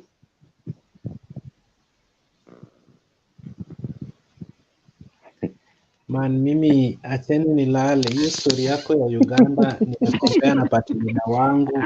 Nimeona tutafinywa hapo mbeleni. Sam, can you contribute before we forget you? Okay, guys. Thank you very much. I've been joining in and off. I don't know what's wrong with my gadget. It happened yesterday when I was trying to join in, and Clinton was telling me to log off. But yeah, I've heard you guys talk, and I would say, like, I will start with the point that I had because I woke up from I was sleeping and just heard you guys talking about the question of euphoria. And also, I've had some issues regarding the Turkish issues and the stuff of deportation. I would start with the euphoria thing. In politics, I would say euphoria is good, but no one can ever stand a test of time to all euphoria for long. And I would say that doesn't work well with the deputy president as far as his politics is concerned in the mountain. People you can be good to people at some time, but not every time it will be the priority as far as politics is concerned. So I would say that this one is earning mileage to Baba at the moment as we see things are going. So, but what I can say is it's until we get near close to the politics that the time will say who has the euphoria. Because at the moment, even if Baba gains the euphoria at the moment, will he be able to take that euphoria to the finishing line? And another thing is when we want to understand our people on the ground who participate in election, I would say at some point they will actually show like they support you, but towards the end, like I'll use one of the example. I come from Kitale, and in Kitale, it's towards the border of Kenya and Uganda. That's in Swam, and there was a by-election which was held 2000 and 2014. There was one of MCA who died, and then during that by-election, there is a guy who actually was for going for Jubilee, and the other one for the Kenya, and that place was a for the Kenya like a stronghold. So at the beginning, this guy, all the people were drumming the support to Jubilee guy all through until almost to the end. But towards the end, actually, the game, the whole thing changed. So to me, with euphoria and politics, I would say it doesn't matter who is at the stake now. Remember, politics can even change 3 months or 2 months to election. So yeah, that's to say that. But another thing is about the issue of Turkish. I would say it has been sandwiched with politics. If you really want to get the truth of all these things, you will find that either all sides, either the sides of the DP has been caught, and also the side of the government has been caught. So everyone is trying to cover their mess, and it's more of political issues that are surrounding it. Because when you see the other day, we were being told that Kalonzo Musyoka is going to apologize for the government, and the same government through Matiang'i is saying, "Oh, we've not apologized. We were just earning." So all those things are just game plan and politics of the time. But the truth remains, like, who is the real candidate that we want to go? Because at the moment, our politician can even make someone who is good, who can deliver for Kenyan, look as bad as nothing, and they can glorify a devil to look like an angel. That is politics as it is. Because I would say, for example, there was a moment whereby when they were suspecting Raila Ruto coalition. And at that time, I could hear some of the politicians on the side of Raila saying even Ruto can be a president. The like of Sifuna, they were talking. And you see, if they turn the tune that way, those people that used to see that Ruto is a bad person, they will see like, oh, no, Ruto is a good person. So to me, I really don't base on what people say. Like they say the other day about Kingi forming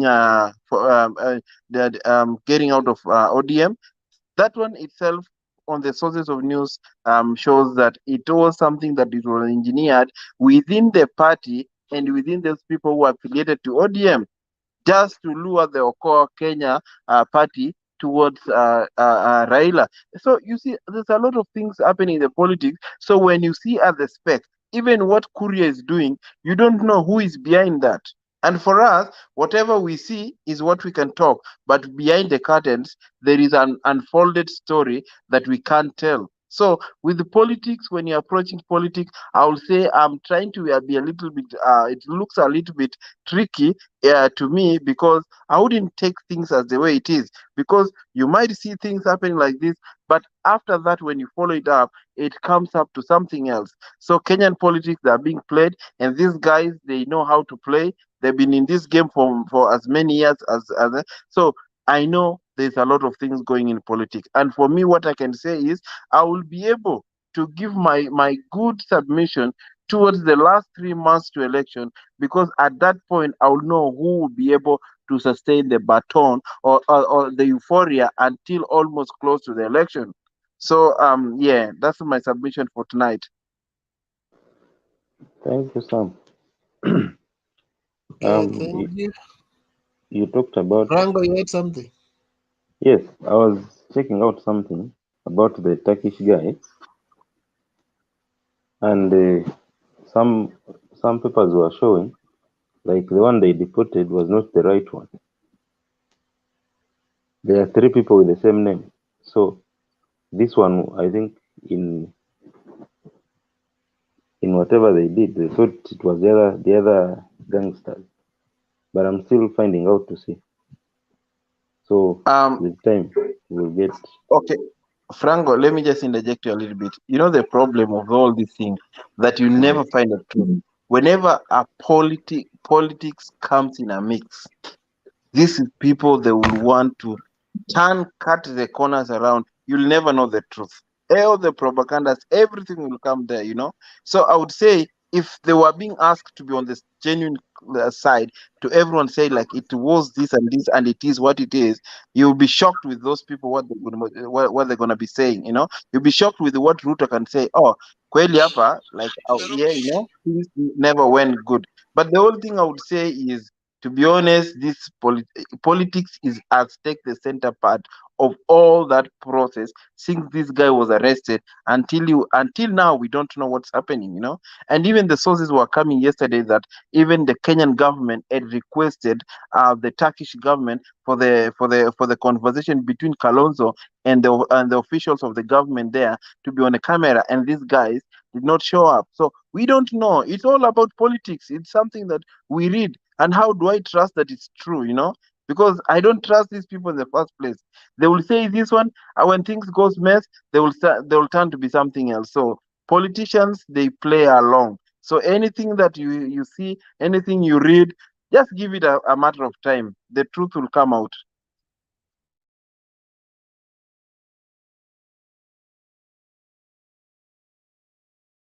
Okay. That is politics for some. Some, do you believe politics follow a certain script?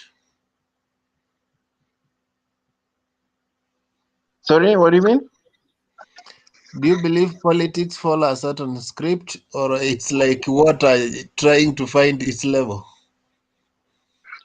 I would say it's unpredictable. At some point it does, at some point it doesn't. Okay. Demba, what do you think?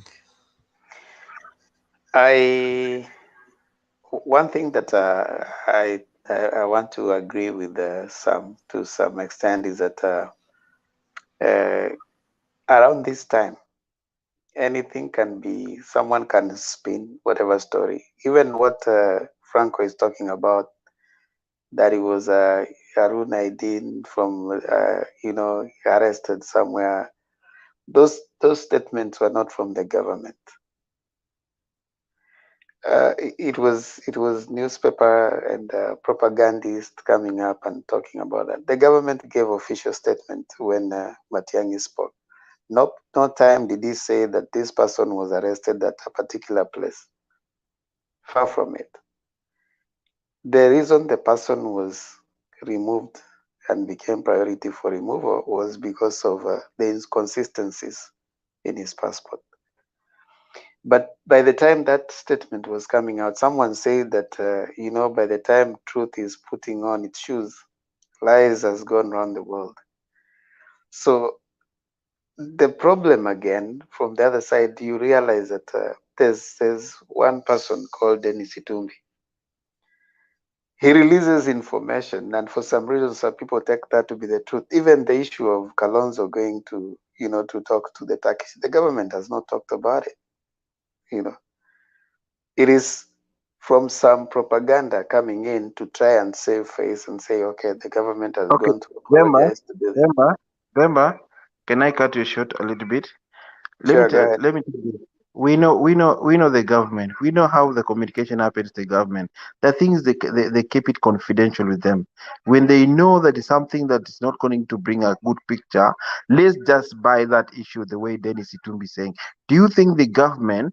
Okay, let's just get that thing at that scenario whereby this guy was arrested and they realized that, oh, now they had nothing to judge this guy with, and the whole thing was not to look like it was a deportation, that this guy takes a flight back to the country. And now, because they've done that, and now the Turkish government is quiet, they don't know what's going to take, then why is it that Kalonzo had to fly to Turkey on that mission after them having, when you try to connect, because we don't know what's happening. Even what Matiang'i says, we can never trust them, because they've said that even during when they were deporting Miguna, they've done so many things, They're not the new people that we are dealing with. And They're the Sam, same people. even in 2017, they deported Raila's campaign people and say their papers were not right. The same government. Yes. And So it was not to me, I don't know. Sam, let me I don't ask know. you. Sam, let me ask you. What is the title of Kalonzo Musyoka in this government? Because I think his mission is limited to Africa. I don't know, but we have a Minister of Foreign Affairs. But Uhuru can also send him if he wants to.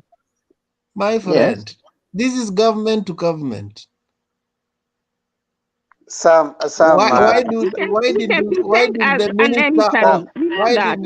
didn't the Minister of Foreign Affairs go? We could ask Uhuru that question. Let me tell you. So that's why we are telling you guys, don't just take anything you see on a page. You need to interrogate it and see whether it makes sense. Listen to me. This one was a screwed thing. And when they realized it was a screwed thing, they had to send him like it was something they were doing it under the water. Sam, let me ask you, let's forget about whether the government screwed or not. Was the person rightfully in the country? Yes, because he had the work permit. And the same government gave him work permit. Hold on. Let's not be so emotional against the government. In your view, I'm not being emotional. I'm just trying to bring you the factor. You ask me the question. I want us to go slowly. Did as per the let's go to Tumbi now that you seem to trust him. In the passport that he gave, did you check the stamps? I said from the word go that these people, the political scene can be full of so many things. And I've been giving those scenarios just to carry on some kind of assumption within that line. But I didn't tell anyone on this show that I trust so and so. From my conversation, I've been so skeptical in a way of my conversation saying that everything that is surrounding Sandwich is politics. Even Itumbi, he has got the interest of whom he supports, and he will tend to drum the support to cover anything that his side has done wrong as far as this ID issues is concerned. And we have the likes of Matiang'i on the other end. They will try to come up in the name of government press to cover what the government has done in a mess. We have to agree on that. Okay, so what are the questions you're asking can only be like the questions you're asking, we can only assume because you don't have the answers. Sam doesn't have the answers. Wekesa doesn't have the answers. So those answers can please let me finish. They can only be found when the judge in court. The questions you're asking, only a judge in court would have been able to. No, wait, Ashley. Ashley, if you listen to me, I'm asking the question based on the stamps on the person that have been publicly published by the Itumbi. But yes, go ahead, Franco. But you see, that is what Sam said. We can't completely trust Itumbi, neither can we completely trust Matiang'i. So that would have been brought out in the open in court. Actually, to the lay person in Kenya, what Themba is asking is one. If you are to follow the passport, he was there illegally because the stamps tell it all. Before you go to the government, the one hidden behind, the one The clear thing is the passports say it all. But did you see The the stamps. passport yourself? Now, Or you see what the government said? Frank. Sudi shared the He was what, the there passport. illegally, yes, but now there is now the inconsistency in those stamps. There are 2 exits and no entry. That's what. And another stamp from Uganda shows there is a date 70. I don't know what that means. So, in fact, when I saw it initially, I thought it was propaganda until I saw it on the page of Sud himself. So these guys want to support Let me ask somebody, you, they want to protect why would somebody, Sudi, but even why the would Sudi post information that they information? share, even the information they are sharing shows that I think they aren't even scrutinizing whatever they are sharing, or they did it in a hurry without knowing that they are sharing information that can indict themselves. True. Come on. Actually, okay, so what I was saying, you didn't get me. I was supporting Themba when I was asking Sam if the guy was there illegally, and I was saying, as per the stamps, he was there illegally. And then for Sudi to hurriedly share this, he was trying to beat, I think there was some press from government, and he was driving, going, he was saying, before this time, all these passports should be on media. Now, he was hurriedly putting up something that was going to tie him up at the end because he exposed himself. Actually, what we need to scrutinize, for me, you can actually notice the pattern. You know what Itumbi says. He calls it, I don't know, Hustler National Information whatever Investigation Bureau. So everybody comes in and starts saying, oh, now we need to craft something else. You know, so and so is traveling. Oh, Kalonzo is going to apologize. Oh, they are doing damage control. This is what is going to happen. In fact, even before the Harun guy was deported, when Nani had a press, was talking on the press. You remember the lawyer He wasn't Cliff Ombeta. deported. They agreed that he leaves. He wasn't deported. Let me finish. Cliff Ombeta. You remember that thing in the morning when they were carrying him? Cliff Ombeta said, what the government is going to do, it is not going to, it's like they already knew what was going to happen. You see, that they want to bring him to court, and they went to the airport, and then the guy was removed before that time. So basically, because the government has done it before. Yeah, so what was really happening at that moment, even now it will be coming here and saying that so and so is traveling at this time. It's basically damage control considering what has happened. But I don't, be it as it may, of course, either side will have their view. Now, as a Kenyan, for me, on the other side, I would be worried that there's someone who can have all those multiple entries, whatever the political side there is, whether the government is saving face or not. But this person was in the country, had several entries. There was no stamps in his whatever. For me, that would be a concern. I'm not so much concerned about the political ramification of it, because either side, depending on who plays propaganda the best, because propaganda is a tool for all governments, for the political competitors. So you cannot deny them their political whatever. They use it. All right. It's a political tool, but propaganda ought to come as close to the truth as it can. So for me, what should worry us, all of us, is it's possible in our country for a foreigner to come in, first of all, get a worker's permit without necessarily proving what kind of business they're doing, have multiple entries within our country. That's a question we need to ask. And then still have our same leaders protecting the same person. That's a question we need to ask. Whatever side we are saying, whether the government is... That is a question that the court should answer, will be answered in court. Not the court. No, Ashley, you see, every institution has a mandate. We cannot just say that court is the only thing that... No, I meant as a citizen, how many other people... I meant Ashley, is that they have a case in court. You don't know the fact. That's what you've been told, but you don't know whether that's the truth. Ashley, wait. as a sovereign and as a Kenyan, how many other people are in the country who are not doing the businesses they're supposed to be doing, who are entering the country without necessarily their passports being stamped? Don't you think that's a security risk, if not to you, to other people and to your economy? That's what then the Matiang'i should answer that. That is in his security What docket. do you mean, Matiang'i? What's your work as a Kenyan? It's a whole No, what I'm chain, my saying, dear.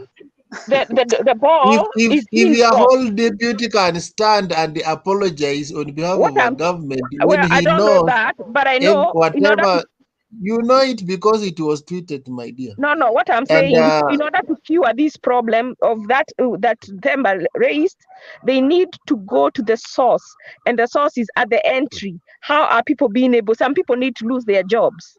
How are people being able to enter that way?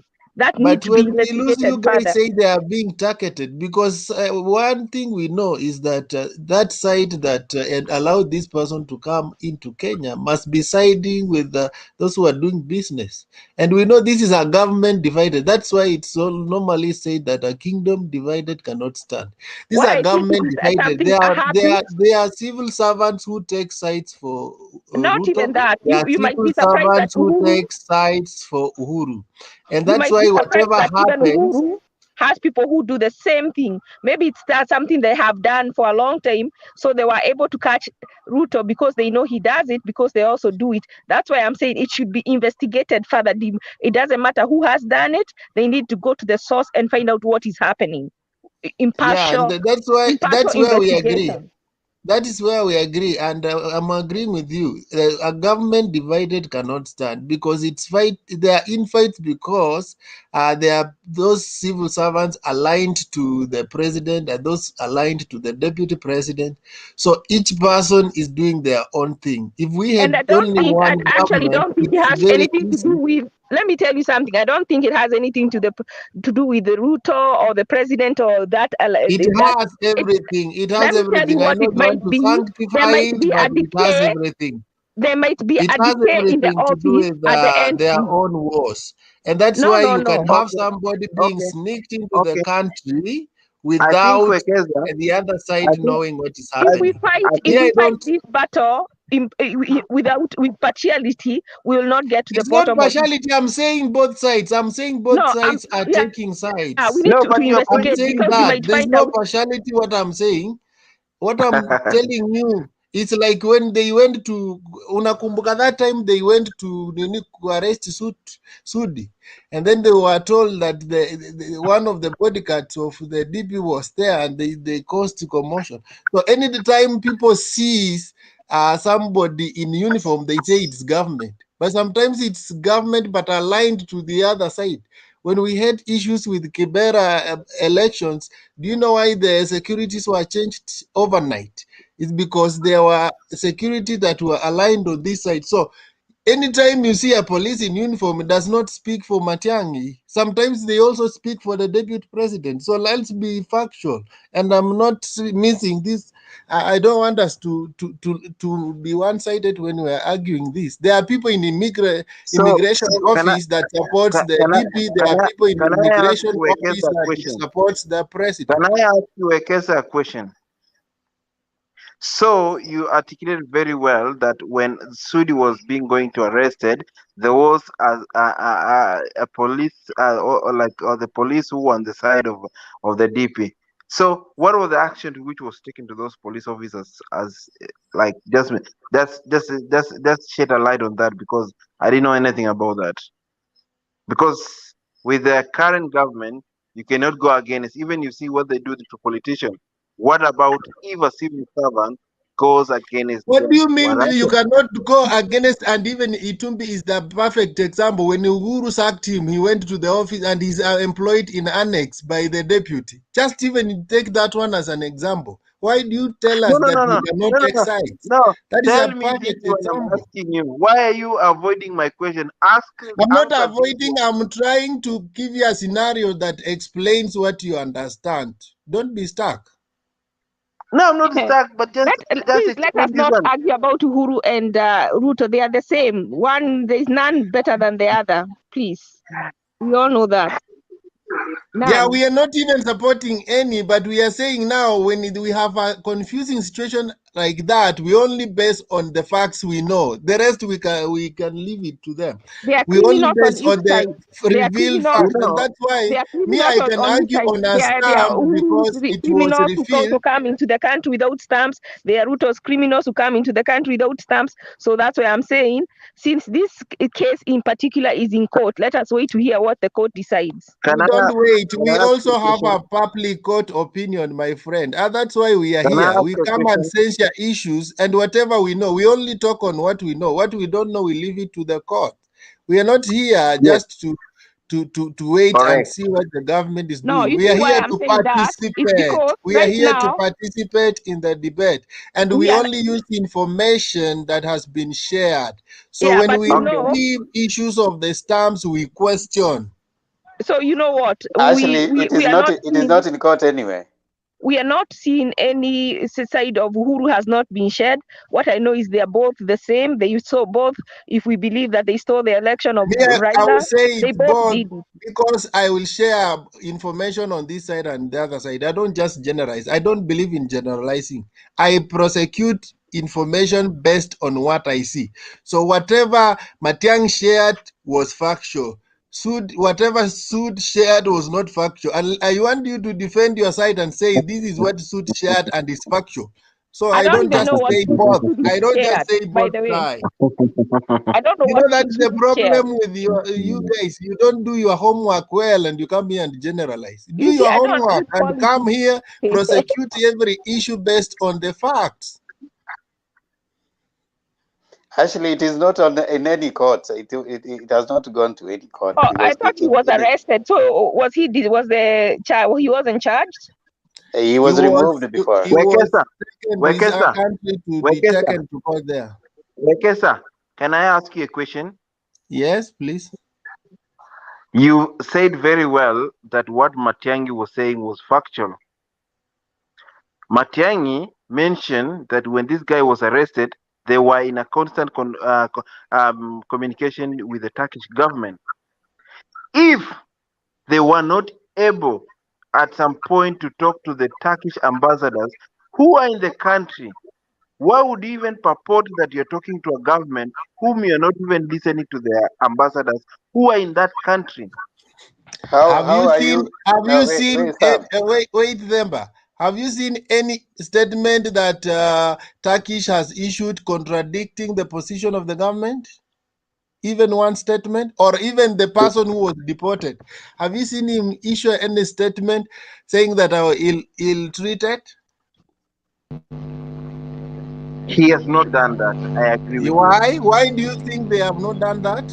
Because They have a Kenya right because is very Look, small okay, to he them. can be mistreated in listen, Kenya, but when he reaches in listen, Turkey, he can issue a listen. statement and say whatever is happening in Because Kenya is Kenya not is right. it's very You You're very gonna cannot small. live listen. a It's business of insignificant. 15 billion, my friend. You're You asking me cannot a live a question. Give me time to business of answer. 15 billion and you Wekesa, can't keep quiet. I don't think Wekesa, it makes sense Wekesa, even for you. Wekesa, you're asking me a question. Give me time to answer. You say that the Turkish government, it will take its own time to respond at their own time when they're ready. You cannot say because Kenya things are politics, and now in a political matter they want things to be answered like response to come immediately. I But haven't for seen the timeline. I'm just saying that if now, until they issue a statement, we believe what we know. Until And you they know that contradict. that man might be a small man in Turkey. Maybe this is even very He's not insignificant to them. small. He's a brother to a prime minister, whatever. He's not a small man. Kindly. Then be Sam, very worried Check if you your Sam, treated facts. him Check badly. your Sam, facts. can I ask you a question? Somebody like yes. Mohoho cannot be a small man. He's a brother to Uhuru. Sam, Uh-huh. where did you get the information that the Turkish ambassador was not talking to Kenya? Yeah, the Turkish ambassador when he was jailed, and in fact they even gave out the statement about the man that is not a a terrorist. No, wait. And Where did you get that information? And they could. Is it It's if every it's a media. tweet, say if it's a clip, say we don't know where he's getting Where this did you get the information? Me, I know where I got the information. I had the lawyer to the guy who was jailed, and he was standing next to the ambassador, saying that they had tried to contact. They are not even talking to the ambassador. They are at the airport waiting for him, and he's not there. So you are quoting Ahmed Nasir, and you are quoting Cliff from Beta, right? And you are telling us that's who I had talking. But he was standing together with the ambassador right there. He was So standing they next were the same Mbeta who wants to vie for some seats using Yuda ticket in. No, what I'm saying, you asked about the ambassador. The ambassador was standing next to him. So if what he was saying was not true, he would have raised alarm. I mean, we have to believe somebody. No. So It was that the ambassador. No, wait. Was that the ambassador? He's a Tanga guy, my friend. You cannot keep Ashley, was that the ambassador? Remember, you keep dismissing everybody who Those is trying guys to say cannot something speak positive. on behalf of Turkey. No, please. Ashley, was that the ambassador? No, that's the government. Yes, that was the ambassador or someone in the office of the ambassador who was. No, that was not the ambassador. Waiting for them at the airport. If I could post a clip here, I can. Ashley, we cannot quote number Can one. Can you share the clip I post? Sure. Yeah, Sam, go ahead. If you say that they were in a talk, like you nullify my point that I said they never talk. Can you prove to me if they were talking then? If there was a No, communication? you see, you are the one who's saying they never talked, and I'm asking your source. Yes, You're not giving me your source. Even this person, you keep quoting what Matiang'i said. Matiang'i is to be believed. Matiang'i stood to the true position of government, disqualify that. Matiang'i is the interior minister. You can disqualify that. That's your perception. And one blow by blow disqualify that the guy was not having.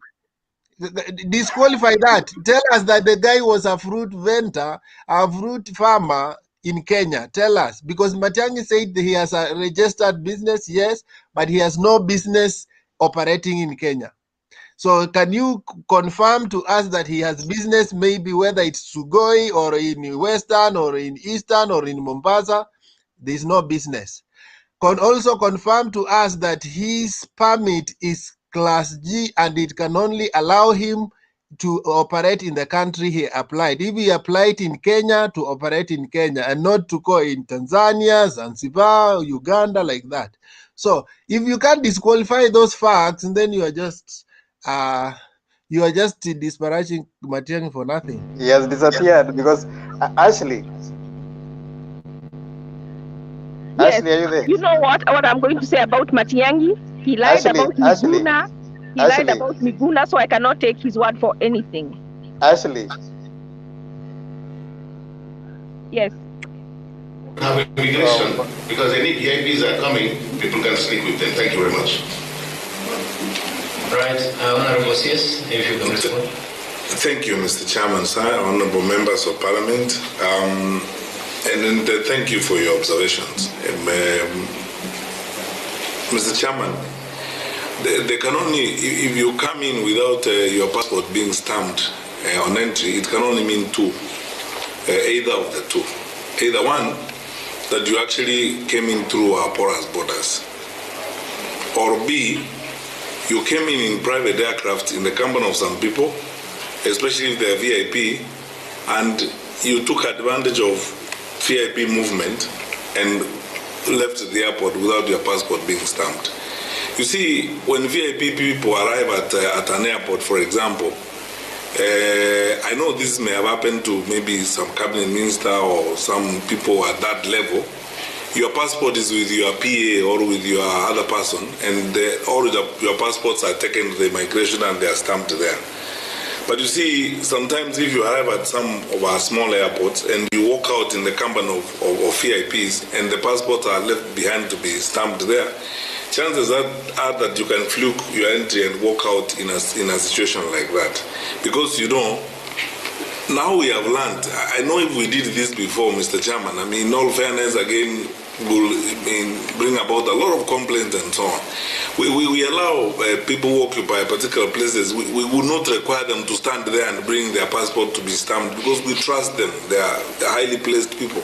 Their passport would be with their personal assistant or with somebody they are with. And you know, if you come in a private jet and you are accompanying a VIP and so on, all those passports, 6 or 7 of them are taken there at the same time. It's very easy to omit one passport.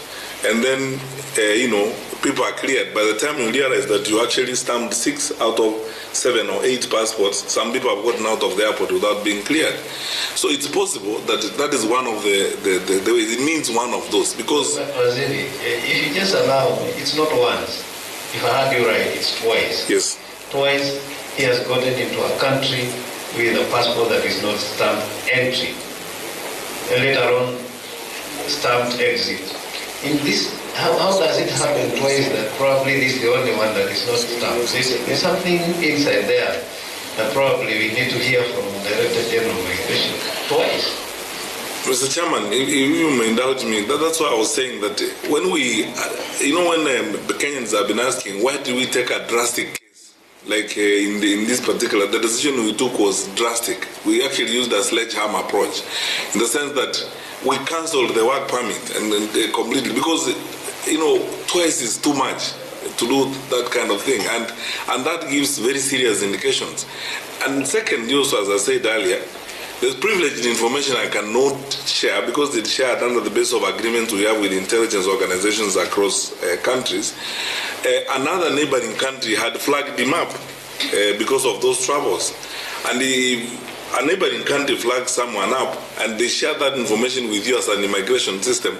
I mean, we exist and we run the security sector partly through mutual agreements, through collaborations and information sharing methods. So if, for example, I pick up the phone and call the Minister for Interior in Tanzania, or I pick up, or the head of immigration picks up the phone and calls the head of immigration in Tanzania, or raises an issue about someone, that head of immigration will be responsible if they don't take that information very seriously.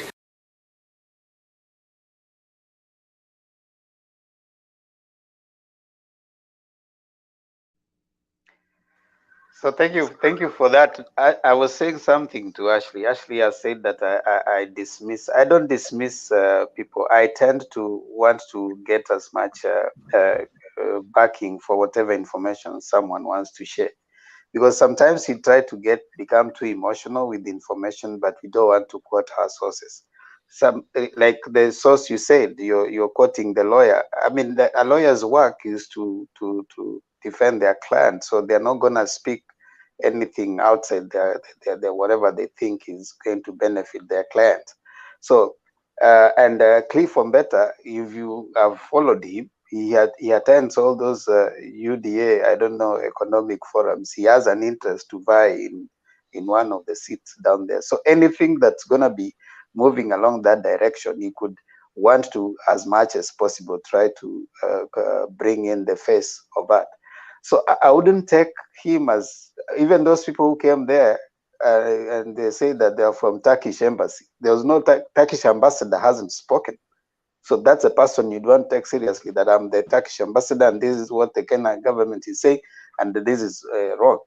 So I think for me, I'm more focused on, other than the emotions. You said something that I think I want to agree with. Either side, they have their issues, and propaganda could be part of the tool they want to use. And you know what? For me, I would be more concerned about the issues that are coming out, that we have porous borders, there are people who are using that advantage, and who knows, this could just be one person. We have had the terror attack that happened. Take, just on the same weight, you know, like the same reasoning you're using on Ombeta, I would use on Matiang'i. These are the same people that flagged Miguna as a security threat on all flights to Kenya. So we want to take his word with a grain of salt because he is also not a trustworthy source for that reason.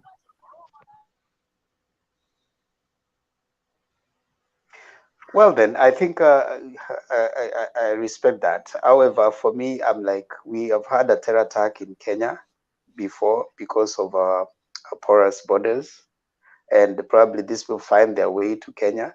So the question would be, would we be comfortable when we having people coming into the country who can move around without necessarily, being, unmanaged, come in and out when they want, and then So they I are think, actually they are remember, what we being. need to go, when we pray, like when we pray, you pray, when you have a headache, you say, God, heal me at the root source. And in this case, the root source of this is the department that lets people in and out of the country. That is where we need to go and see where there's a breakdown. But also, Yeah, but before we go picture. there, we have to acknowledge that the guy was a threat first. If he's It not a doesn't threat, matter then we who don't the even guy need to go was there. or who the guy is. We just have to make sure whatever It is has coming to in. matter first. No, You I'm have to telling you. acknowledge Let if me you have tell a you to fix problem with this. what is Let us not. happening in the medical Please listen. field, then There you might have be other also. guys. Let us not fix. This is victimization. Really, if we want to It's fix not the problem. victimization. Matiang'i No, said there that were one is 40 gone. people. This one is There gone. were 40 people they have dealt with the same case. What I'm saying, this person is gone and he's been handled, but we need to go to the root cause of what the problem is to fix it so that it doesn't happen again. So it's not about this guy, it's about that there is a leak. We first seal the leak, and then as we are dealing with this, let us not capitalize so much on this person. Let us be so worried that there is a way anyone, even one person or two people, or even maybe hundreds or even thousands, are being able to sleep through, because it might be something more bigger than just him.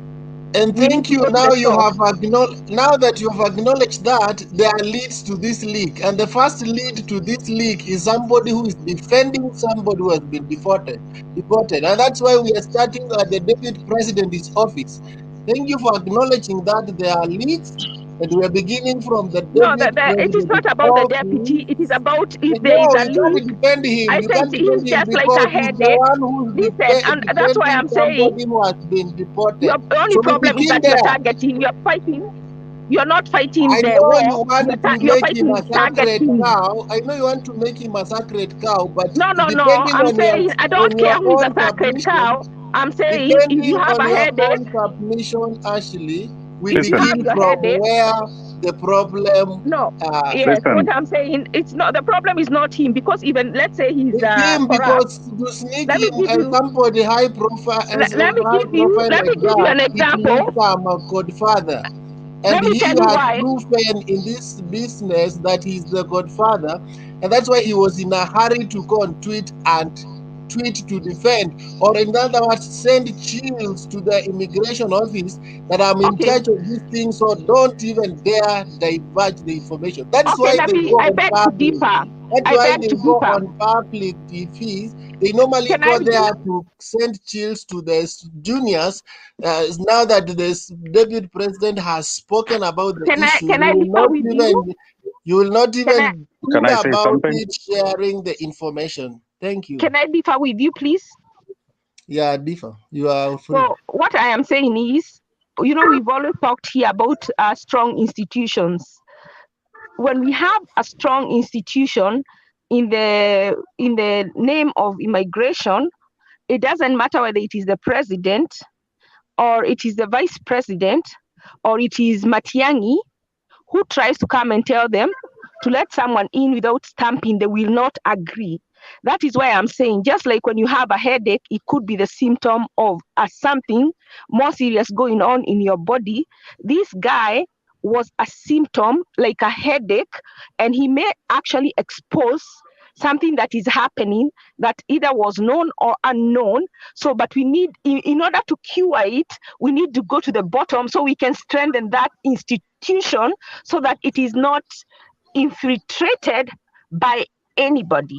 in So, whatever title. according to you, how do we get to the bottom? You begin by where you are. The leads are there. The leads are there. People who have tweeted about it know exactly what is happening. So, and that's why I agree with James Orengo. He needs to be called before the parliamentary committee and shed lights of what he knows. You cannot defend somebody passionately and you know he has done illegal issues against your country without having information. We begin from known to unknown in problem solving, and if you bury your head under the sand, we can't solve this problem. We know the known, we are now looking for the unknown, and for us to reach the unknown, we begin from the known where the leads have been given, and that is why we don't trust people who are quickly defending somebody who has ill intentions.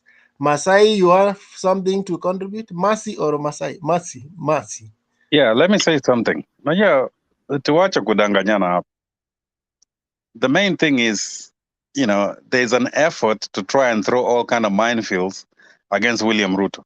This guy was an innocent guy who was found in between ile fight between the what do you call Uhuru na deputy yake. And then after that, when that happened, because the man, hata kama vile Matiang'i anasema ati, I live in outside the country.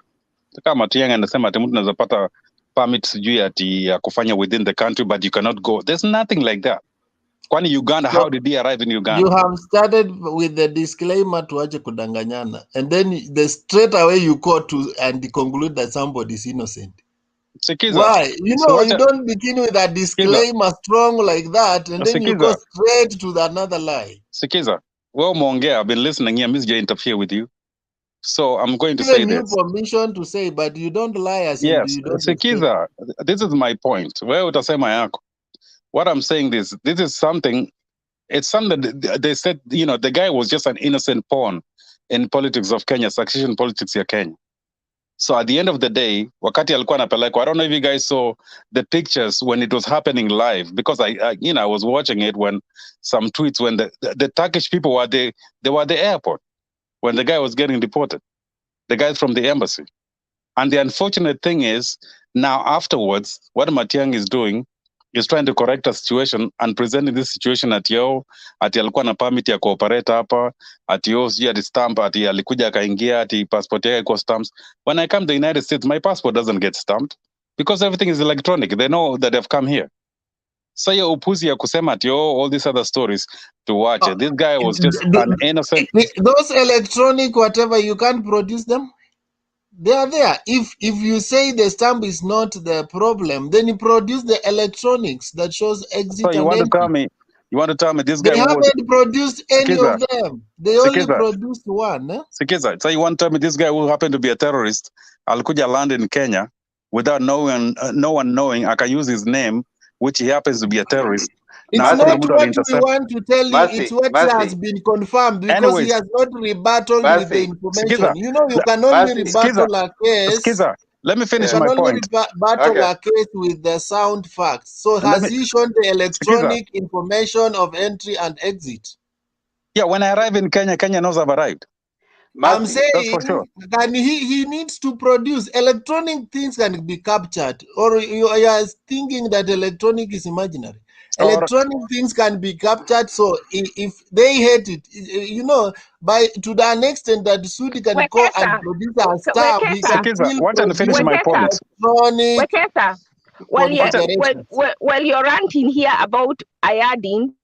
Maybe some other terrorist, real one, is getting into their country. And that is why I said, if we are honest, we need to go. That is not the point. That's not the point. This guy has said something, let him confirm first. We are running away from facts. When you say something, we untie you on that, then I don't know. You are shifting goals. You are shifting goals. Let him confirm that electronic issues. What is your question? You said that you ended in US, you never used the stamp, you used the electronic whatever. So any electronic, even in voting, if you vote electronically, it can be confirmed. So if you enter in a country electronically and exit electronically, it can still be confirmed. So don't tell us those are they don't have that information. First of all, let me ask you a question. Is the East African passport an e-passport? It is. Most countries in the world now have an e-passport. When you go somewhere, you enter the chip into a machine or whatever, they already know you're in. So mambo ya kusema mambo ya stamping, that's So an tell us then why are they not producing that to confirm that whatever? Because it's a very quick way to confirm that the government is lying. Why are they not producing? They are busy giving us information that even doesn't add up. Wekesa, we just need president to know that the government is lying. Just your own party leader will give you that president. Ask him why his campaign managers, one from US and one from Canada, was kicked out for the same problem in 2017. Other people are lying, actually, and you are also lying on this media. Not only you are that, lying on this media. You are sharing to us that somebody entered in Uganda on the 7th of July. There's nothing like the 7th of July. I told we can you go to electronic and confirm that it was about not one individual who is being fakely brandished as a terrorist. A real one is going to get in because you do not want. That is not the point. We have to censure one at a time. Let me tell you, when you are in a hospital and one patient is dying, you don't say that because another emergency case has come, you leave it and concentrate on the other one. You didn't let me finish my point. Yes, can you finish? Yeah, let me finish. I'm just saying the guy was an innocent, whether Ruto, whatever was using him or whatever. Basi, how do you know he was innocent? You can't use the word innocent without proving it. You can't use that. Substantiate innocence. Listen, so how can you prove it's guilt? You have to start with the person being assumed innocent first. No, wait. We cannot. He has not been accused. He has not been accused anywhere in the court of law. What makes you assume he's guilty? Come on, he was guilty. Why is he not in jail in Kenya? He has not been charged anywhere in a court of law. So let's talk about guilty and innocent. Why not? And why is he not in jail in Kenya? You know why? Let me tell you why. Let me tell you why. Let me ask. If you get someone in your bed right now, do you start discussing how they came there? If you are married and you find someone else in your house, unless they did not find him a threat. That's why I'm telling you, what do you do first? Migrant officers are protecting. Of course, mtu anafanya nini hapa? Ukimpata kwa nyumba utakaa hapo kwa bed Let me ask this question. Mpaka aseme marafiki zake ni akina nani au wanaplanga. Utakaa naye hapo kwa nyumba mwanzo. This guy did not stay in Kenya for one day. Alikujaje? Kwani alikuja on foot. Secondly, not only that, China walikuwa na kataza Ruto kwenda Uganda, they still had this guy. Kwani ni wako amwarrest hiyo? Kwenda Uganda. Kama ni terrorist na kulikuwa na shida, mbona alirudi the same country nyatakana kushikwa? Na alikuwa anaenda case you how can they let a whole terrorist go Skiza, I have another point. Mimi najua wewe unaongea. Mimi niko na watu ambao naongea nao. As we are talking now, who among elite people wanaojua in politics is in Turkey right now? Wachana na vitu za utumbi wewe, utumbi wamekuja naongea na ujajibu hiyo discussing that thing all through bwana. Wachana na mambo ya utumbi. Hiyo ni propaganda. To be honest, he is there now. I know that. No, whether he's in Turkey or not, I mean, that's propaganda. No, what is the coincidence? That's propaganda. Skiza, ametuma huko kwenda kusema amsijali hii mambo tu poa. He's not a minister of foreign affairs. Kalonzo is not a minister of foreign affairs. Kalonzo is not a minister of foreign affairs. Yeah, but he's not. What did you do? Skiza, that was not a peace mission. Let me ask you this. He's not a minister of foreign affairs. Tumeona akitumwa Sudan. Kalonzo. Skiza. That's why I'm saying in Africa. The problem is this. Skiza, I'm not trying to defend the guy what he does. What I'm saying. But you are giving us facts that don't make sense. You are not. Propaganda. What I'm saying is this. Skiza, in politics in Kenya, people get used. So Skiza, kama alikuwa terrorist, why is he not in jail in Kenya? Wachana na propaganda za Itumbi. No, tell us about Kalonzo first. Mimi siongee na Itumbi. You are giving us half truths. Mimi That is sijaongea an na wewe, Itumbi unasema allegation how do you which know? doesn't make sense. It So doesn't make umekubali saa hizi, sikiza, do you accept the fact that Kalonzo is in Turkey? No, he's free to travel wherever he wants. Kalonzo Okay. went on his own After mission. meeting your cost, it's just a Okay. you know, in politics, Show us there's whom no did he meet coincidence. in the It's government. not a coincidence that they are watu walimit Mombasa. In politics, there's no coincidence. Wachana na propaganda And that's za why- No, Itumbi. okay, anyways, since Yeah. you guys are stuck with what you're thinking, you guys No, have no, no, no, whatever. no, no, no, no, No, no. you So if haven't. that's the You way don't the have argument is any gonna go, substance. that's You okay. don't have any substance. Because You kuna don't watu have any wanaongea hapa out of ignorance. We know how things. I might live outside the country, but I have relatives. I have people in politics. I have people Kindly in share Kanu. I have people in intelligence. whatever. So You know you can say people are ignorant, but share your intelligence yes, so that I we am can trying see to tell you, the guy after the government did whatever, they tried to rectify That's what they did. propaganda. that That's information propaganda. we got it Skiza, from the first day, Demba, yes, but it doesn't Demba, add any skiza. Demba, value. it is as Yeah. propaganda as Matiang'i Miguna story ilianza Miguna kwanza says. terrorist. Who released that information, German terrorists? In the government. The same Yes, government it's that not called Miguna The same Miguna government the imekuja BBC kusema press. mpaka imekuja mambo ya stamp. Have you ever heard someone that anafukuzwa kwa sababu ya stamp? Is that really something to be deported? People are deported every There day. are He's not many the first one For to a be stamp. deported. Have you watched about money laundering scheme? I've traveled many countries. You No, know. there are so many people who are deported from Kenya. So how did the guy get to Kenya? Alipitia Yeah, I mean, Somalia now ama those are alipitia the Mogadishu? questions, and that is what By Ashley the was guy, saying. Demba, That was Ashley now was you're the saying one here. distorting facts. I am not defending the He guy. was I'm not even he defending was the not business he was doing with deported. Ruto. He was Because not personally, deported, by the way. I'm not What defending He was has removed. corrected? Applied He was removed. No, they agreed. for an investor work Well, permit. you guys, Class G. whatever. I will explain why the work permits are classified. For example, shortly I will demonstrate you that if you apply for a work permit class G, it means that you are supposed to operate within the country according to our law, because you can apply for a different class of work permit which enables you to be a regional worker. Like now, the international companies that we have here, the IT companies, IBM and the rest, they get their managers apply for a work permit, but they are working in the region. Those who are regional managers, they move around and so on. So anyway, this national applied for class G of a work permit on the 24th of November 2020 at a company called Unit 2 HA Investment Energy Africa. And in the document he provided, he said that he was working in the energy sector. He actually provided the immigration department with a contract purportedly that he had been given to work within the energy sector, which we have since discovered was actually a dummy contract. It wasn't the real contract, as it were. Then the work permit was issued in June. The process took a bit of time. The work permit was issued in June. Mr. Chairman, with your kind indulgence, I need to explain this. Because we have all been working to ensure that as an investment destination, we do well on the World Bank Ease of Doing Business Index.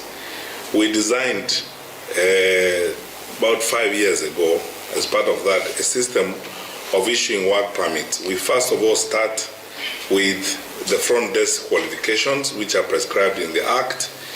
And secondly, we digitized the entire system so that when we issue work permits, we have all the information within our digital records, and everyone we give a work permit, we then follow up as they progress so that we are sure that they are doing what they say they are going to do in their work permit, or they are not doing what they are supposed to do.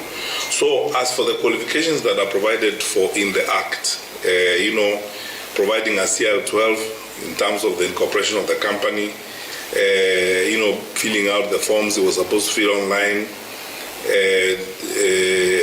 the cover letter that he needed for his activities, the biodata and the national passport, very basic, what I'm calling front desk qualifications. He passed master, we gave him a work permit on the 25th of June 2021. Of course, because our system is digitized, when we give people work permits, and I'm now probably disclosing sensitive information, but we are not the only ones who do that as a government. This is now practiced all over the world. We also are members of the Pisces, so we can trace those who have, everyone who has a work permit to work in this country. When they make a movement, we know, and we can tell, what they are doing. So after this gentleman was given a work permit, we noticed in tracing his movement on his passport that he was moving around. He was in Sudan, Goma, Zanzibar, Entebbe, and of course our sister intelligence and security agencies, because Mr. Chairman, again, I need to let the committee know that as a government we have signed agreement, security and intelligence information sharing agreement with so many governments. And when people see things, they flag up, issues, or they raise issues. So one of our sister security agents flagged up this gentleman for two reasons. One, they noticed that he had been traveling around the region, and two, they noticed that he was keeping the company of people who are involved in money laundering. One of his associates in a neighboring country had actually been arrested in a third country while he was bribing a minister. So when this was flagged to us, we of course also got interested in this person. That's how we tracked his movement. We saw he's in Sudan, he's in Zanzibar, Goma, Uganda, and all that kind of thing.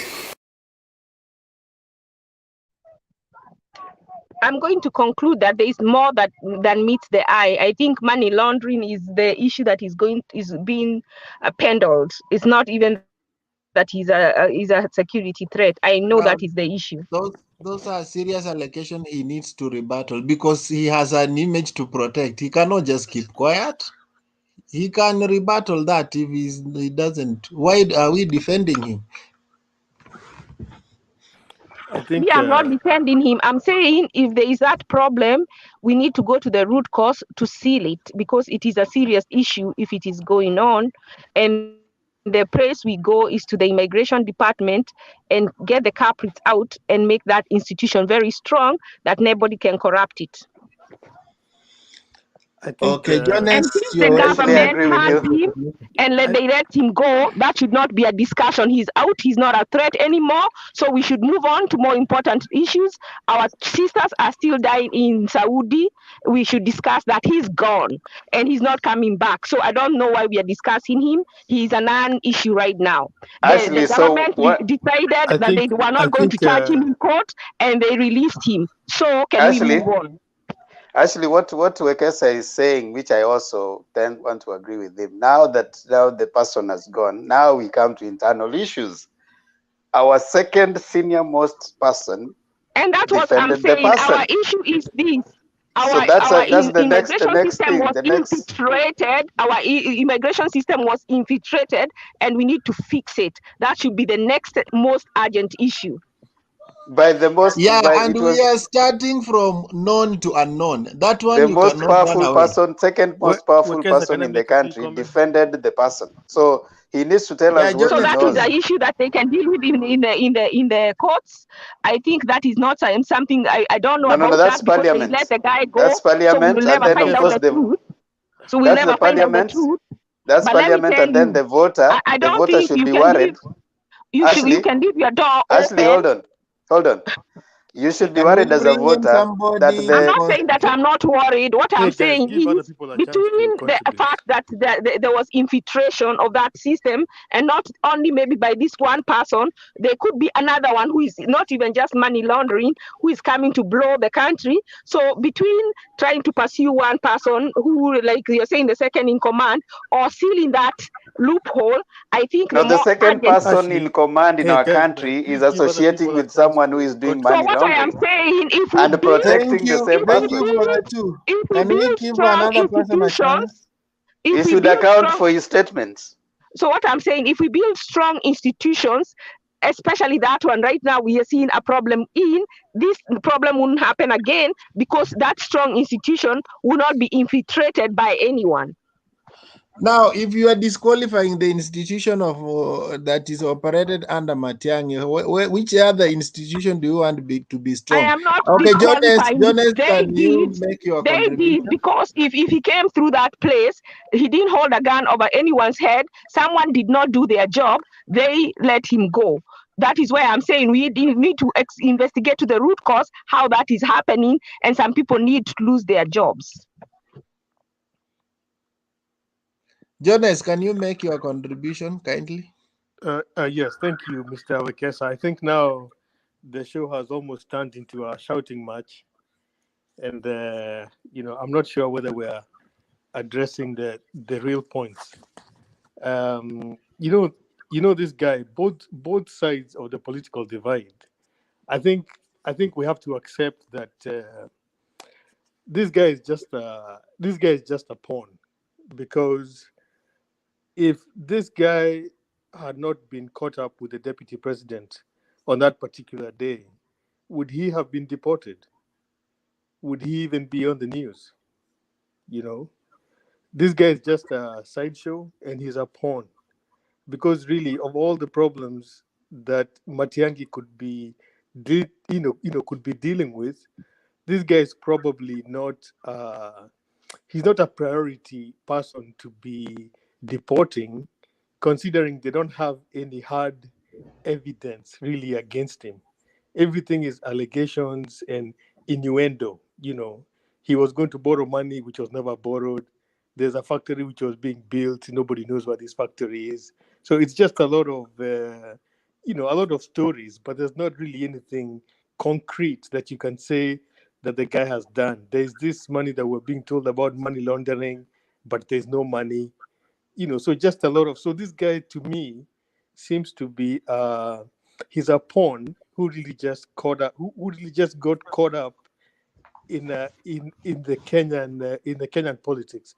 Now I think the big question is, the government is trying to probably paint this guy as a really bad guy, so that they can then turn around and say possibly that this is the reason why we did not allow Ruto to fly to Uganda, because that's also another question that they have not really been able to answer. Why? I mean, what was it that Ruto had done that he could not go to Uganda?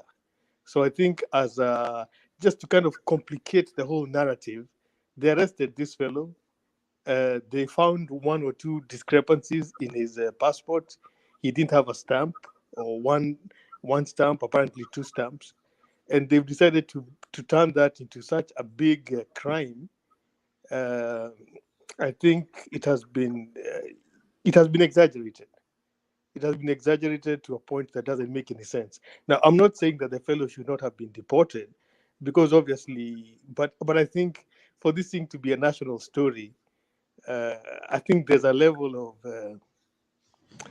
there's a lot of exaggeration there, which really doesn't make any sense. The guy is a pawn. I think we can all admit, even Tande should be able to admit, that this fellow is not really somebody who would have been on the deportation list unless he was on that flight with Ruto. That's what made him a priority. Had he not been on that flight, he probably would still be in Kenya doing whatever the hell he was trying to do. Thanks.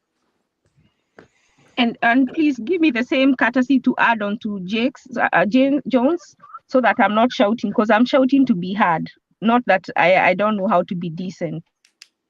So I would hope also to get the same quiet people, so that I can contribute respectfully.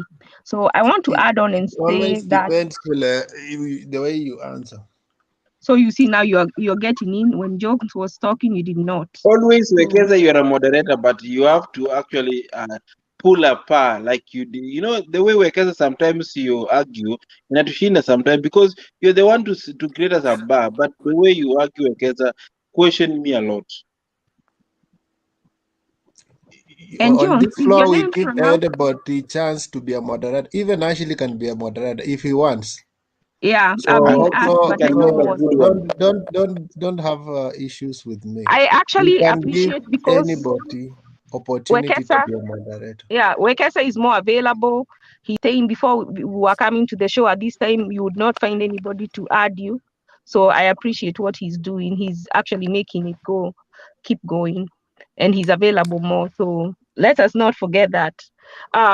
So what I wanted to add on what John said, like when you go somewhere, like the way they're saying, if you want a passport, you have to look for 3 references.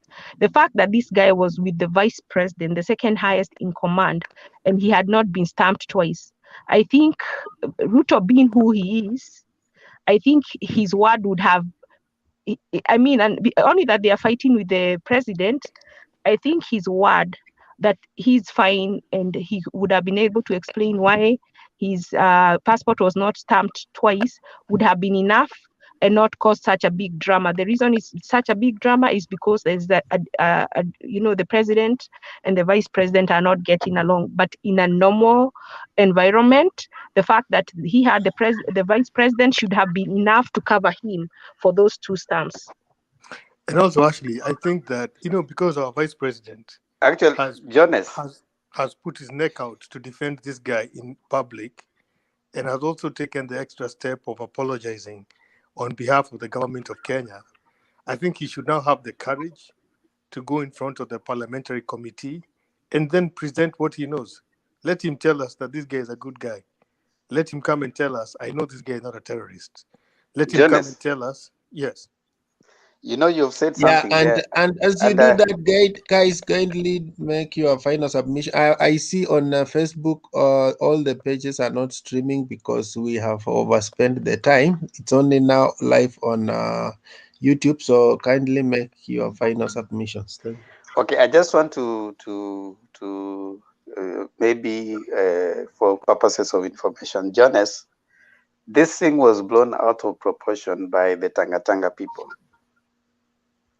It is them who went into all manner of rallies just before, immediately after the DP was not able to travel, that there's gonna be this person, and then they started talking about, they blew it out of proportion. If you realize, the government came and talked much later. And I agree with you. It ought not to have been so much of an issue. In any case, if you go back to Kenya, there are several people who have been removed, and it has not been blown out of proportion. But to realize, because of the office of the DP, he spoke early, he said so many things, it has made the situation be so big. All right, if he hadn't spoken about it, if he hadn't associated himself, okay, fine, things came out. If he had just kept quiet, I don't think it would have taken the tangent that it has.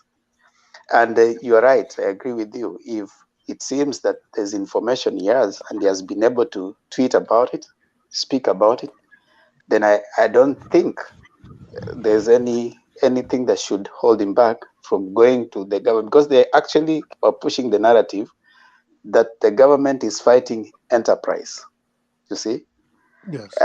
So I think this organization is hurting the country in a way. So like Ashley is saying, I agree with Ashley to the extent that we need now to create structures that are not shakeable.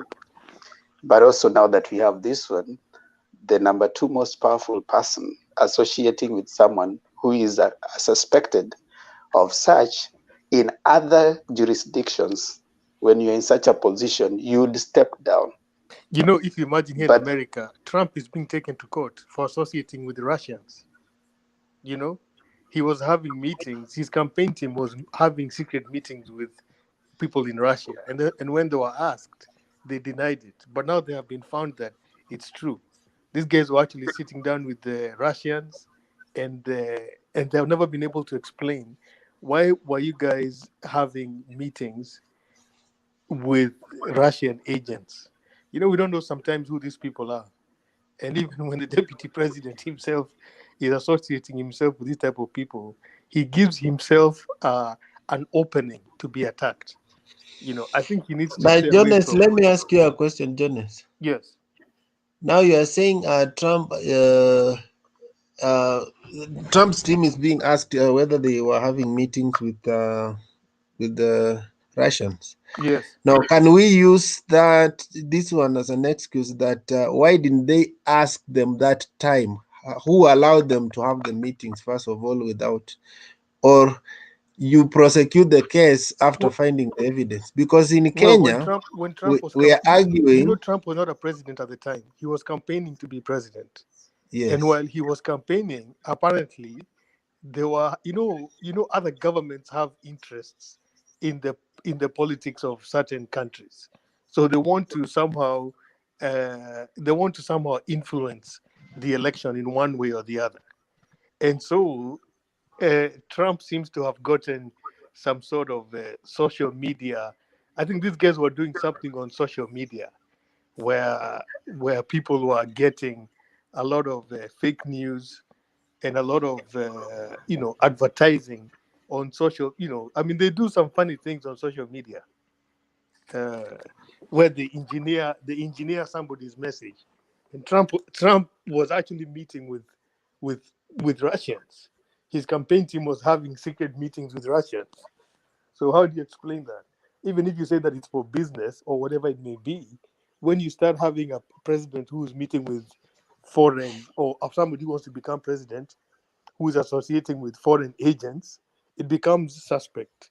So it's best for somebody like Ruto, when he wants to run for president in Kenya, to disassociate himself from people who may create a problem in his campaign or make him look suspicious of things. I think it's in his best interest. He doesn't need to go on Twitter and start defending people that he doesn't even know. And if he knows them so well, then he needs to have the courage to go to parliament and, I guess, clear this person's name.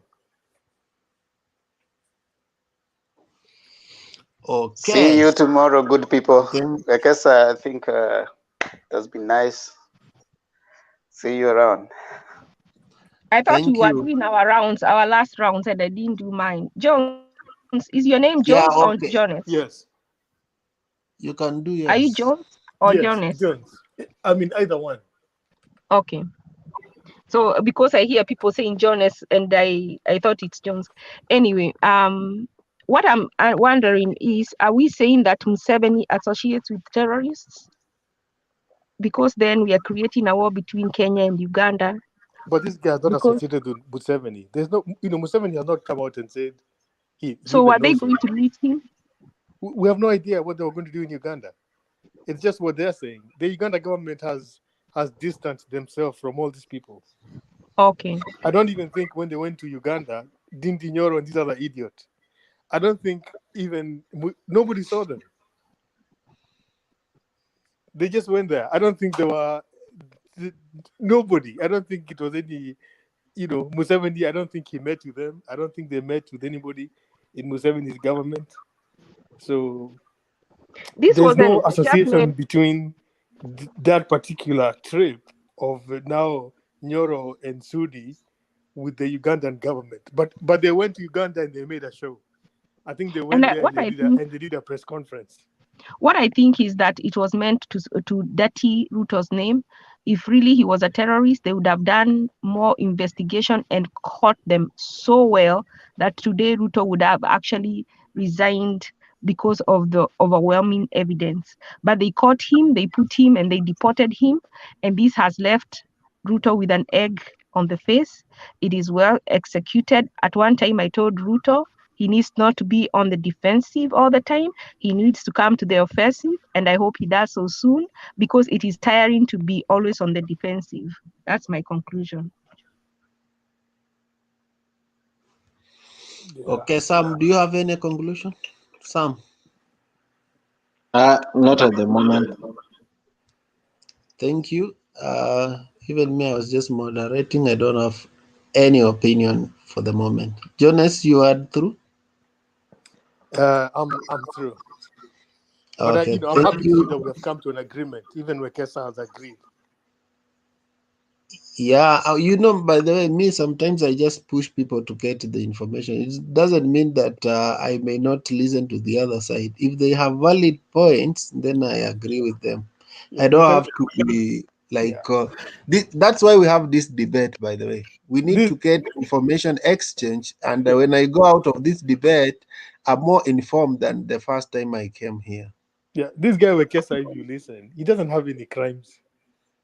There is not any tangible crime. Because if somebody starts saying that Wekesa had gone to Tanzania to invest 50 million shillings, businessmen talk. It could have been anything. But he hadn't really, he had not really committed any crime yet. Maybe he was planning on committing a crime, but there was no crime yet that has been committed. And I don't think there was a crime. Being that the vice president was involved, if it was really a terrorist, they would have liked to catch him real good. Yeah, He would have no way to get out of it. Yeah, so actually they're just speculating I'm using common sense. That this guy was here to. They're kind of guessing that he was here to do the money laundering. He was here to do things which he hasn't even done. But if it was me and it was my enemy, I would like to catch them real good. So I'm using common sense on this one. Okay, thank you guys. Have a good day. We catch up later. Good night. Thank you. Good night. Those who are going to night. Okay, bye.